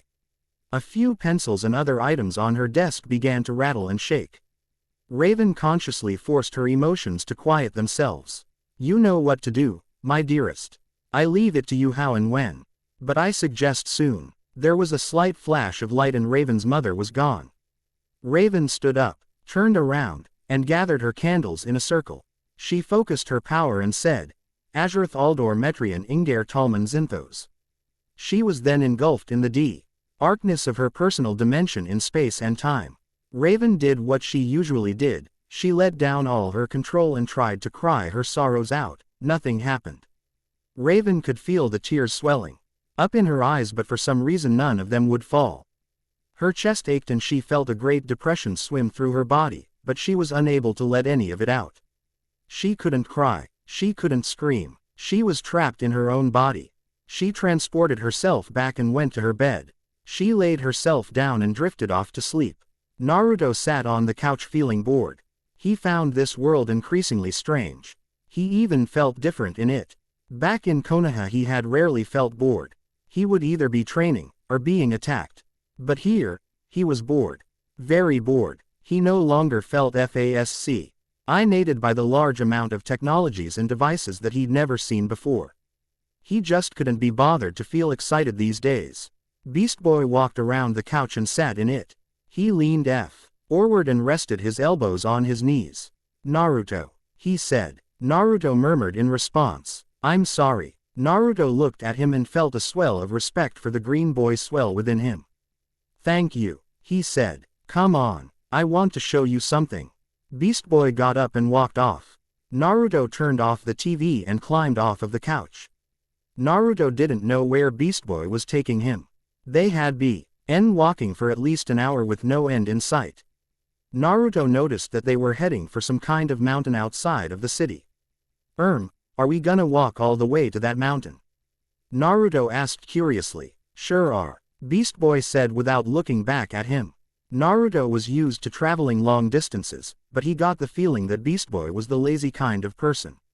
So why was he making them walk? Naruto queried him about this. Beast Boy listened to Naruto's points and stayed silent for a moment. Well, Naruto asked. Beast Boy sighed. Let's just say that the place we're going to. It's the kind of place I'd rather walk to. Naruto found himself shocked at the distance. He would usually travel long distances through trees and places where he could cover distance quickly, but the coarse concrete beneath Naruto's feet was actually beginning to hurt him. Beast Boy, however, wasn't showing any signs of tiring. Naruto found this increasingly strange. Why did a lazy person like Beast Boy want to walk such a distance? And why did it seem that his feet were fine? How often did he tread this track? After a further hour, the summit of the mountain finally came into view. A while back the path had turned from concrete to dirt. Naruto was rather glad of this as the earth was soft beneath his feet and it was a welcome change to the coarse surface of the tarmac. Naruto looked up at the mountain and suddenly came to realize something. It wasn't a mountain, it was a volcano. Albeit a dead one, it was obvious, even from a glance, that the volcano was no longer a threat. Though why Beast Boy was leading Naruto to a volcano, he didn't know. Beast Boy had hardly said a word throughout the entire journey. It were as if he wanted Naruto to see what he wanted to show but wished to retain his general ritual of silence. For that was obviously how he preferred to undertake this journey, in silence. After about 20 minutes of walking they came to a huge chasm at the summit of the volcano. Across this chasm was a form of bridge. It was not man-made and looked as though it was probably not stable. Beast Boy didn't seem to have any worries about it. Naruto got the impression that Beast Boy didn't like heights. But the green pointy-eared boy was seemingly unfazed by the dramatic drop below the rocky bridge. The bridge of rock led to a cave entrance into the volcano. Naruto and Beast Boy crossed the bridge in silence. Naruto was thankful that their journey had almost come to an end. Well, he hoped it had nearly come to an end. As they entered the cave mouth, Naruto and Beast Boy found themselves in a short tunnel. Stalagmites and stalactites littered the floor and ceilings, though there were more on the roof than on the path they treaded. Naruto was also thankful of this. The idea of having to walk on or around hundreds of sharp pieces of rock and ice did not bode well in his train of thought. They exited the tunnel. Naruto gasped. The area was completely hollowed out. Naruto looked up and he could see the deepening red sky of dusk through the mouth of the volcano. There was also a chasm and a bridge. The chasm went down for maybe a few hundred feet before it came to a rocky bed. There was no lava left. It was as though someone had somehow sealed the bottom off from the Earth's mantle. The bridge was about 30 foot long and ended in the very center of the volcano's hollow body. What he saw in the center was even more breathtaking than the volcano itself. A statue. But this was no ordinary statue. The detail in the carving was absolute. The female figure was obviously depicted in her teenage years. Her figure and clothing was so finely detailed that it seemed someone had carved her body, and then carved the clothing out of separate pieces of rock and fitted them to the statue. Naruto had never seen such quality. The girl was about his height. She had large beautiful eyes that Naruto could only imagine to be colored blue were she a real being. She had long flowing hair that Naruto thought would have to either be a fine black, or a luscious gold. Her entire body seemed to be encased in a metallic suit. It looked strong and flexible. Her hands were also contained in metallic gloves. She stood with her arms outstretched as if to take hold of the world and keep it close. Her hair rose into the air as though a gust of power of wind had lifted it from its position. Overall, she was a very pretty girl. She was standing on a square pedestal of rock that held an inscription. Terra, a teen titan. A true friend. Terra, Beast Boy whispered. Who was she? Naruto asked Beast Boy in a low tone. However, even though his voice was quiet and soft, the loud chamber of the hollow volcano seemed to amplify and echo his words. Not. Was. Beast Boy said, confusing Naruto slightly. Is. Beast Boy turned around and faced Naruto. Her name's Terra, he began. And with that Beast Boy began to tell the story. Naruto had never seen Beast Boy as the storytelling type. But as he spoke about this past struggle of how she had befriended them, betrayed them, tried to kill them, then saved them, Naruto couldn't help but marvel at the detail in which he spoke. He was as though he were reading a book aloud. Naruto felt like he could see each bubble and steamy wisp of the volcano, hear the cries and blasts as the struggle commenced. Beast Boy spoke as though he had been waiting to tell this story for so long, as though he really didn't need any audience, but just felt the need to tell it to the earth and trees and rock beneath his feet. Naruto listened intently, not something he would usually do. He was captivated by the tale. It seemed unbelievable that this figure of rock was a living being, that it had once been a girl, that it had betrayed them and then saved them. That it had served the monster Slade, and, though Beast Boy did not mention this outright, had captured the green boy's heart. It was a tale worthy of publishing, and though Naruto was no bookworm, he would certainly have loved to read such a tale. When Beast Boy was finished, he looked up at the statue of the youth above him. Her posture declared power and pain. Her hands stretched to the world as though to hold it close and protect it from all danger. She had true power. The power of Mother Earth itself. More power than any had realized. It was by her hand that Slade fell the first time. To be consumed by the boiling lava and, so I had thought at the time, never to return again. Naruto asked how Slade had come back. It seemed to him impossible that a person could come back from the dead. Beast Boy told him of Trigon, Raven's father. He told the blonde-haired youth of the monster's awesome power. How he had brought Slade back from the dead to attack them with powers beyond any of them. How Raven had been used as a key, a gem, as they had called her, to open the gateway between their world and the dimension in which Trigon was banished. Naruto listened to the tale of how they had battled the great being and had managed to trap him once more. How they had managed to strip Slade of his given power and lock him up in the zero-point chamber that Cyborg had invented. Naruto was shocked. Beast Boy had, inadvertently I might add, revealed a large portion of Raven's past and present. Naruto felt a great deep down respect for her and all the Titans. He now realized what it meant to be a hero. To be a hero, one must be willing to sacrifice those they love for the greater good, and still have the strength to fight on afterwards. Naruto didn't know whether he had such strength, but he hoped he did. Because if such a situation ever turned his way, he would need such strength. After Beast Boy finished his stories, he sat down on the rock and closed his eyes. He shared a very thoughtful state that Naruto felt no will to interrupt. The blonde-haired boy walked up to the statue and placed his hands upon its form. It truly was made of rock. Naruto looked up into the sightless eyes of Terra, and for a moment he felt as though she were still alive. as though such a form was merely a prison. He wanted to free her. But he knew he couldn't. "But I can," said a voice at the back of his mind. "What do you mean?" Naruto asked curiously. "I can free her," Kyuubi said warmly. "How?" "Your element is fire, mine is wind. She is made of rock, which is earth. How can either of us free her?" Naruto asked. "Neither one of us can on our own." "True, but together," Kyuubi said sinisterly. "Can we really do this?" Naruto asked. "We can, but we will need time, and more power than I currently have," Kyuubi said. "What else do we need?" Naruto asked. The fox's voice said a single name that sent a shiver down Naruto's spine. Raven. Single quote. When Naruto and Beast Boy got back, the blonde-haired boy assembled the Titans in the living room and told them about freeing Terra. Naturally at first they were shocked to think that she may still be alive.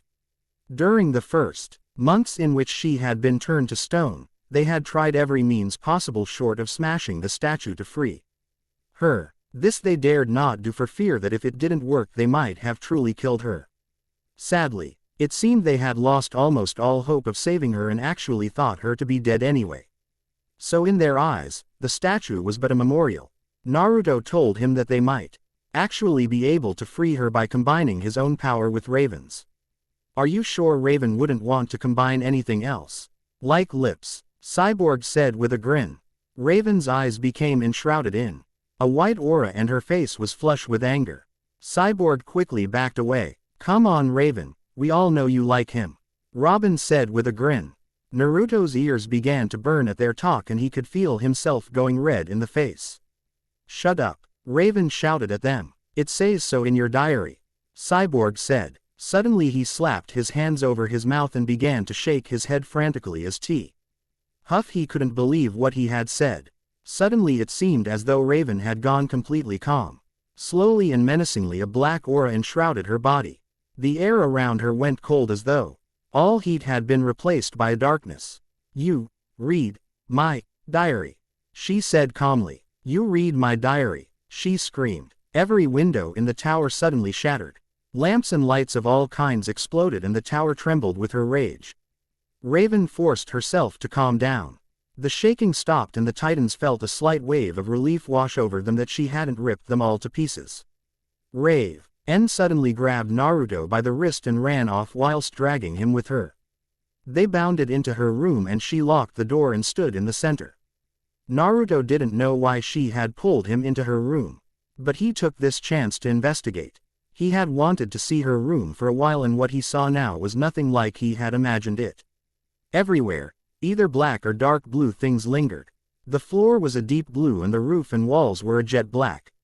Books and skulls and candles littered the cupboards along with jars of ominous things that Naruto would have given anything just to avoid from peering at their contents. Dusty tomes and open spell books surrounded the place and the webs of spiders were ever present in the corners of her abode. Yet, through all the dark and gloom of the room, it seemed that the place itself held an inner peace to it. As though it had a warm inviting feel, but only for him. He looked at Raven. She was red in the face and panting slightly from the occurrence earlier. She also looked agitated, as though she wanted or needed to do something but couldn't bring herself to do it. Why did you grab me?" Naruto asked, feeling a little uncomfortable. "Screw it," Raven said. These were words which seemed highly eccentric coming from Raven's mouth. As though they were the kind of words she would never say in her lifetime or the next. But she said them anyway. Raven rushed over to him, pressed his back to the door and pressed her lips to his. Naruto was in shock. He didn't know what to do. More like he didn't know how to stop doing. His hands placed themselves on her hips and he couldn't help but kiss her deeply back. When he had kissed Jinx, it had been amazing, but this was something entirely different. And definitely not normal. He knew this was no normal kiss when he began to see bright lights. He felt something happening, an electrical spark, not unlike the flow of chakra through his body. But this was powerful. It used a tingling sensation to tear its way through his body like nothing had ever before. It was akin to pain, but infinitely pleasurable. There was certainly something happening to Raven. The kiss wasn't really that heated or intimate. On the contrary, it was a simple and childish one. But something was happening all the same. Bright lights flashed around them, and when they finally broke apart aft, a period of time that neither of them could gauge, Naruto looked wide-eyes at Raven. She was white, wearing pure white. Her face was lit up with a smile, and it seemed that she had an air of confidence around her. She held herself up straight as though nothing could ever hurt her. It was like she was a totally different person, yet still the same old Raven. She grinned at him, an expression he had never imagined her doing before now. Yet it did not seem all that strange with her new persona. Suddenly though, her posture changed and her white clothes became blue once again and her grin faded. She seemed tired, and slowly, Raven fell forward. Naruto grabbed her and steadied her fall. The moment his hands touched her, her clothes were white again and she was smiling up at him wearily. "I don't understand," Naruto said, feeling very confused. Raven opened her mouth to explain, but she seemed unable to. Swiftly she drifted into a slumber in his arms. Naruto picked her up in his arms and laid her down on her bed. The moment he separated the physical contact between them, her clothes faded swiftly to blue again. He rested a single finger onto her cloak and it became white. Naruto was fascinated by this. But feeling tired himself, he climbed onto the bed with Raven and held her as they both slept. Naruto brooded over the past day in his mind before the sweet slumber took him, and he noticed something. So much had changed today. He had found out a lot about Raven herself, had realized a deep pain that the Titans all shared, and thought he found a way to heal it. Today really was a day of changes. Chapter 14 finished. Terra returns. Chapter 15. Terra's return. Naruto paced his room and began trying to filter through his memories of what had transpired earlier. He had not only kissed and been kissed by Raven, but had slept in the same bed as her. The same thing had happened to him and Jinx. Naruto was not one to admit it, but when it came to girls and matters of the heart, he sucked. Currently, in his mind, when you end up making out with a girl and even sleeping next to her in the same bed, that generally constitutes some hidden contract that you're together. But he had done just that, with two girls, too. Naruto was losing his mind. When he had woken up earlier he had felt an odd peace being next to Raven. However, his panic had soon set in. He had scampered out of the room, rushed into his own, and had jumped into his personal bathroom and forced himself to take a cold shower. Once he got out, he shoved on the same clothes as before and began to ponder the events. He couldn't be with two girls at once. Even the thought of it caused a churning in Naruto's stomach. It all depended on which girl needed him the most. Jinx was a prisoner, and probably a torture victim. Shish. He had a tormented past and needed someone to be near. Raven had a dark past, present and future. She'd barely ever known a shred of happiness and was in an obvious need for companionship. They were both in need. Naruto figured that he'd have to do what he didn't want to, choose which one he'd rather be with. Now the thought of breaking any girl's heart almost broke his own right there and then. But what other choice did he have? Naruto tried to look at it simply. Jinx was nice, very nice. She was pretty and kind at heart. Raven was beautiful. She was smart, funny, and he didn't know. Naruto thought about it for a while but found that he just didn't know. There was something else about Raven, a connection, an understanding, a truth. Naruto knew his choice. He'd be with Raven. But the moment he thought those words, the image of Jinx crying and weeping for him invaded his mind. Naruto felt weak at the knees. Why did he have to choose? He hated having choice sometimes. He much more preferred following orders. But even that he didn't do very well, come to think of it. What was he to do? Raven woke up. For a single moment she felt like something was missing. She didn't know what it was. But it felt as though something was out of place. She turned over and found nothing different. Her room was exactly the same and she was alone as usual. Then she realized she shouldn't be alone. Naruto wasn't here. She felt a sudden panic rising within her and she had to consciously force herself to calm down. Naruto probably just went to the bathroom or back to his own room. She decided to check. What was he going to do? The thought ran through his mind like a song stuck on repeat. Naruto stopped pacing and collapsed on his bed. Knock, knock. Naruto almost jumped out of his skin. Come in, he called. The door opened and Naruto stared into the blue eyes of Raven. Hi, she greeted. Naruto approached her, scratching the back of his head. Look, he began. I'm really confused about this, Yesterday was. I mean, I didn't. I want to. I mean, I like. You are, Raven grabbed the back of his head and pulled him into a deep kiss. Her cloak instantly changed to pure white, and all thoughts and confusion left Naruto's mind as he wrapped his arms closely around Raven's body. When the kiss ended, Naruto was feeling very dizzy and out of breath. He had forgotten to breathe and he was kinda regretting it. He still held Raven close and suddenly he felt a strong urge to know something about her. Raven, what's your name? He asked. Suddenly he panicked, and though maybe she didn't understand. I mean, I know your name is Raven. But I'm pretty sure that it's not your real name, but if it is there's no problem with it, 'cause I like the name Raven, but I'm not sure if it is and I'm just kinda daring that if it isn't your real name then I'd like to know what your real name is. He stopped slowly as her right index finger pressed firmly to his lips to quieten him. It's Rachel, she said quietly, but I haven't gone by that name for a long time. Her eyes drifted to the floor in sadness. Tell me everything, Naruto said to her. He lowered his head and gently kissed her on the lips before leading her to the bed. He sat her down on it and sat down next to her, his arm wrapped around her waist firmly. Tell me what happened to you, why you're the way you are, Naruto urged. Raven sighed deeply. I am the daughter of a monster. His name is Trigon, she began. I know that part. Beast Boy told me about him while we were at Terra's memorial. I don't want to know about him, I want to know about you. And you are not him. Naruto said the last part fiercely as though she really needed reminding of it. Aren't I? She looked at him pleadingly. Each day I feel it, she said. Each day it's a constant struggle to control my emotions, to control who I am. But that isn't who you are, Naruto urged. You're not that demon. You're a beautiful, kind and devoted person. You could know more her, your friends and me than you can bring your mother back to life. Raven seemed to wince at that. But she would still be alive if it wasn't for me. Raven, listen to me, she shouted. Tears Straya med down her face and Naruto thought it was a wonder that nothing was exploding. But then he remembered that while she was white, she had perfect control of her powers, and so, as long as he didn't let her go, things would be fine. And he had no intention of letting her go. Azeroth is my home planet, she began. It doesn't exist in this dimension, so if I ever wanted to visit it I have to create a portal. She took another deep sigh and closed her eyes.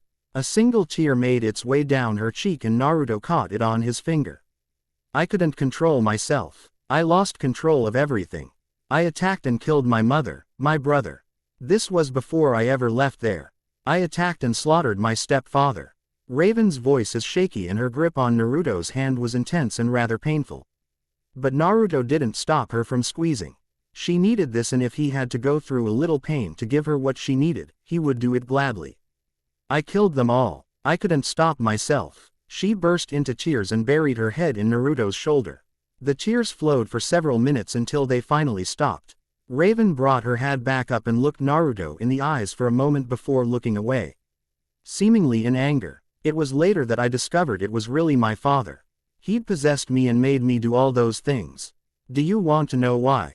She asked. Naruto didn't answer. He got the feeling it was a rhetorical question and that she'd tell him anyway. It was because of a prophecy, she said with venom in her voice. I don't remember it exactly, but it states that I'm the key to freeing my father, a gem. She said the word with restrained wrath of detestation. I was prophesied 300 years before my birth. I was born into a destiny that was full of pain, suffering, and death. She stared at the ground and a fresh tear dripped to the blue carpet, darkening the spot where it hit. I fled home after that. Last year I decided to go back, but the entire place had been destroyed by my father. She said quietly. And that's all there is to know. No, it isn't. I want to know the good times. What was your mother like, and your brother, what was his name? Logan. She said the name with a slight smile. He was like any little brother. Always obnoxious, always pulling pranks. His favorite thing in the world was to try and make me laugh or smile. He knew that I wasn't allowed to feel emotion. But he was young, barely 6 years old, he didn't understand. Her face turned back to sadness. He never understood. Even when Naruto didn't want her to go back to that. And your mother, what was she like? He asked. Raven's face brightened up a little. Would you like me to show you? She said with a smile. Naruto felt very confused at this point. Her grip on his hand lessened a little as she stood up. She pulled him out of the room, down the corridor and into her own. She gathered the candles into a circle and sat down with the circle in front of her. Naruto stood back and watched, silently wondering what was going on. Raven sat there for a few moments. Her cloak had returned to a deep blue when they had let go of each other. Slowly, she began to rise into the air. Her eyes opened and they were white. Mother. She said this single word. Her voice was louder than usual and had a mystic quality. It sent shivers down Naruto's spine. There was a all flash of light and suddenly there stood a woman in the middle of the ring of candles. If Naruto didn't know who she was beforehand, he'd have thought she was an adult version of Raven herself. Woman had long blue hair and the same eyes as Raven. She had a gem in her forehead, the Ojma chakra, just like Raven, and she wore a long flowing white robe. She was very beautiful. Raven's mother didn't actually look at her daughter. Instead she stared straight past her into Naruto's eyes. Hello Naruto. The meeting with Raven's mother was a very awkward one. It was also very strange. For starters, she referred to Raven as, well, Raven. Naruto found it a little strange that a mother wouldn't call her daughter by her daughter's given name. Oh well. Naruto had sat with them both for about an hour and a half, feeling very uncomfortable and nervous for reasons he didn't quite understand himself. Raven and himself exited the room and walked together hand in hand on their way to the living room. The doors to the room stood before them. Naruto quickly grabbed Raven and treated her to a deep kiss. Are you ready for this? He asked. For what? Raven asked. Naruto felt confused again. We can't not tell them. Besides, I don't want this to be a secret. Naruto said shyly. Look, I know that we're practically together now. Raven began, obviously feeling nervous. But, you haven't actually asked me out yet, she said with a weak smile. Naruto felt a large lump lodge itself in his throat and found that he could barely breathe. I thought that. He began feeling like he was a total fool. You know, that I didn't really need to. That we were together anyway. Raven shuffled her feet. Look, I've lived on Earth for a long time, and I kinda got used to the way things are done here. I'd just really like you, well, to say it. Naruto felt very nervous. He nodded his head rigorously. Will you? Naruto found it almost impossible to speak. So he tried to force it. Will you go out with me? He said rapidly. Raven wrapped her arms quickly around his neck and kissed him passionately. She broke away and looked at him with a bright smile. Yes, she said. They kissed again. The door opened. Raven and Naruto quickly separated. Beast Boy looked at them both in shock. Naruto began. Beast Boy, listen. Beast Boy walked away heavily. They heard a door being opened and the sound of hundreds of people outside rushed in to meet their ears. The door was slammed loudly. Beast Boy watched TV with a rather bored persona. He had a headache and there wasn't really anything worth watching. And he currently really didn't feel like playing any games. Which surprised even him. The sound of muffled voices met his pointed ears and he pulled himself from the couch. Beast Boy made his way to the door that led to the main corridor of the T-Tower and heard some voices behind it. He opened the door casually and was suddenly swimming in all manner of emotions and shock. Raven and Naruto stood before him kissing. They instantly separated when he first caught sight of them, but it was too late. Naruto said something but Beast Boy found he didn't understand the words. He just walked off. Beast Boy didn't know what he was feeling. It was a form of hollowness inside that consumed his mind as well as his heart. He opened up the main doors and walked out into the bustling crowd of fangirls for the ninja inside. He slammed the door and pushed his way through the crowd. Beast Boy didn't know where he was walking. He didn't even know how long he'd walked. When he looked up he found himself in a dark alleyway. The area was silent around him. Feelings of pain finally befell him and Beast Boy crashed to his knees. Pain and sorrow flooded his being and he began to cry. He wailed and screamed into the dusk of early day. He collapsed his hands on the floor and began to quietly weep. Footsteps entered his hearing range, but he paid them no heed. Until they surrounded him anyway. "Well, if it isn't the Green Teen Titan," said a voice to Beast Boy's left. "Where's your friends?" "Not here," he asked. Beast Boy just stayed where he was. "Good, because no one will save you then," said the man that had spoken before. Suddenly, a fist grabbed hold of Beast Boy's hair and pulled him up. Beast Boy yelped in pain. The man looked Beast Boy in the eyes. He was large and powerfully built. The man had dark brown eyes and blonde hair that hung in tresses around his face. Beast Boy was suddenly thrown to the ground with a lot of force. He groaned in pain. The people around him began kicking and punching him. All the while Beast Boy groaned or yelped in pain, but to be honest, he didn't really feel it. Slowly his pain turned to anger. The image of Naruto with Raven burned a hole in his heart that soon filled with hate and anger. Along with the sorrow and pain, the men around him stopped hitting and looked down at him with large grins. Beast Boy opened his eyes and looked at them fiercely. He rolled and swiped out at the nearest one. The mon's chest was shredded and he was thrown back from the force. Beast Boy's hands had turned claw-like. One of his attackers came up behind him. Beast Boy elbowed the man in the stomach. Spun round and slashed at the mon's chest. Crimson blood splattered to the floor. Both of Beast Boy's arms suddenly became that of a gorilla's and the two final attackers looked at him in fear. They turned and tried to run. Beast Boy ran after them, running like a gorilla does, using his gigantic arms to propel him forward. He reached the first and grabbed the back of the mon's head. He drove the head into the ground without halting his pace. He let go and continued to run after the other. He reached the final man in seconds. It was the man that had spoken to him. Beast Boy rammed his shoulder powerfully into the mon's back, sending him slamming into a wall. He stumbled back and Beast Boy grabbed the mon's face and lifted the man high in the air. The man began to beg. "Please don't. That's all of us. There isn't any more. I'm all alone, please. I'm defenseless," he whimpered. Beast Boy looked at him fiercely and said to him in a very savage way, "Good, because no one will save you then." He hurtled the man behind him into a wall and watched him slide to the floor, obviously unconscious. Beast Boy turned to the nearest wall and smacked his heavy fist against it, then again with the other fist, and again. And again, and again. Beast Boy's hands quickly began to bleed and he collapsed to the floor in his sorrow. His arms returned to their original size and he slowly led himself to his feet and looked at the wall. The wall was almost destroyed. A few more hits and he would have most certainly broke through into the room beyond. The bricks were dented and broken inwards. Beast Boy decided he should be getting back before he was caught and charged for the damages. The other Titans had taken the news about Naruto and Raven rather well. Starfire mainly decided to give them both a dual hug. This was most uncomfortable and rather painful. The most interesting thing to them was the effect that happened whenever Raven made physical contact with Naruto. It was rather difficult to explain. Naruto's and Raven's relationship seemed to be the only thing that was interesting to the other Titans and Naruto wanted them to stop. It was only when he mentioned Terra that they finally did. The Titans, other than Beast Boy who still hadn't returned, sat in the living room.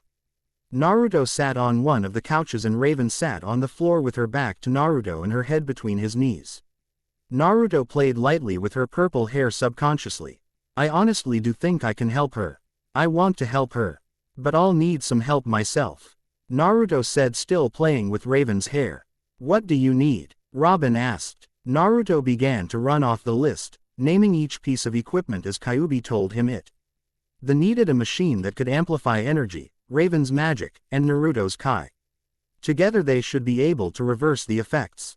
Suddenly the front door opened and all looked towards it at Beast Boy. Beast Boy walked up silently and gazed at Naruto and Raven. He stopped a few meters away and shuffled his feet. I'm sorry," he said reluctantly. "I shouldn't have reacted that way." Naruto stood up and approached Beast Boy. "It's okay. I know why you did. I am sorry for how this turned out, but if it's any consolation, you still have Terra." Naruto said this with a smile. Beast Boy's eyes lit up. "We're going to free her. I promise." Naruto said this to himself as well as Beast Boy. "Thank you," Beast Boy said. It had taken Cyborg only hours to make the machine they needed. Within 4 hours of their conversation, the group were at Terra's memorial staring up into the girl's lifeless eyes. Cyborg hooked the machine up to the T-car's battery system. Naruto stood on the left side of Terra's stone form and Raven stood on the other. Cyborg looked expectantly at Naruto. Naruto nodded. Cyborg turned the machine on. A wave of sonic energy boomed out of them and Naruto felt his ears begin to slowly ache. Kyuubi, it's time, he said to the fox in his head. For the first time ever, Naruto willingly gave himself over to Kyuubi's power. It felt like 1,000 fires burning in his veins. His head clouded over and his vision became blurry. A deep vigor rose within the pit of his stomach. The place known as the Pool of Kai. Naruto felt Kyuubi's essence and chakra fill him to the brim and he felt his own mind being quickly pushed to the back behind Kyuubi's. The Titans watched as a dark red aura surrounded Naruto's visage. Naruto crouched on the ground on all fours and his hands looked more like claws than human appendages. Naruto's eyes turned red and what crouched before them was obviously no longer Naruto. Do it, Kyuubi, Naruto said. His voice was jeweled and demonic, the mere sound of it sent shivers down the spines of the other Titans. Raven concentrated. Her eyes closed for a second and she raised her arms into the air. Azurith Metrion Zinthos, she called. Dark shadow leapt forth and encompassed the stone figure of Terra. Naruto pressed his hands together and within moments there was a bright red ball of swirling power held within his palms. Up the power when I say, he commanded Cyborg. The tall metallic man nodded his large head. Kyuubi, Naruto put more power into the ball and then looked at Cyborg. Now, quote, Cyborg raised the power of the machine rapidly and soon it was so strong that Raven and Kyuubi, Naruto thought that their ears would burst. Raven concentrated and tried to keep a firm hold on Terra so that the statue would shatter.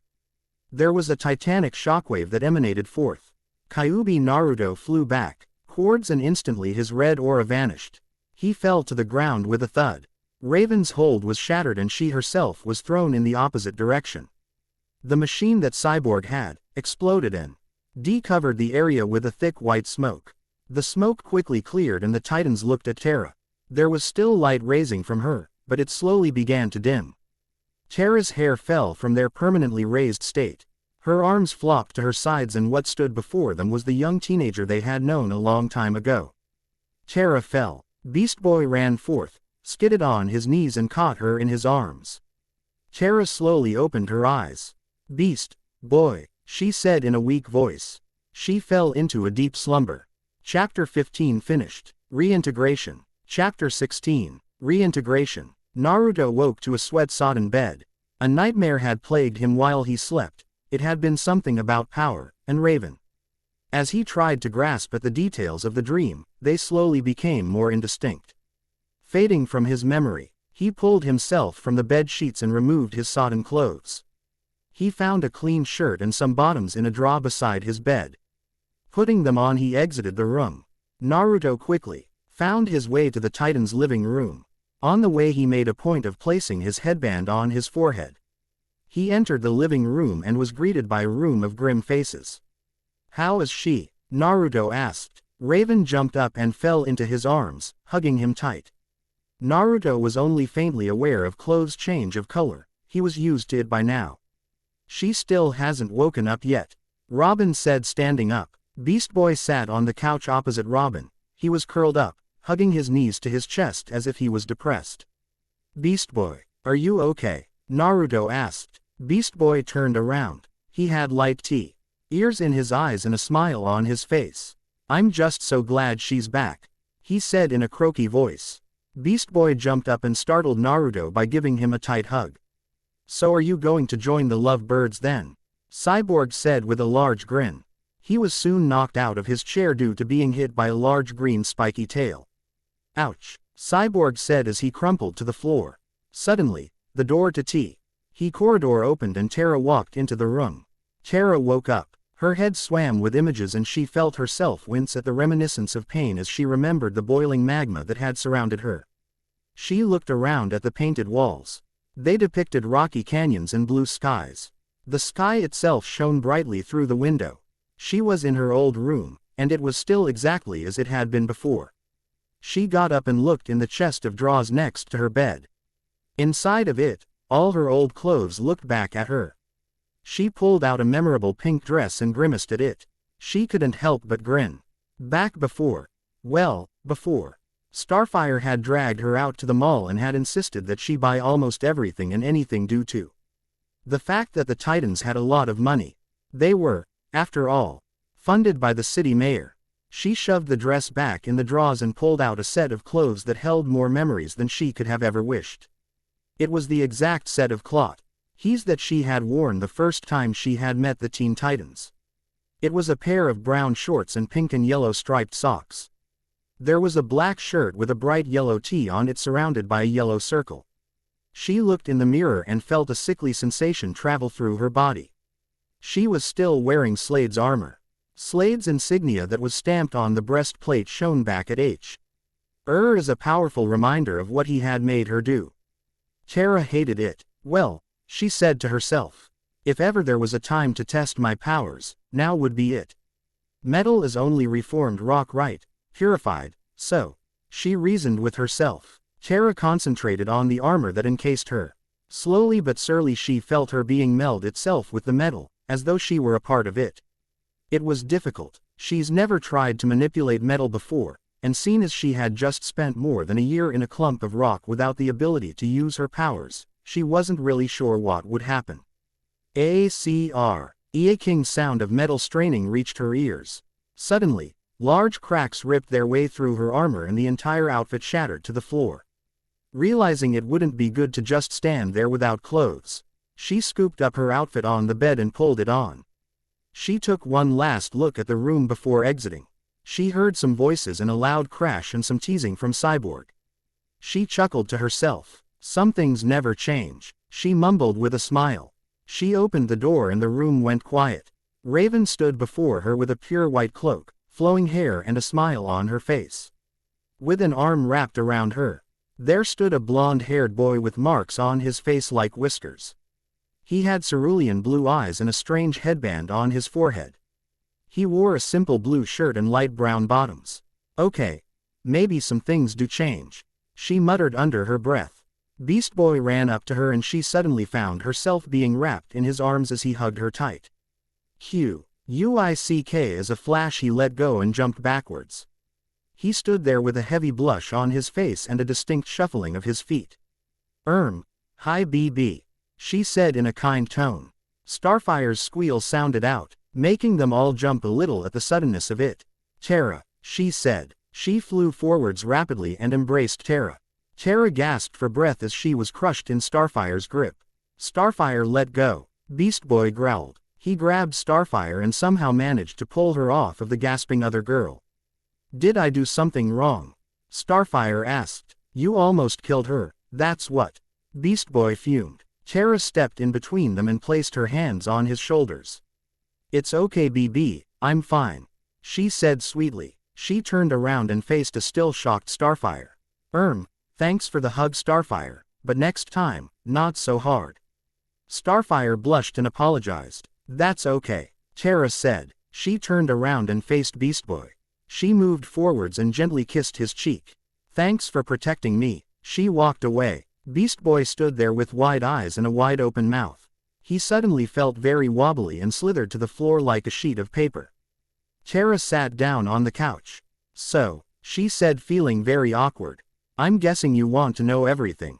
Robin stated. Terra's stomach let forth a loud growl and Terra placed her hand over it and blushed.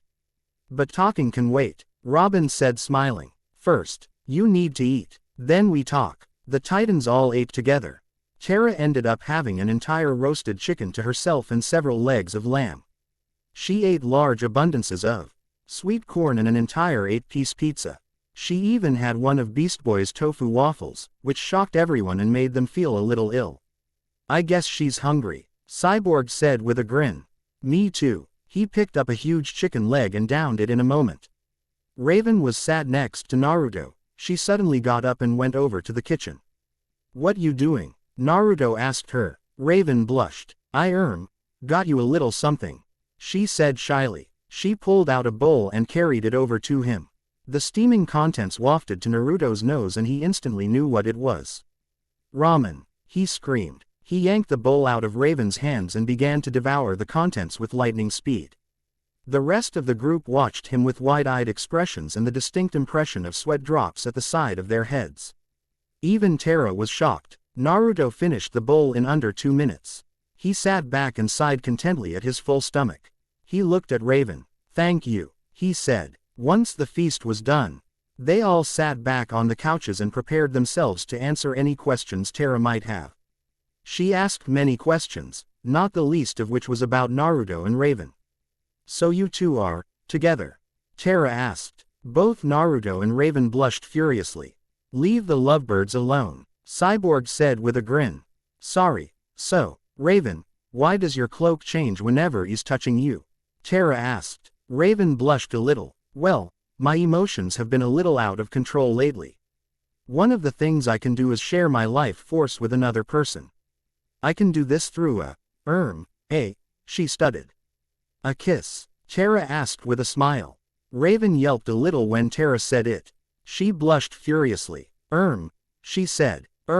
Yeah, and now, when I'm in physical, contact, with Naruto, I can, control my powers and emotions, well, perfectly. So touching him is like a power boost for you."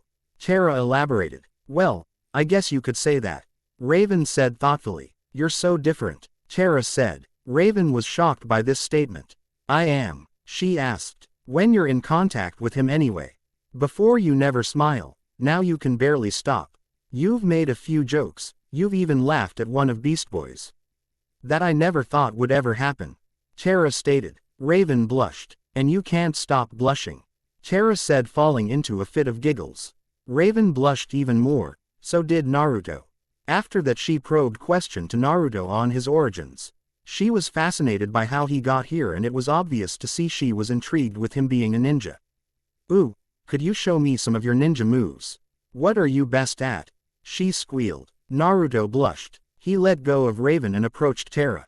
He scratched the back of his neck as he walked and stopped in front of her.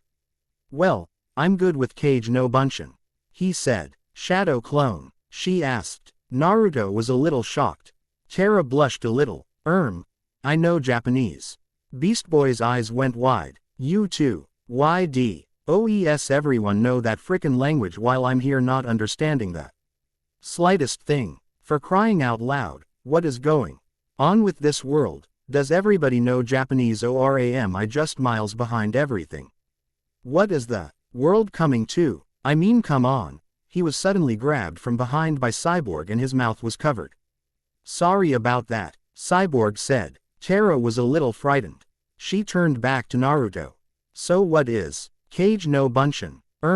Well, it's where I use the chakra in my body to create an exact physical duplicate and share my chakra out to each one, giving them the ability to use jutsus of their own." Terra looked confused. Repeat that please," she asked. Naruto almost fell over. "I'll just show," he said, shaking his head. He took his stance, crossed his index and middle finger on each hand with each other, and suddenly he began to clone himself. The replicas span out of him and surrounded Terra in a large circle. Terra was a little shocked, to put it lightly. She squealed in delight. The copies disappeared in a puff of smoke at the same time and Naruto stood before her on his own again. "I can also do a cool Rasengan." "No," Robin and Cyborg yelled. Naruto was taken back. "We don't want any things broken in here." "No Rasengan," Robin stated firmly. Naruto hung his head. "I want to show you something," Beast Boy said. He grabbed Terra's arm and led her out of the room, leaving the rest of the Titans a little bit confused. Beast Boy took Terra back to her room and made her sit on the bed. Beast Boy, why did you drag me here?" Terra asked, feeling shy and confused. "I wanted to give you something," he said, shuffling his feet. Beast Boy went to the closet and opened it up. He fished into the back of it and ended up throwing everything else out and making a mess. He pulled out a small black box. He looked at the mess he'd created and told her to wait a moment. He began to shove the other things back in the closet and a few things that hadn't been in there in the first place. The closet was soon overflowing. Beast Boy tried to force the doors closed. "Ow," he mumbled. Terra walked over and picked up the box. She looked at it curiously before opening it. She gasped. Beast Boy jumped to his feet. "Don't open it yet," he said. He then noticed he was too late. He gave up. Oh well. Terra reached into the box and pulled out a golden ring. It had an omnanite stone encrusted into its band that shimmered in the light. On the inside of the band, there were some inscribed words. "Terra and Garfield forever." She read the words to herself softly. She looked up at him. "How did you know?" she began. "Hey, it's okay. Adoption isn't as bad as people think," she said with a sweet smile. Terra took the ring and placed it on her index finger. She turned to Beast Boy and smiled. Leaning over, she gave him a simple kiss on the cheek before walking out of the room, leaving a blushing Beast Boy behind. The Titans, including Terra and Naruto, read in the living room to listen to Robin, who had called them there. "I have an idea," Robin said to the others. "An idea for what?" Beast Boy asked. "Naruto," Robin said, looking at Naruto. "You're going back to the HIVE to rejoin." Naruto looked a little uncomfortable. "Are you sure about that?" he asked. "I'm all for going back, but would they even accept me back? I did break out, ya know." "I know that. That's why you're going to go in with something that Slade wants," he said. Terra made a small wincing sound as she heard the name. "And what's that?" Starfire asked. Robin looked at all of them in turn before saying simply, "Me." Chapter 16 finished. Charades. Chapter 17. Charades. "What? You can't do that," Terra exclaimed, getting up from her seat. "How is he here anyway? I thought he was dead." Terra was obviously distraught by this news. Beast Boy took her by the hand and made her sit down again. Together, the Titans began to fill in the blanks for her. They told her all about what happened with Trigon and Raven. All about how they had recaptured Slade. Everything. Terra seemed to be in shock throughout the whole ordeal. Which wasn't all that surprising, considering what Slade put her through. Obviously feeling tired among other things, she went to her room to think. Beast Boy got up and was about to go talk to her when Naruto stopped him. "Maybe you shouldn't be the one to do this," Naruto said. "Let me. She needs a friend, and we both know you're something more." Beast Boy accepted this and sat back down. Naruto walked out of the living room and down the corridor. When Ally came to Terra's room, he knocked 3 times. "Come in," he heard a timid voice say from the other side. Naruto entered. He'd seen Terra's room before, so he wasn't all that surprised at the painted NGS of rocks and orange canyons that covered the wall's surface. "Are you okay?" Naruto asked. Terra was sat on her bed staring at her shoelaces. Naruto sat down next to her. "Terra," he asked. "Why is he back?" she asked in a sad tone. "Why does he always come back? Why doesn't he just go?" she yelled. The tower shook for a moment as the earth moved beneath it. The quake was only brief and didn't damage the tower at all. Terra looked up at Naruto and found him to have a huge smile on his face. She was a bit taken back by this. "Why are you smiling like that?" she asked, feeling a little afraid. Naruto shrugged. "Because when others are sad, the need to be around those that are happy to make themselves feel better," he said with a slight grin. Terra chuckled a little. "See, it works," Naruto said. They laughed a little and quickly fell into a comfortable silence. Terra looked up at Naruto and smiled sweetly at him. "Thank you, Naruto. Thank you for saving me," she said. Terra leaned forward and gave Naruto a light peck on the cheek. Naruto felt himself become hot with blush, and a spark of bewilderment and fear erupted in his mind. Terra looked at his embarrassed and shocked expression and laughed. It had to look real. It had to be real. It was the only way. They all knew what would happen, but they didn't know when. That was for Naruto to decide. Well, Shadow, as of 2.5 hours ago. And he'd decided tonight. There was even a clone. A clone of himself, sleeping in his room wearing Robin's casual clothes. The real Naruto currently looked at the T-Tower from a fair distance. This was going to be risky. Someone could get hurt. Hell, they were meant to get hurt. Robin had specifically stated that none of it was to be faked. They were to treat Naruto as if he truly were an enemy. Raven had completely disagreed with this, saying she couldn't. Naruto had helped her to understand. No doubt she had meditated before each night to keep her emotions at bay, so that she wouldn't hold back. It had been 4 days since Robin had come up with the plan. Naruto was to become Shadow again and attack the tower. He was to kidnap Robin and to attack the Titans as though they were real enemies. Naruto himself couldn't do this, so he called upon Kyuubi's help once again to alter his personality to a darker and angrier one. He sat in a crouched position on the top of a building not too far off. He thought about what he needed to do and, to his surprise, felt nothing about it. Kyuubi was doing a good job with his emotions. Thanks Furball, I just hope it lasts, he thought. Naruto set off. He jumped swiftly onto the building in front of him. Quickly he devised a plan. Raven would be the first to know he was there, she would sense him. She was the first Titan he'd have to take out. Beast Boy would be the second. He often morphed in his sleep by accident, and if, by some chance, he was a dog, he would hear Naruto before he could get to him. So it would have to be swift. While Robin was his target, he would need to be taken out before he could confront the other two Titans and Terra. So putting him unconscious would help. The next would be Starfire.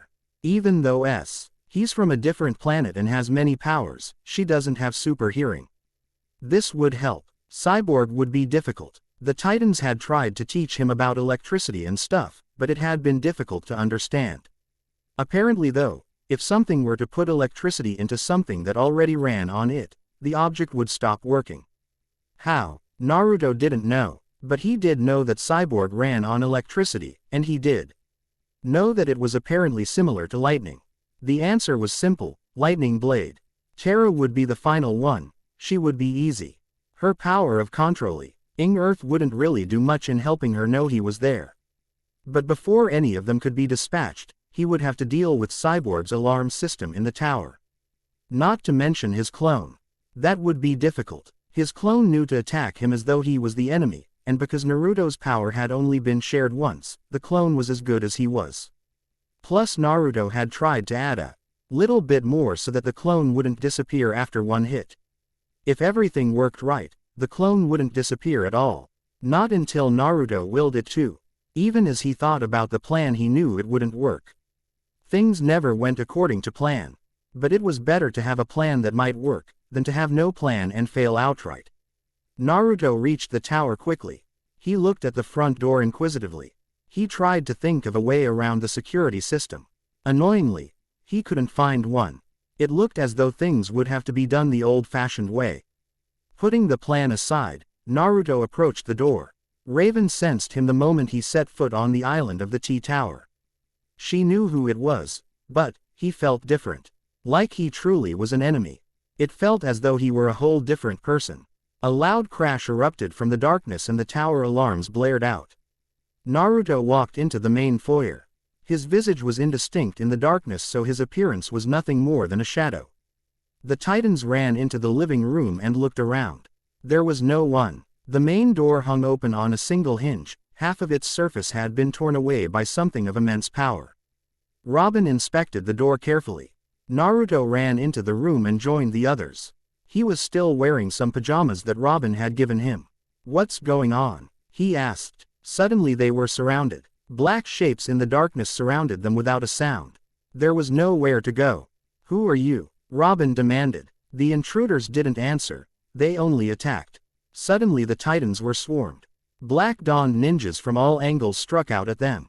Shuriken stars struck Cyborg in the back, causing a breach in his auxiliary power. He short-circuited and fell to the floor unconscious.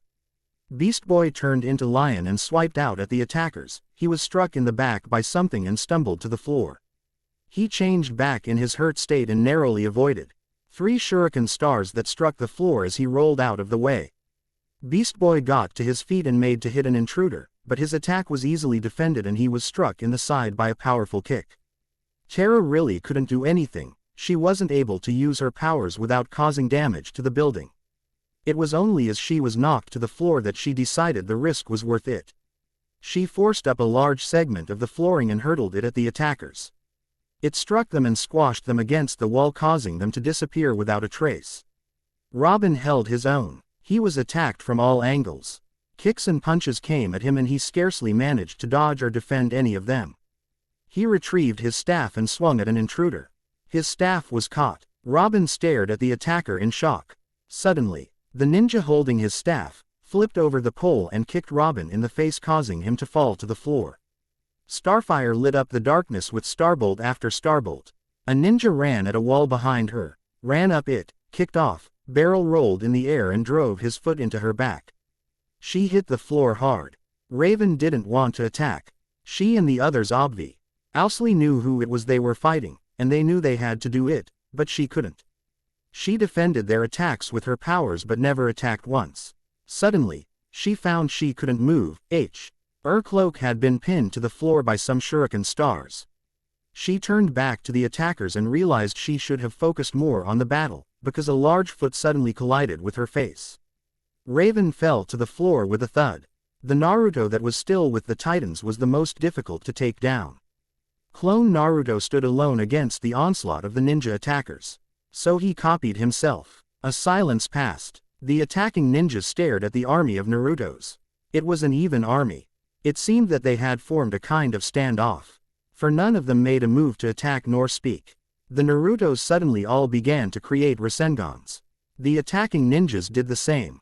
They all attacked. Rasengans met Rasengans. Narutos met ninjas. There was a great flash of light. And suddenly there was only one ninja and one Naruto. Both were lying on the ground. Naruto's shadow felt exasperated and attempted to gain his breath back. The clone he had placed in the Titans to keep up pretenses was perhaps too much to handle. An equal share of Kai and power as Naruto himself, the clone was as powerful as he was, and it certainly wasn't going to disappear anytime soon. He was beginning to think that maybe the plan was working too well. He struggled to get to his feet and noticed that the clone had done the same. They stared at each other. Naruto attacked the clone. He sent for his knee, but it was easily blocked and countered. The clone made to kick him in the side of the head, but Naruto caught the leg. The clone flipped and landed, feet first on the wall, and kicked off at him. A great pain ripped through Naruto as the clone drove his knee into his chest. The clone was hurtled through the air and fell to the floor with a thud. They both got up and made to punch each other. Both punches hit and soon they began a flurry of attacks.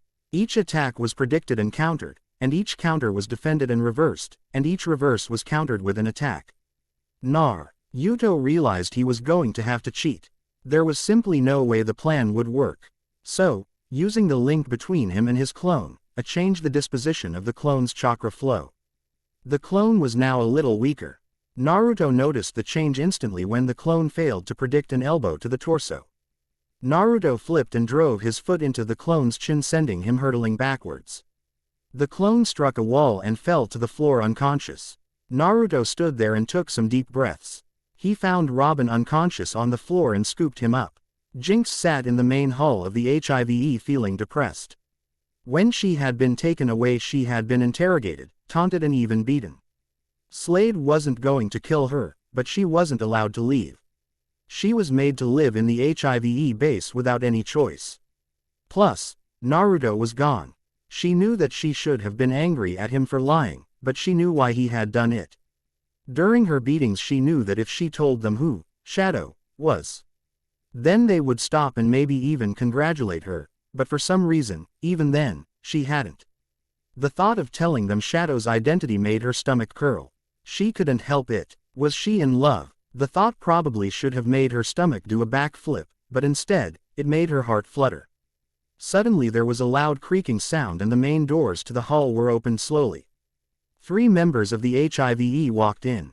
Behind them was Shadow. Jinx's heart skipped several beats at the sight of him. His lip was bleeding and he had a small bruise on the left side of his face. Behind him were 2 other members of HIVE, obviously there to stop him from getting away. Shadow approached Slade. Slade heard the sound of the door but paid it no heed. It was only when he was aware that someone was approaching him that he turned around. Shadow looked up at him with fierce eyes.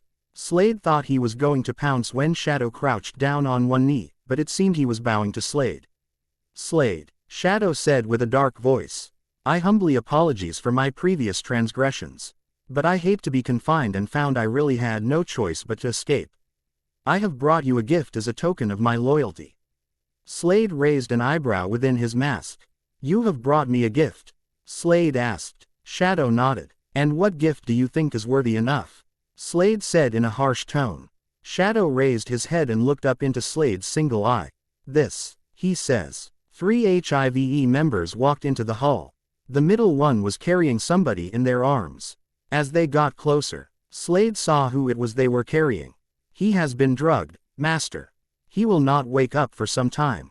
Now, may I rejoin the HIVE? Shadow asked, bowing his head once again. Slade walked up the Shadow and placed a hand on the boy's head. Of course you can. He placed his hand under the boy's chin and raised Shadow's head so that the boy was looking into his eye. Slade's eye narrowed. Naruto Uzumaki. Chapter 17 finished. Game over. Chapter 18. Game over. Slade. Naruto said in the darkest voice he could muster. I humbly apologize for my previous transgressions. But, I hate to be confined and found I really had no choice but to escape. I have brought you a gift as a token of my loyalty. Naruto felt his palms beginning to sweat. On the way here, he had drugged Robin so that he would stay asleep.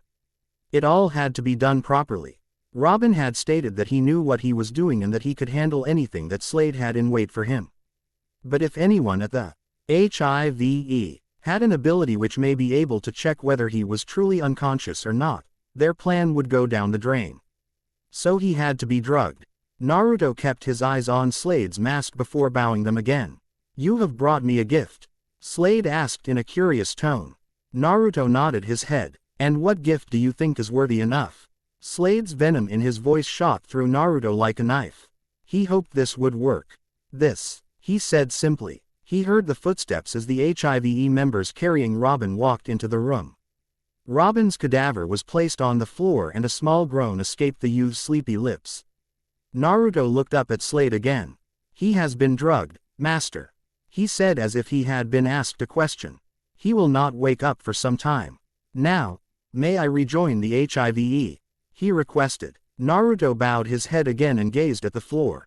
He couldn't help but feel fear and apprehension mixed together as he heard Slade's light footfalls as he drew near. He found himself wondering how a large man such as Slade was so light on his feet. Slade reached him easily. Naruto could see the black metal and leather of the man's boots. He almost jumped out of his skin as a gloved hand rested itself on his head. Of course you can, were the words he heard. A wave of relief spread through him. So the plan had worked. Slade's hand stroked down his cheek and rested on Naruto's chin. The hand pulled his chin up and soon he was almost eye to eye with Slade himself as the man bent over to look at him closely. Naruto Uzumaki. The words came from Slade's mouth but Naruto heard them as if they were miles away in a dark place. A place that was so rapidly approaching he was in it in milliseconds. Slade knew who he was. The hand struck before Naruto had time to see it. Pain flashed through Naruto as he flew in the air and landed with a heavy thud. Cyborg sat on the couch with the others feeling very worried. They had managed to fix the damage of the fight, it had been very convincing. Suddenly, the clone Naruto beside him vanished in puff of smoke. They all felt a stab of alarm. Naruto had said that there were only a few ways for the clone to go, he either willed it away. It received too much damage, or he himself was hurt enough to lose his concentration. The Titans didn't believe it was the former too. Naruto tried to get up, he placed his hands on the floor and began to push his body off of the ground. A foot was suddenly driven into his side. He gasped in pain as he was thrown into the air with the force of the blow. Did you honestly think you had me fooled? Slade asked in his monotone voice. You tried to play me for a fool, boy. He said viciously. Did you think I wouldn't find out, that I would let you play your game? Slade reached down and grabbed Naruto by the throat. He lifted the ninja up into the air by a single hand. You were sorely mistaken, he said. He picked the boy up again and threw him. Naruto managed to gain control and spin in the air. He landed on his feet and faced Slade defiantly. How did you know? Naruto shouted angrily. Slade seemed to chuckle slightly. I always know, he said. Slade charged. Raven knew something was desperately wrong. Naruto was hurt, she knew it, she had to save him. She flew. The fist came faster than Naruto could see. It struck his stomach and all the wind was forced out of him. As he was hunched over, he saw the knee rise up and felt it slam into his body. Naruto felt faint. He couldn't breathe. he was hurting all over. In all his life, Naruto had never faced someone like this.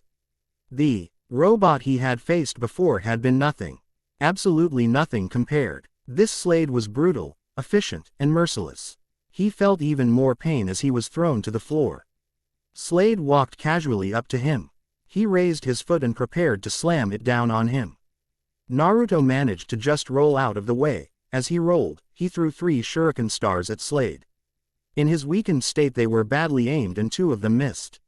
One of them almost struck Slade's face, but in a moment Slade had caught the star in between his fingers. He observed the throwing star simply before throwing it aside and continued. He walked towards Naruto. Naruto tried to scurry away, but when he realized there wasn't any escape, he decided he had to fight. If Naruto were to say, it wasn't in his nature to face those stronger than him, it would be a downright lie. His track record at home disproved such a remark. True, he had never been one to choose his opponents wisely, but he was not a complete idiot. He knew when there was no chance of winning. Never had Naruto seen such power in a person. He had faced ninjas of great power, giant summons and jutsus that could tear an island apart with their strength, but never had he faced this. Slade had full dominance. His mere punches and kicks held a story within them, a story of complete control over every single cell within his entire body. Each blow told of merciless brutality that would cause even Hokages to shake in fear. Naruto forced himself to his feet and ripped off his fabric mask, revealing the rest of his face. He took off the headband and retrieved his own from a back pocket that Cyborg had installed so he could take it with him. After all, wouldn't want Beast Boy trying to sell it again, would they? Slade had stopped his advance and watched in silence as Naruto put on his headband. Naruto lowered his hands and looked at Slade fiercely. Slade seemed to chuckle. "I'm going to enjoy this, boy." Slade charged. Naruto stayed where he was. Pooh. FF of smoke happened and a small piece of wood with a smiley face on it appeared in his place. Naruto had used the wood from the surrounding places for the replacement jutsu. He hoped it would be enough. Slade's fist burst through the wood easily. But suddenly, he jumped up and brought his leg round in a perfect axe kick behind him. Naruto had just emerged from above him and was about to strike Slade's back with an aerial attack. When Slade's foot was driven into his stomach, Naruto was driven to the floor. Slade picked him up by the hair, causing him to groan in pain, and threw him at the nearest wall. Naruto crashed against it painfully and collapsed to the floor. Suddenly, Jinx jumped on Slade's back. "Leave him alone," she screamed. Slade grabbed her and pulled her off of him. He threw her to the ground. Jinx rolled on the ground and sent several pink bolts at Slade. Slade easily dodged them and drove a powerful kick into Jinx's stomach. "You should know your place," he growled as she flew into the air into a wall. Jinx fell to the floor unconscious. Naruto pulled himself to his feet. He charged up the Rasengan. It took only a few moments and thankfully Slade still had his back turned. Naruto charged, jumped. Slade turned round, grabbed him out of the air, spun him round using Naruto's own momentum, and smashed him into the ground. Naruto was lifted up into the air by Slade. By now Naruto had no strength left. Slade pulled back his fist. It was obvious he was about to end this battle. It was more of a game for him. Less of a fight and more of a slaughter. Suddenly, a wall exploded. Naruto was dropped to the floor. He tried to see what the commotion was about, but he had to wait because his vision was blurry with pain. Eventually, he found himself able to see better. Raven. Raven felt a small notion of Naruto's pain. Raven had been hurt before. Raven had been angry. Raven had been terrified. She had even been afraid of herself at times, but now, she was all of that and more. She burst through the wall, her cloak spread out below her like a demon in itself. Tentacles of pure darkness surrounded her body and her eyes were but 4 bright red slits. She UGHT him finally up close to her and gazed at him. His mask and suit were cracked heavily and looked as though it may fall apart. His eye was closed. The eye opened. Slade laughed. Slade somehow broke free of Raven's power and grabbed her. In one motion he brought her down to the ground and slammed her back on his knee. Raven howled in pain as spine almost shattered from the force. She was lifted up, slammed into the ground, lifted up again, and thrown into a wall.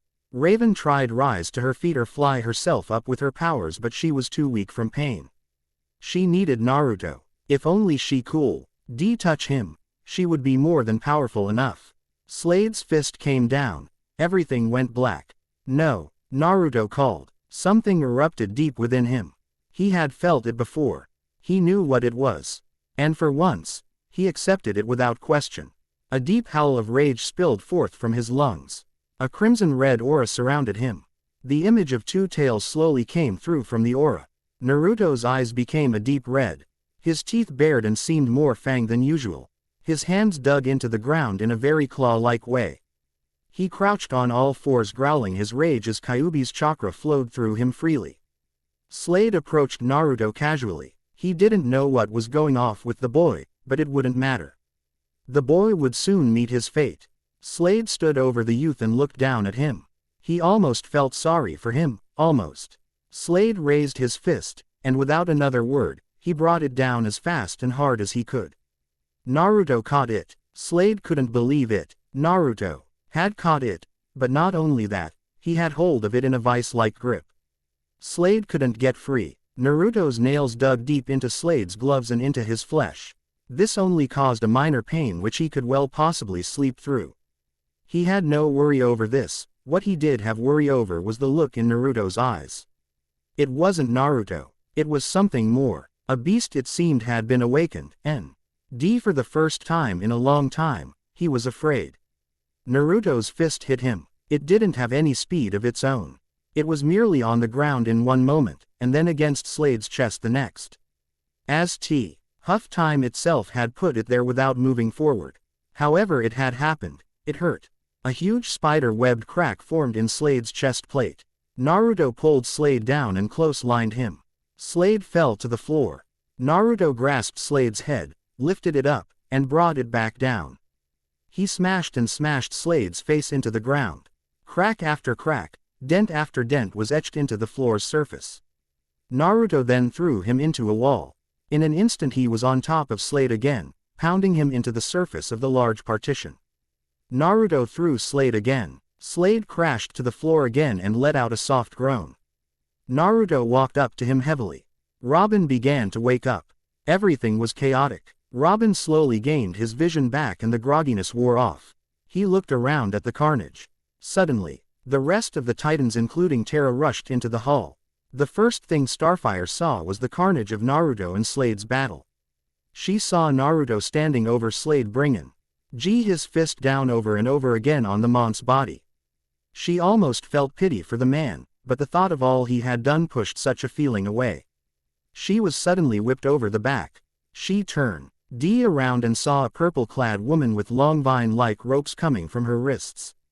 A fight began. The Titans faced off against the HIVE members while Naruto was left still with Slade.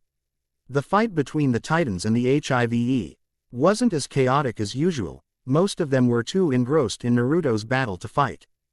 Beast Boy himself was by Raven's side checking on her and watching the fight at the same time. Naruto looked down at the broken body of Slade. He felt such detestation for the man it was unbearable. He had to see Slade's face. Naruto reached down and gripped the edges of Slade's mask. In one swift movement he tore it away. He raised Slade up with a single arm and showed him to the hall. Everyone gasped. They did not gasp in surprise at the appearance of Slade, more at the fact that they could see his face to begin with. His appearance, though, was greatly obscured. His jaw was out of place, his cheeks were swollen with cuts and bruises. He was a mess. His hair was a pure white and the other eye, well, he had none. What was in its place was nothing more than a dip in his skull. An empty socket. Slade also had a simple small white beard that was nevertheless very visible. Naruto placed Slade on the ground slowly and delivered one final punch to Slade's face. Slade's nose was crushed and his face was almost destroyed. He was obviously dead. Naruto dropped him and began walking away. Everyone was silent. The silence passed for what seemed to be an age. Until there came a small sound. "You can't defeat me that easy."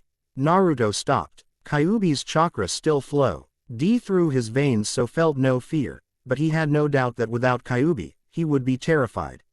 Slade had just spoken. Naruto spun around. Slade was standing in front of them. And what's more, his wounds were healing. There was no gasp from the others in the hall. They merely stared in shocked silence as Slade's face repaired itself before their eyes. A small smile etched into Slade's features as he gazed at everyone's shock.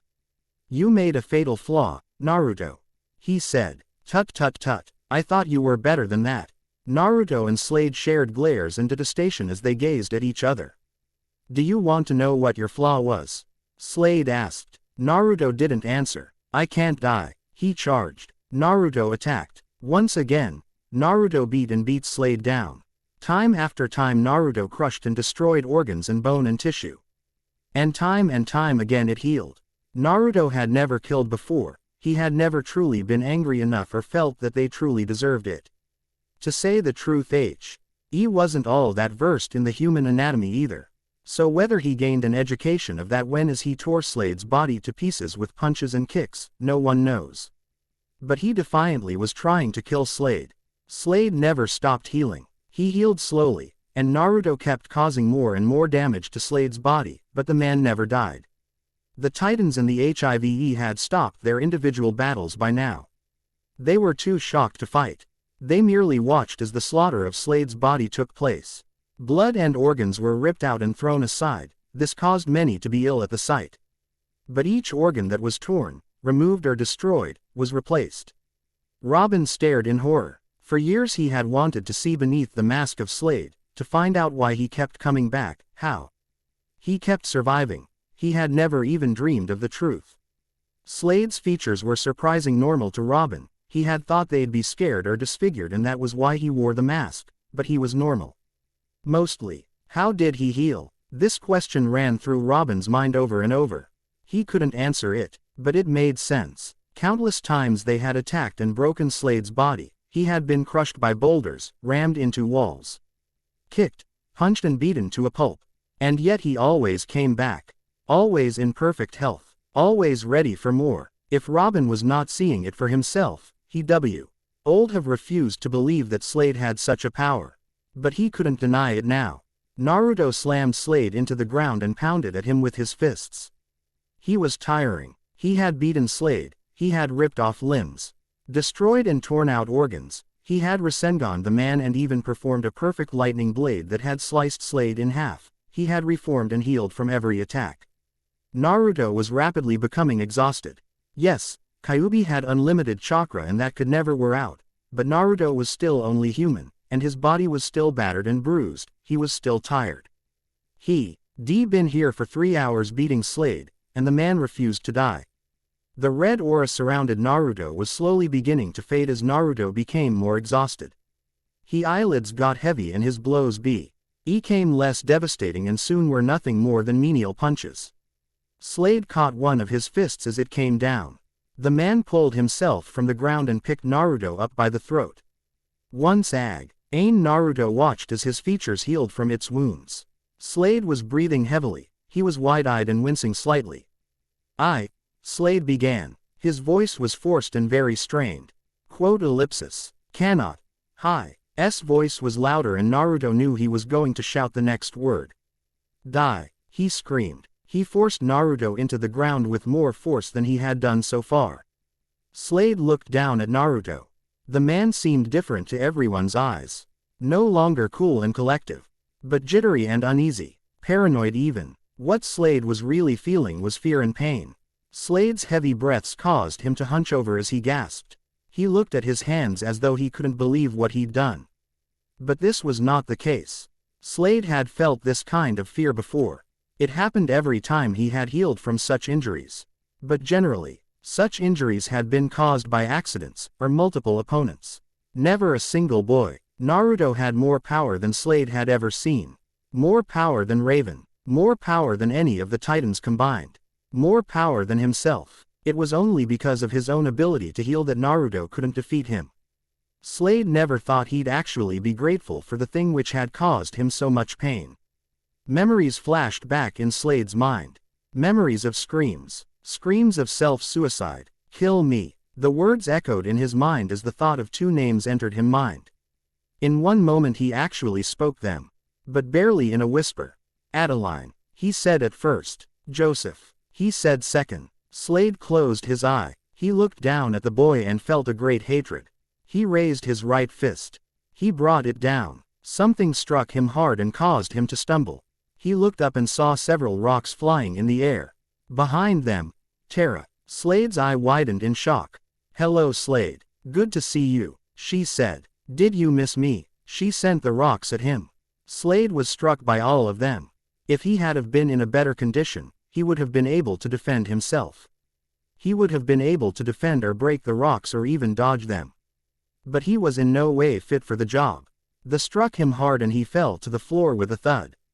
"Get out of here. I'm bringing the place down," Terra shouted. The other Titans understood. HIVE and Titan alike began to vacate the building. Naruto managed to pull himself to his feet. Raven was still inside here. Beast Boy carried her, but her weight slowed him down greatly. Rocks and boulders fell from the room as the place began to collapse. Terra stopped, knowing that she had shook the building enough to bring it down anyway. She looked around and saw Naruto. "Come on, Naruto," she called. Naruto ran up to Raven and Beast Boy.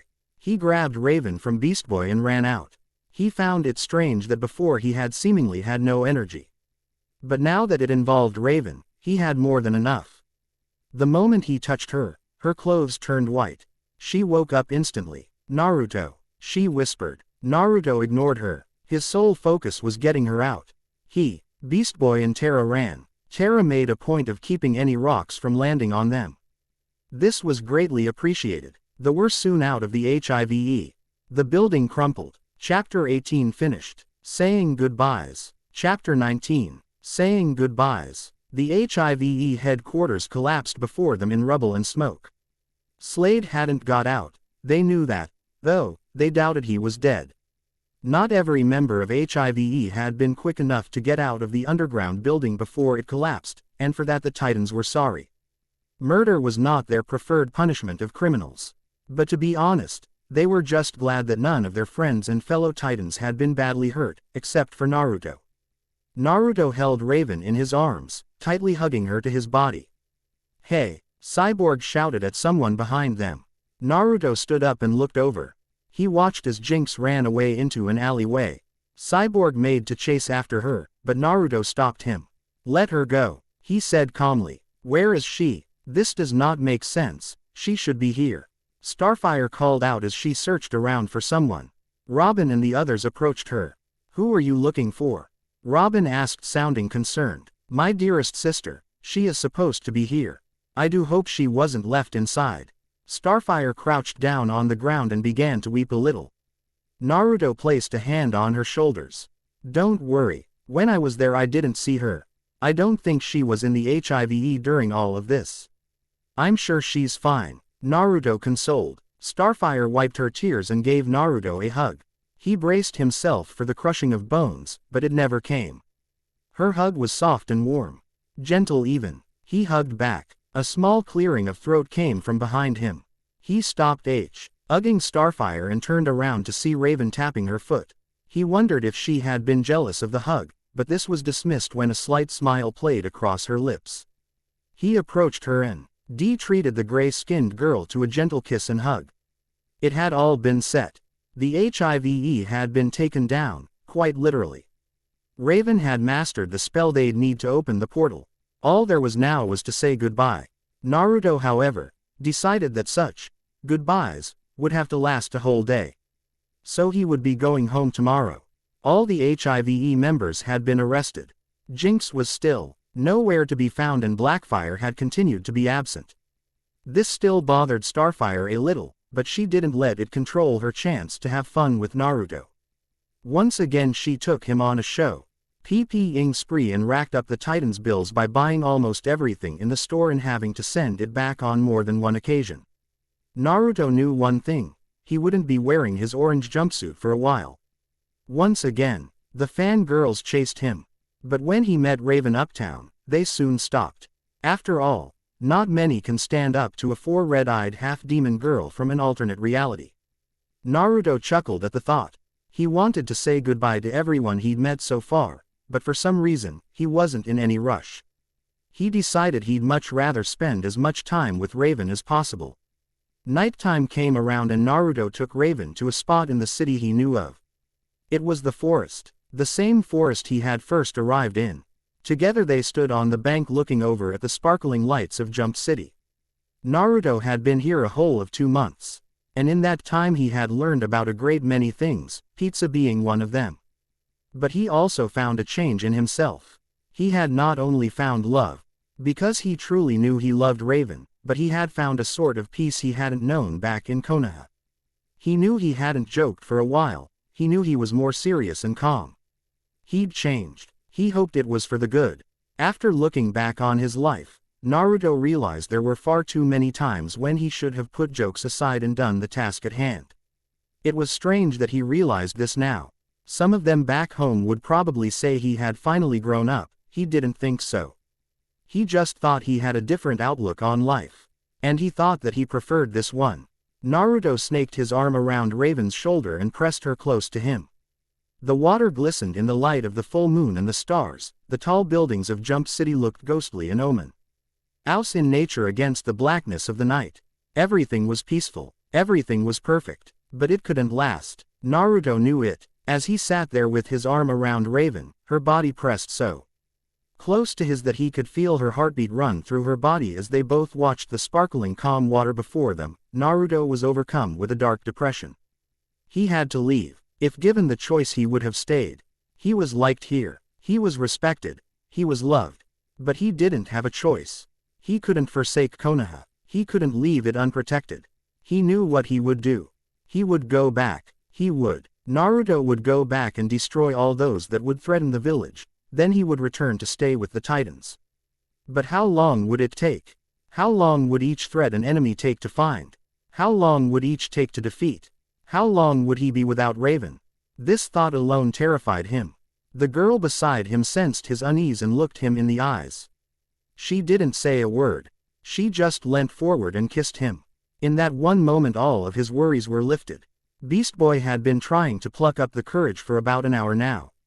It was strange. Before, this very thought would give him strength, that he would one day be able to do this or say these words, but right now he was kinda terrified of the thought.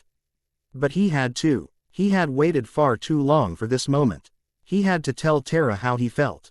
Beast Boy opened the doors from the corridor into the main living room. Terra was sat on the couch flicking through the channels in an idle board.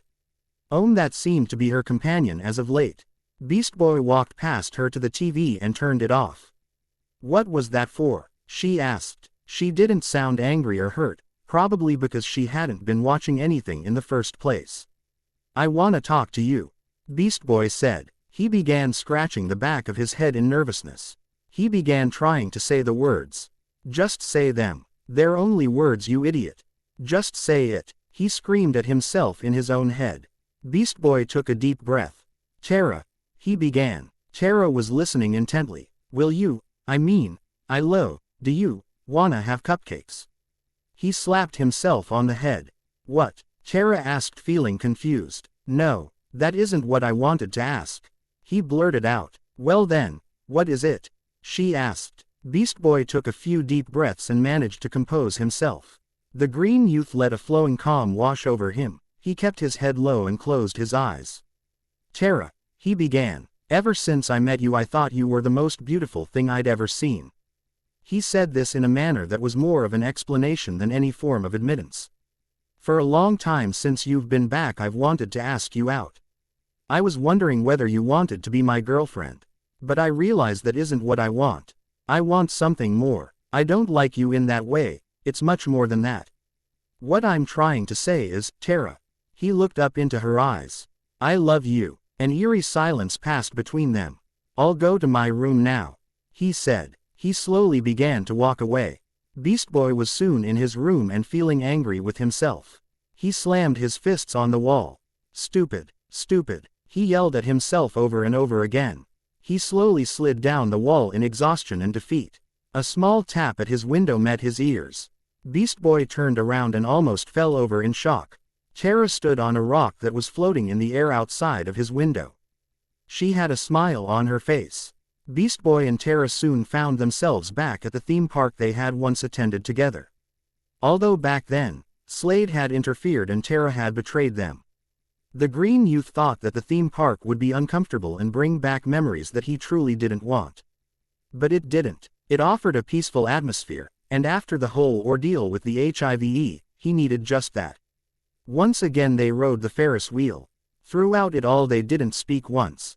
It was not an uncomfortable silence, but more that neither of them had much to say. It seemed the time they spent together, and the actions they undertook spoke louder than any words ever could, especially when they kissed. They were in the Ferris wheel and they had just reached the top. The lights of Jump City sparkled in the night and the stars twinkled in response. It was perfect. They kissed. It seemed that everyone in the tower was attempting to stay up as though tomorrow everything would fall apart. For everyone else, no. But for Naruto and Raven, it was kinda the truth. So the two made a point of spending as much time together as possible. They even met up in the city once. Naruto had been being chased by the usual hordes of fangirls. The moment Raven turned up, they ran. After all, how many fangirls can take on an interdimensional half-demon girl with the power of pure darkness and four glowing red eyes? The answer: none. Unfortunately though, that which has a beginning has an end. And their time was up. The Titans gathered in the living room. "Dear friend Naruto, do you have to go? Why can you not stay?" Starfire pleaded. Naruto looked at the ground. Raven, who sat next to him, gently grasped his hand and gave it a reassuring squeeze. Naruto looked the others in the eyes one by one. "You have to understand, my hometown of Konoha is constantly under attack. I want to stay, but I can't leave it undefended. I won't." He stated this firmly as though his decision would never sway. "I'm going back there for one reason. I'm going to destroy everyone that poses a threat to Konoha. And then I'm coming back, to live with Raven and you guys." He added this last part with a smile played on his lips. The Titans, it seemed, let out a breath in relief that they each had been holding. "So, how long will you be gone?" Robin asked casually. "Well," Naruto began, "let's see. There's Pain, Orochimaru, maybe a few hundred others.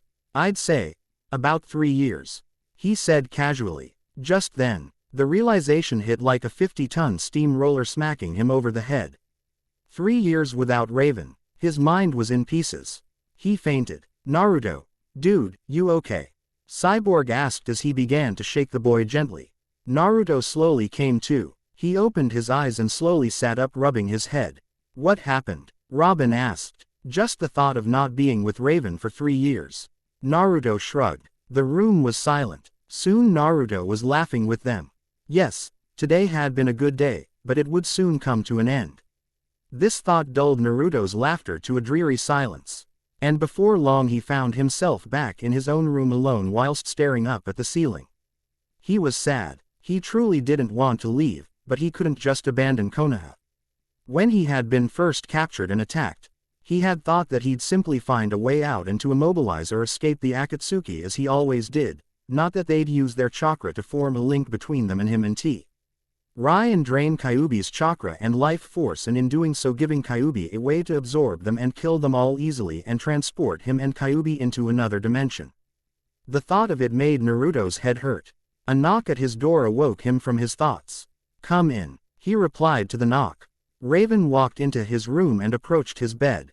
Naruto let her take him by the hand back into her own room. There they fell asleep in each other's arms, silent and content. Chapter 19 finished. Home, sweet, home. Chapter 20. Chapter 20. Home, sweet, home. Naruto woke up. The feel of Raven's body snug, gled closely up to his tempted him to once again to delve into an earthly slumber, but he knew he had to get up. He wanted to spend his last day with Titans awake and smiling, not frowning and moaning due to bad dreams while he slept. It seemed that his night had been interrupted many a time due to unfortunate dreams of such a like. Dreams of him and Raven leaving each other forever, or dreams of a great battle in a fiery void. He dreamt he had sacrificed himself to save everything he loved. When he thought about it, it was an appealing prospect, not the whole sacrifice part, but the whole reason for doing so. When he truly thought about it, if he ever were to die, he would want it to be in battle, protecting the ones he loved. Naruto pulled himself from the soft mattress and flung the covers aside. He blushed. It seemed he had actually taken off his clothes before going to bed, although he couldn't remember doing so. When he looked at Raven he felt himself begin to blush furiously. She was lying there in nothing but a see-through nightgown in which he could plainly see the back of her bra strap and panties. How they had both ended up dressed like this, he had no idea. He himself was only wearing a pair of shorts. Rapidly, he began to get dressed. Halfway through putting on his black ninja bottoms made out of a Kevlar-type fabric that Cyborg had made for him, Raven began to wake up. She rolled over and looked at him. "Naruto," she said slightly dreamily. Raven," he began but lost his balance. Naruto tumbled to the floor and had to struggle to finish putting on the bottoms. He then stood up. Raven chuckled. "You can call me Rachel, you know," she said in a light tone. She seemed so much different. Her eyes sparkled with mischief and were no longer guarding a well of emotions. When he had first saw her she had been dark, a lot like Sasuke. She had been almost completely dreary and emotionless, but now she smiled a lot, she laughed and chuckled like a young girl should. It was as if she was a totally different person. And he knew it was all because of him. He tried not to admit such a thing to himself for fear of sounding vain to himself. But he had to admit it because it was true. He had changed her. There were girls back home that he would die to change the attitude of, to get them to notice him with something other than scorn or malice. Naruto truly believed Raven loved him. And he was so glad that he could give her the happiness she had never allowed herself to feel beforehand. "Okay, well, Rachel, do you know why my clothes were gone?" Naruto asked. "And where are yours?" he asked with a blush. Raven looked down at herself and back at Naruto. Well, last night it was hot. You were having a nightmare and you were sweating a lot. I took off your clothes," she said looking at the floor in embarrassment. "And your clothes?" Naruto asked curiously with a red face at the subject. "I was kinda hot too and I didn't think you'd mind, do you?" she asked. A lump lodged itself in Naruto's throat and threatened to choke him, but he managed to force it down. "Yes, I mean no, I mean yes, I mean, do I have to answer?" he whined. Raven giggled. "I'm joking," she said. Raven pulled herself from the bed and Naruto averted his eyes. The dark-haired girl shook her head at him. "You can look, ya know. I'm not naked," she joked. Yep, she was defiantly different today. Naruto turned to look at her and he felt like his head was about to explode from the heat that rushed into his cranium. Raven approached him and hugged him softly. Their lips met and once again, Naruto's blush and thoughts and worries about everything swam away as he closed his eyes and melted into the sweet kiss. They separated and Naruto noticed that Raven was dressed in her robe, which was obviously now white due to her touching him. "How?" he began. "My powers. Now shut up and get dressed. I want breakfast and you're gonna make it," she said, throwing his black top at him. He caught it with ease and gave her a puzzled look. "Why am I making it?" he asked. "Because I said so." She gave him a simple smile and disappeared in a black portal before him. Naruto was left feeling a little worried. He thought about the way she had been acting. It had been provocative, dominating, little girlish and human. Naruto thought he preferred her the other way. Strangely, Naruto met the other Titans in the living room. They all looked at him expectantly and with sad eyes. Naruto knew they were all thinking the same thing, because he was too. "Today's the day I leave." Single quote. Suddenly he was grabbed by the arm. Raven glared at the others. "Stop looking so sad, please," she asked them. "I don't want any sad faces today, even if he's leaving." She said this, her voice slowly changing back to its normal crackling one as the depression surrounds her. Quickly she buried the depression and forced Naruto into the kitchen. "Breakfast, now," she ordered. "Why are you making him make breakfast?" Robin asked Raven. Raven shrugged. "It keeps him occupied, and I'm hungry," she replied simply. "Raven, are you okay?" Beast Boy asked behind her. Raven turned around and greeted him with a broad smile. "Why wouldn't I be?" she said. Her voice was a little crackly around the edges. "Well, you're perky and happy. I know you've been different lately, but this is a completely new you," he said. He was a little bit cautious with his words. Probably out of fear. Raven looked at all of them and saw the same thing in their eyes. She began. I thought. Her voice cracked. A dark atmosphere emanated from her and she suddenly burst into tears. A lamp exploded and she flew through a portal she opened up in the ceiling, obviously going to the roof. I'll go after her, Naruto said. He jumped over the partition and headed for the door. Beast Boy grabbed his arm and stopped him. Dude, no offense, but maybe you shouldn't. I think Starfire should go and talk to her, the green boy said, looking over at Starfire. The Tamaranian nodded sternly and flew off through the door. Starfire opened the door of the roof and looked around. Raven sat cross-legged on the floor chanting over and over again. Azurith Metrian Zinthos. She spoke the words in a crackled voice that still halted in between sniffles. She obviously wasn't able to concentrate. Her chants were crackled and she wasn't even floating. She was wiping her eyes constantly and sniffling her misery as the tears poured out. Oh my dear friend Raven. Why are you so upset when before you were so disturbingly happy? Starfire asked as she sat down next to the sobbing girl. Raven collapsed in Starfire's arms while the orange-skinned girl held her simply. Raven sat there crying for quite a while. It was amazing that nothing had blown up or anything. But then again, there wasn't that much stuff to blow up anyway. After all, they were on a roof. Unless the tower itself went up in smoke, they were relatively safe. Slowly Raven began to calm down. I'm sorry, she said in her usual gravely voice. I wanted to be different. I wanted to be happy and a different person for his last day, but I messed it up. She looked at Starfire pleadingly. I don't want him to go, she yelled as she burst into another round of tears. The sound of the roof door slamming open met their ears. They turned to see Naruto walking towards them. Naruto struggled against Robin and Cyborg as they tried to stop him going to Raven. Rachel, he called. Sit down, man. Starfire can handle it. Cyborg tried to console. Naruto stopped struggling for a second and the two let go with a sigh of relief. Suddenly Naruto was off, leaving them kicking themselves at letting their guard down. Naruto ran up the stairs and rushed through the roof door, causing it to slam open loudly as he barricaded through. Raven looked at him for a moment before rushing up to him and hugging him tightly as she cried. Together they dropped, head to their knees in the sunlight as Raven cried her heart out. I don't want you to go, she sobbed. Naruto cupped her face with his hands and kissed her sweetly. I don't want to, but I have to, he explained whilst gazing into her eyes. I will be back, I promise, he said with whole honesty. The cool air of the city brushed Naruto's face and he couldn't help but stop to bask in it. He stood on a medium-sized building surrounded by the glistening towers that shone in the rays of the sunlight.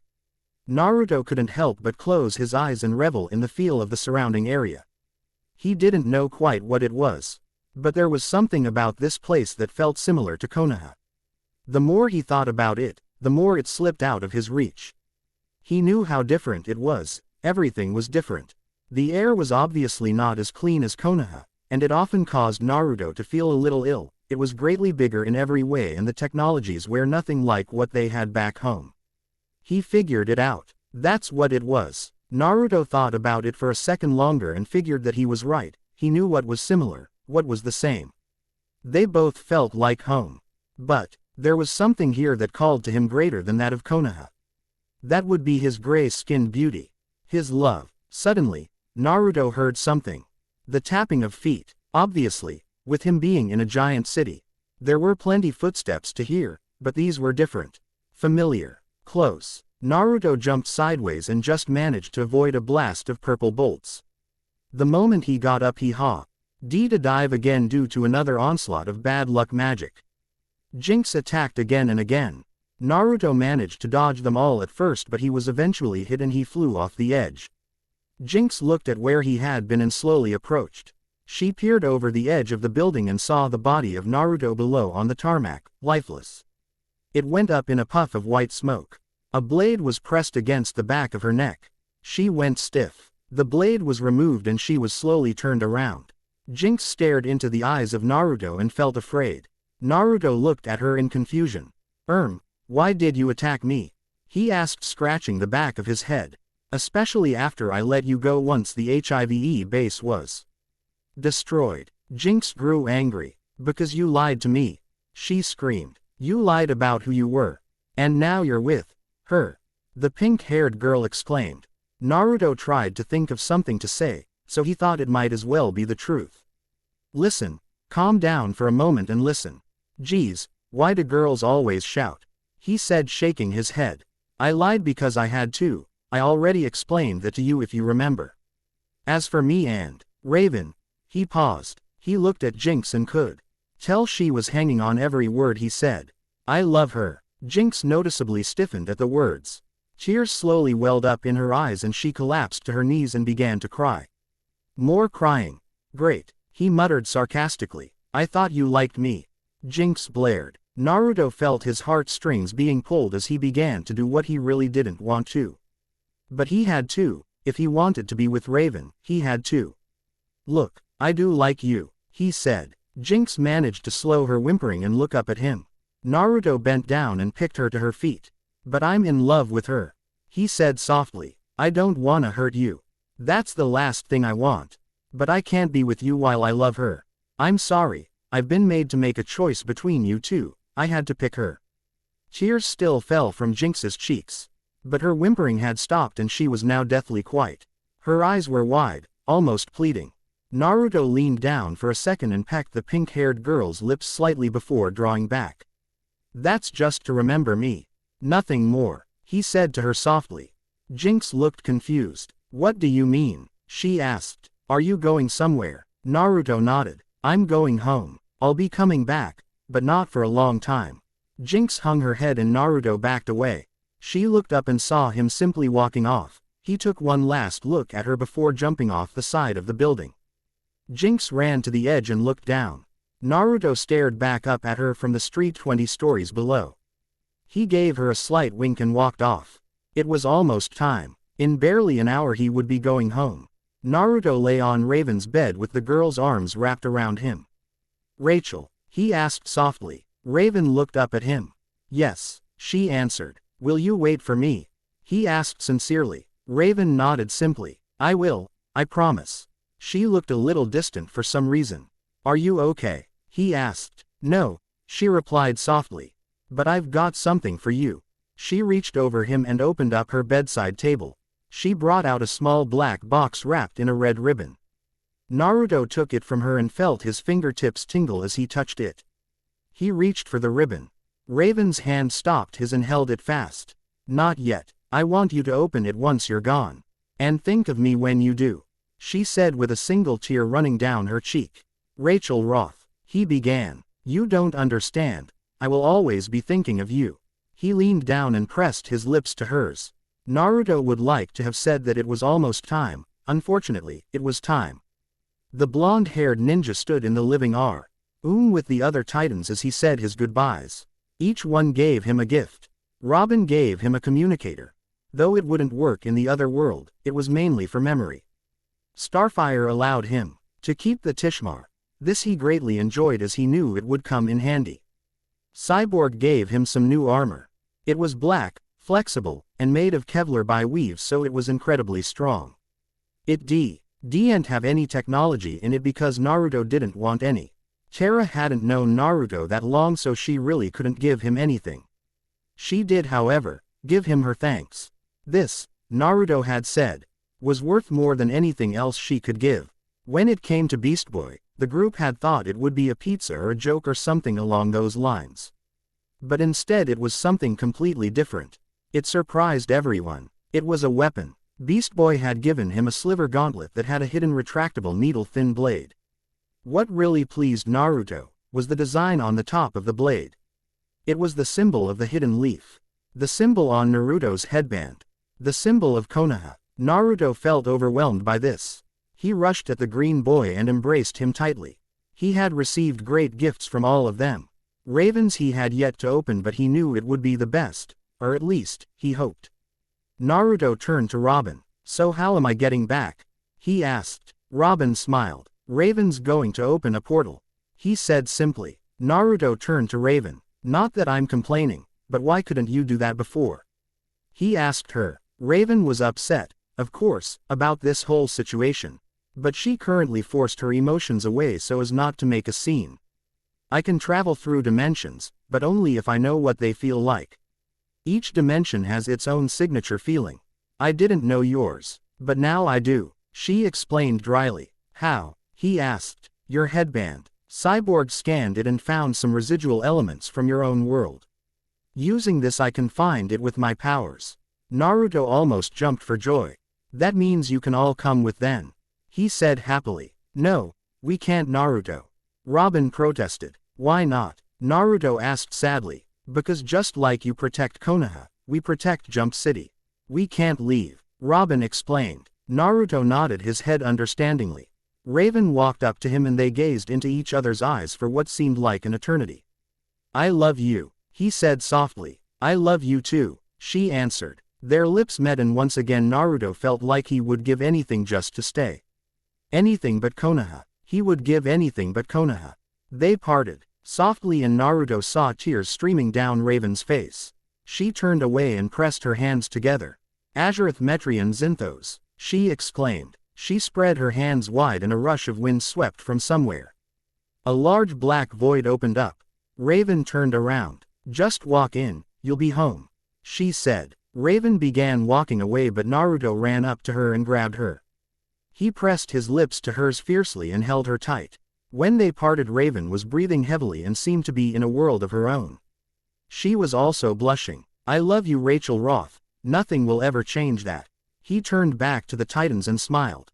Thank you. He turned around and walked into the void. Raven watched him go and the void collapsed.